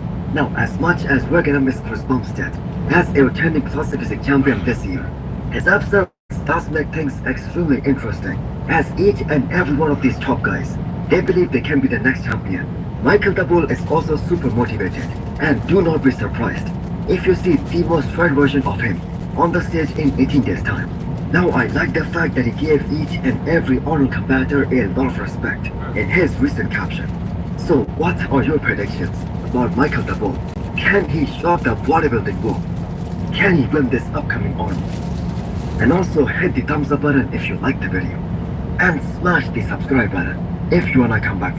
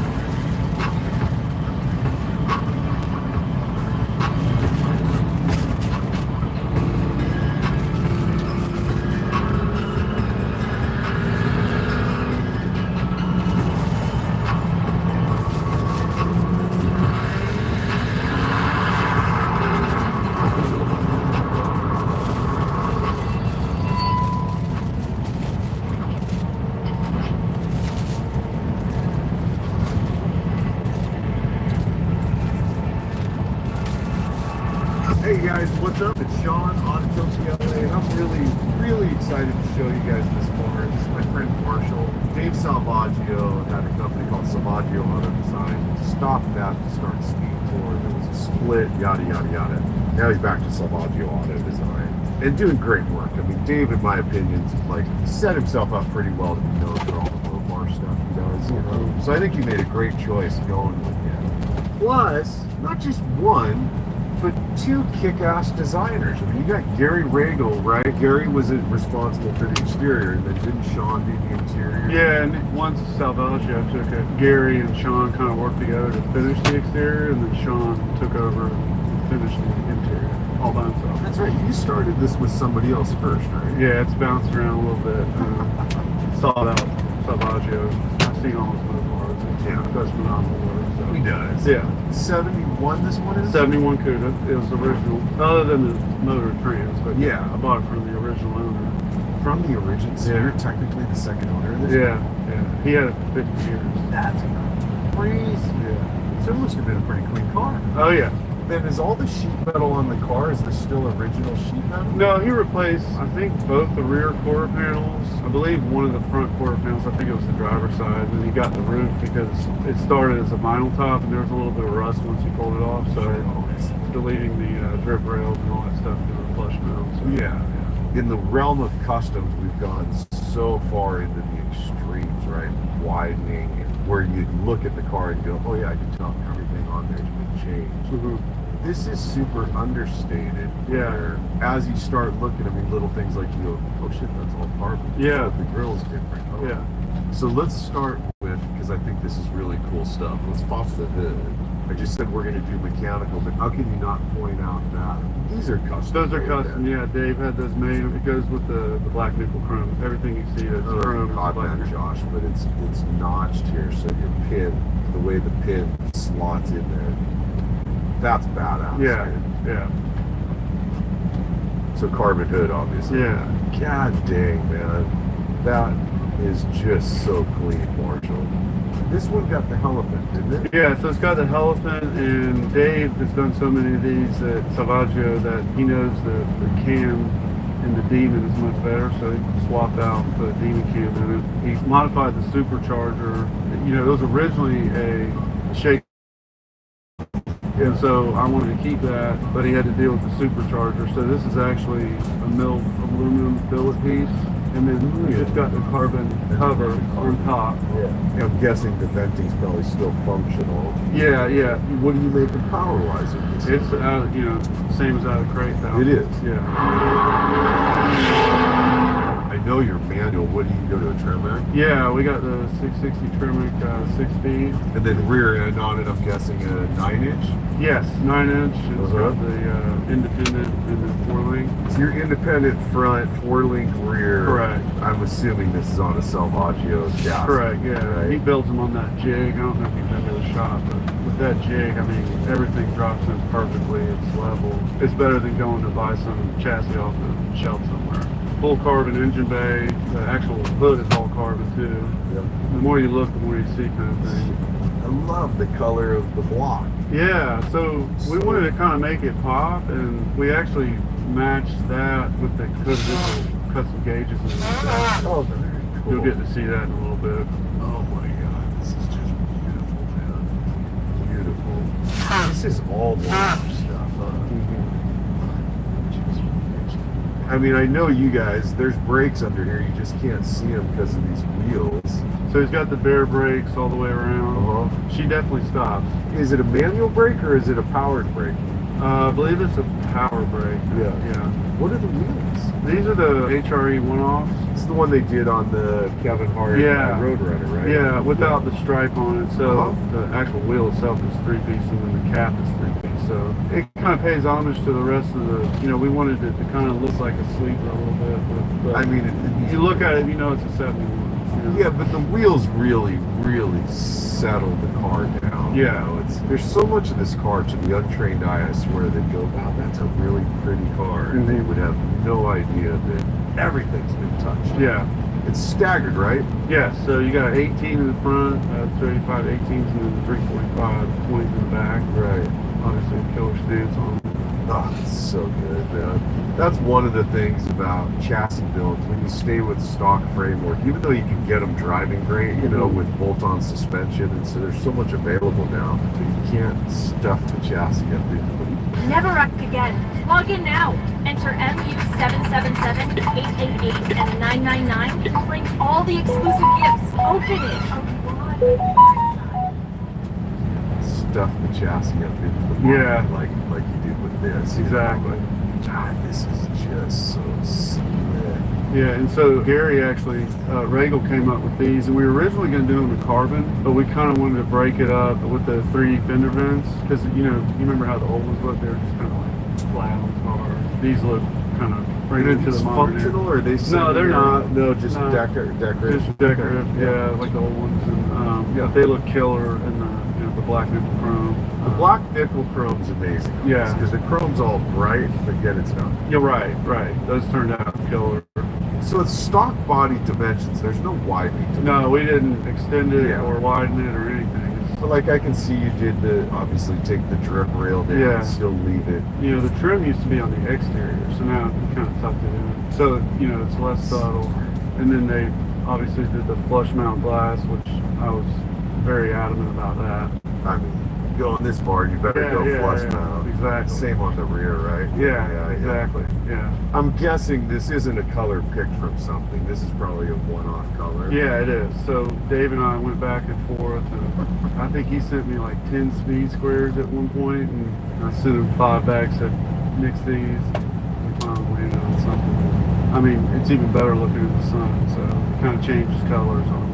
Obviously, I saw it at SEMA. I just saw it again this weekend at Grand National. But you're seeing it inside of a building, the lights. There's a million other cars around, so you don't really see how good the car is now out here. It's such a badass car. I mean, the geeky little things like gaps, you know. I mean, I dare anyone to try to pick apart the gaps on this car. Yeah, and those lights this weekend at the Roadster show, I mean, they highlighted how straight this thing is. So, you know, I went up and visited him a couple times, Dave, while he was doing it. And, you know, people don't understand why these things are so expensive because they just got to throw it back.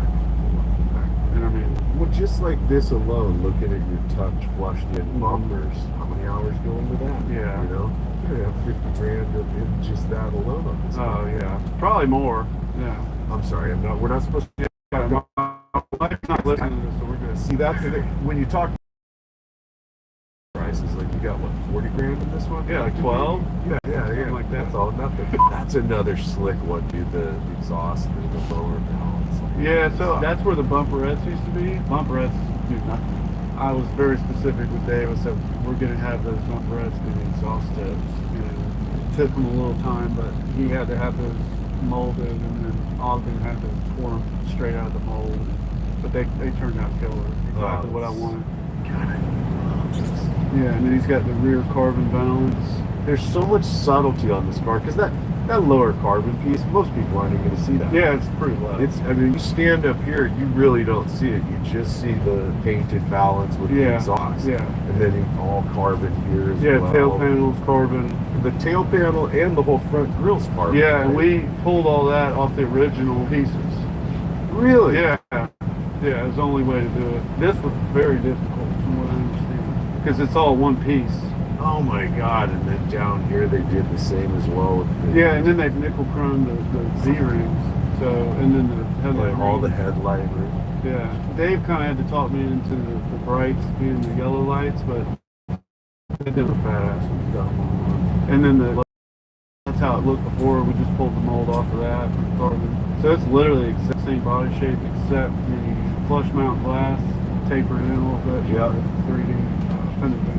You know, the other thing I love, by the way, is the headlight choices to not go with, and I'm not like LED rings. Yeah. It looks like a stock, really beautiful coupe. Yeah. Then you pop the hood or go inside. Even the thought of this here, by the way, I love that how it reads to there. Yeah. So it's not this massive hood here. All these builds, they have a name to them. You know, I had Poseidon. It was going to be, you know, because it's a fish, the Cuda. And at the last second, I think, before we started badging stuff, I came up with Barbaric, you know, Barracuda, you know. So, Yeah. And that's so much cooler. You know, you'll see the logo inside, so. God, even door handles. Yeah. I mean, mimicking the original, but not. They did the mat inside, and you'll see it match the cup holders, interior cup holders. Obviously, it Gabe's interior. Yeah. Just the damn floor, brother. The flooring in the passenger drivers, that's actually boat decking. So it's a two-piece. The black under part is one piece, and the brown part is another piece, and they kind of molded together. Obviously, custom pedals as well. Mm-hmm. Oh my God, is this just ridiculous? I didn't even know it. God, you guys did a great job hiding the cage, huh? Oh yeah, a lot of people don't realize there's a cage. You know, I hadn't noticed that this car was. Well, it wasn't wrapped at SEMA. Okay. But I sent it back to Gabe, and he wrapped these cars. It just looks so much cleaner. God, I just love that they're a manual car. That's so slick. Still a little tight, for sure. That's a close ratio too. Yeah, it's a short throw. I think it's. Damn, look at the clearance right there when you're down into second. Mm-hmm. Yeah, we moved the cup holders to the back. They used to be one right where that black spot is next to the shifter. I kept hitting my arm on it when I was in and I was like, let's get that's smart. Get them out of the way. Yeah. Still have them. It's nice. And so this is the Barbaric Cuda logo. Oh, right on. Yeah. And so we actually incorporated that.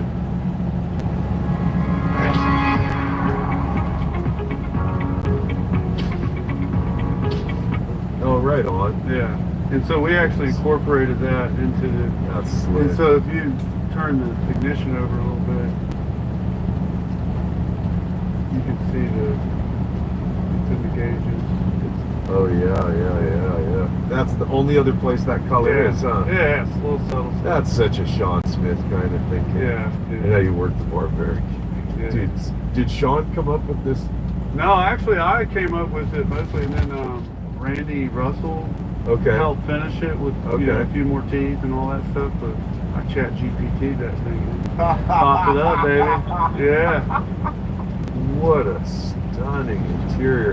And so you obviously you see the carbon kind of comes into the interior and the dash.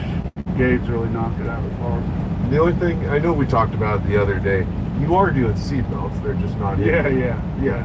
This car is so freshly built. Mm-hmm. 30 miles on it? Yeah, 31. Yeah, there you go. Is this your air? Yeah, that's the air AC controls. We were kind of getting down to the wire, and he ended up doing a linear diffuser for the HVAC, the HVAC venting. So if you see the little gray bars. This here? Yeah, that's all HVAC. Oh, now I see the openings. Yeah. And so you got one over here. You know, they brought the carbon into all the door panels, quarter panels, and they did the seat delete. That seat delete looks killer. That is just awesome. I just noticed. Yeah, the still plate, yeah. You don't seem like the kind of guy that's like, build me a car, no, send you checks, call me when it's done. No. You were probably heavily involved. We were fighting. Yeah. But it was good. We're all good. Yeah. Ultimately, it speaks for itself. The one thing I was curious, it's a full custom exhaust on this car. Oh yeah, yeah, Magnaflow, 3-inch, all the way to the end, and then obviously the custom tips. Right. Yeah, so they brought the Bose decking to the back with the black nickel chrome, and you got your stereo system underneath, obviously the carbon. And one of the cool things, Dave did this after, but these are charging posts for trickle. Here? Yeah. No shit. Dude, I love that. Yeah, isn't that nice? So cool. Yeah.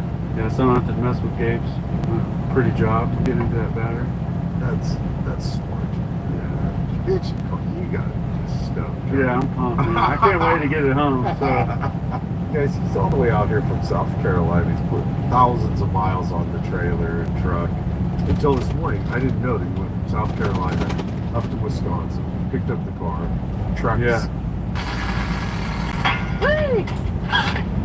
Come on. Missed it on that one. Welcome back to Stay Tuned. I'm Tony Angelo. Today we're going to get my 1970 500 horsepower Hemi Dart ready to tackle these pigs. Let's get it. So this is a 1970 Dodge Dart project I picked up for $3,900.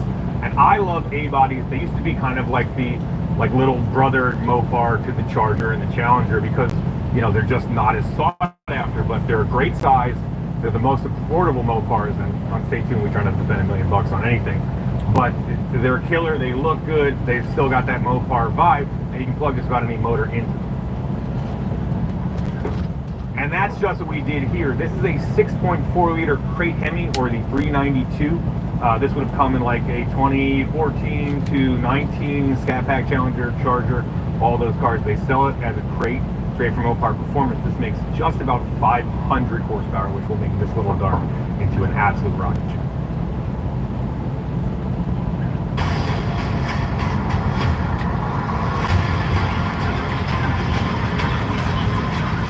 Horsepower, which will make this little dart into an absolute rocket ship. So we got the 500 horsepower Hemi Gen 3 crate in there, poly swap mounts and headers that made it all fit. We have a TCI 727 street strip transmission in there. It's like, you know, semi-manual valve body, classic 3-speed, perfect for what we're gonna do with this car. But you can see all the suspension is old, you know, it's all stock junk. The steering is half apart. Come to the back here. This car just came rolling on this 7.25 inch V-body rear end that Hemi could honestly sneeze and blow this thing apart. So we need to upgrade that big time, plus brakes and the rest of the suspension. It's all getting done. Let's get rocking. Front end, rear end, go bird. Go bird.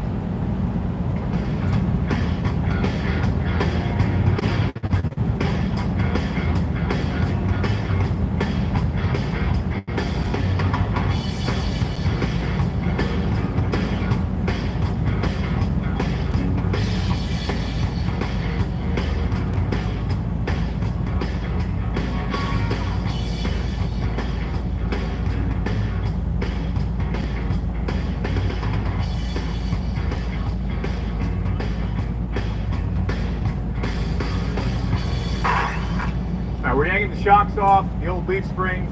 Barb is back from running some parts. We are rocking and rolling here. The last of the old junk is coming off. We're getting ready to build up a new 9-inch that's going in this car. Barb is removing the stock leaf springs. We've got a better set laying around.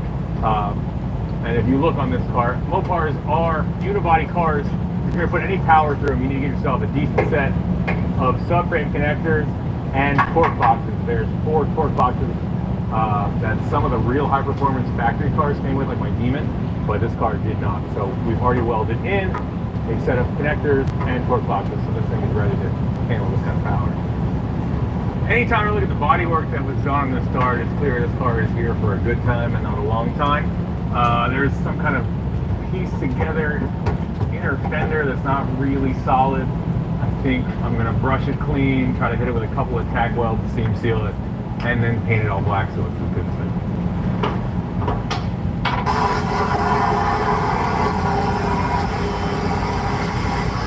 Alright, got some rust encapsulator here from Eastwood, a little matte black action. I'm going to just wipe that down real quick in the wheel well and make it all one color. This thing looking pretty. That side is much better. This side's mint, basically, more or less.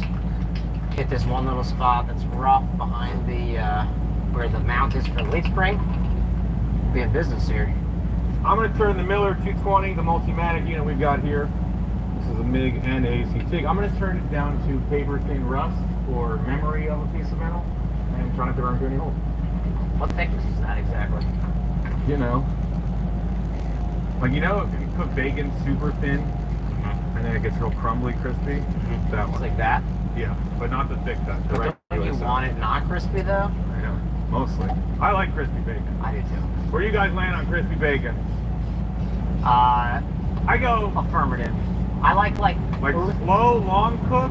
I don't want to see it like black in some spots, but just like a nice deep brown. Nailed it, 100%. Little Robert, interesting.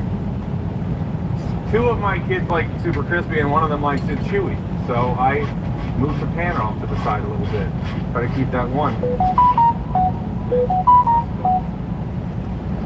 That's how you gotta do it.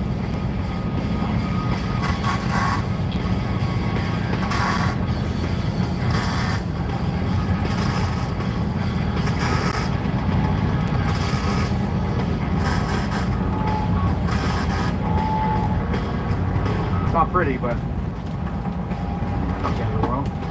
good enough for the wheel wells. Can't see it from my house. Good luck now. You safe here? Yeah. Worth it. Worth it. Good job. Thanks. 10 out of 10. The other side's done. It was like a 3.5. I've got a thing full of seam sealer here that is gonna explode all over my watch. Nice. Don't worry, I'm gonna fire it out.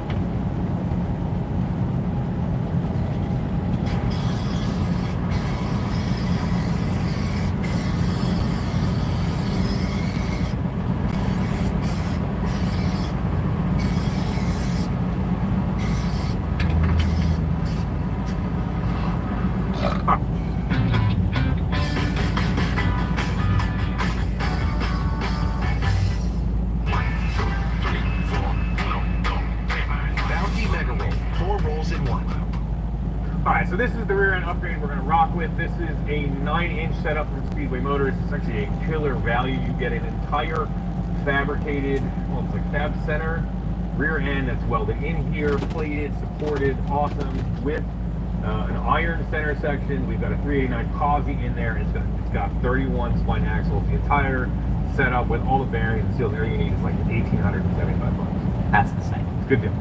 Good solid deal. I'm talking hardware, everything. So if you price these out, a lot of times it's $3,500. Yeah.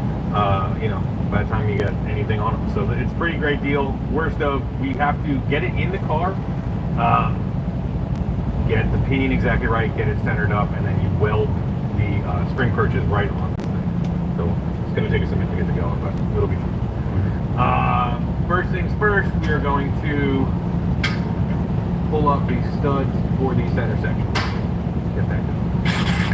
Here it is.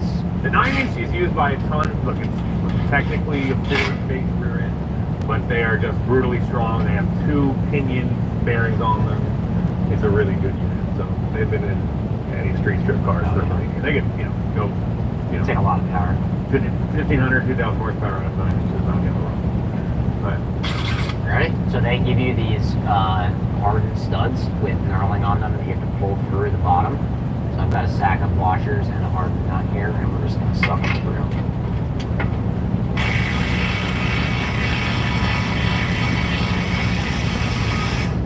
Oh, that's not going to leak. No? You getting up there? Alright. Alright, so it's got a 389 gear in it and a posi.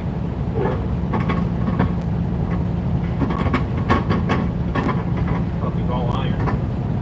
Guarantee that. She ain't light. Ready? Yes, sir. Put her on in. Oh yeah, look at that move. Got the angle of the dangle here. Yep.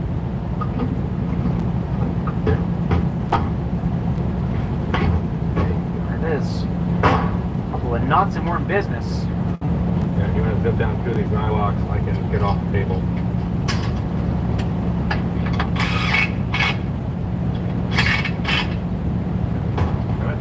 I got it. Go ahead. Some of these you cannot get at with a socket, so you kind of have to just feel it out.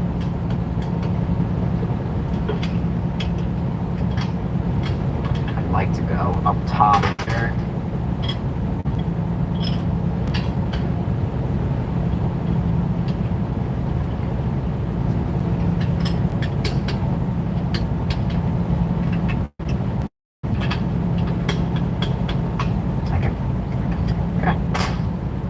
Done. Now we are going to press some bearings onto these axles. So we have to press on to our axle, the actual bearing, the seal, some kind of bearing retainer plate, not this one because it's cut out so you can just slide on it afterwards. And then we have a brake hanger for our lead brakes. We're trying to figure it all out. We really want to do this once because when it's pressed together, it's pressed together. Alright, so our final agreement is that the disc brake caliper trigger will actually fit over everything, so we don't have to worry about it, and the old school bearing retainer is split. Are the axle and the spacer. Nice and easy. So, yeah, let's do it. More about the disc brake kit in a minute. Cool. We'll lube up this axle shaft. And we will go over to the press. Hit it with the smash button. It's my favorite. We got a full-on, most generic Harbor Freight press ever that I got on Super Sale once, and we have it tucked behind the door, but it works good. Same one everybody else has. Yep. We're no worse than anybody else. Oops. Saved wrong. Alright, moving along. This is one of my favorite parts of the shop because the press is here, it fits nicely in there, and it's where we keep the toaster up. So all good memories over here. Oh yeah. What do you put in the toaster oven? Mostly pizza. Sometimes a bagel. Cool. That bagel in a minute, dude. The Jersey Gold. Alright, tell me when we're getting situated there. We good? Yeah. That going? Yeah. She's giving me a little. Just talking back a little bit. Feeling on it. We could have warmed them up. We could have cooled the axle.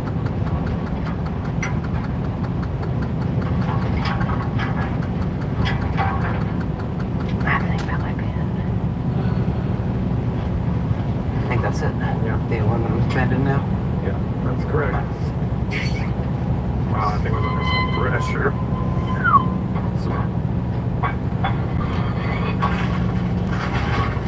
Hey, look at that. Beautiful. Alright, Barb is going to now install a set of the half-inch wheel studs that we got with this kit. It comes with 7/16 and half-inch. We're going for the bigger size. That's what our wheels are. And they're dual drilled, so it has Chevy 4 3/4 and Ford Mopar 4.5 bolt patterns. So he's going to go to the Mopar, obviously. And then I will do the other axle pressing. And Barb's just going to fit these on. You could theoretically press these in with our press, but it's such a pain to get it centered. And without a big fixture, it's not my favorite. You're just going to pull them on with some real bolts. Headphones in. And everybody put, apologies in advance. Put your headphones on. Put music in here. It's going to be super loud. Here we go. It's a surprising reason people were healthier in the 70s. Chuck and I were both around in the 70s. Yeah. People just looked healthier back then. If you look at a photo of people at the beach in the 1970s and you compare it to today, the difference is shocking. So what happened? In 1974, Kellogg's came up with the ad campaign. Breakfast is the most important meal of the day. It was to sell more cereals.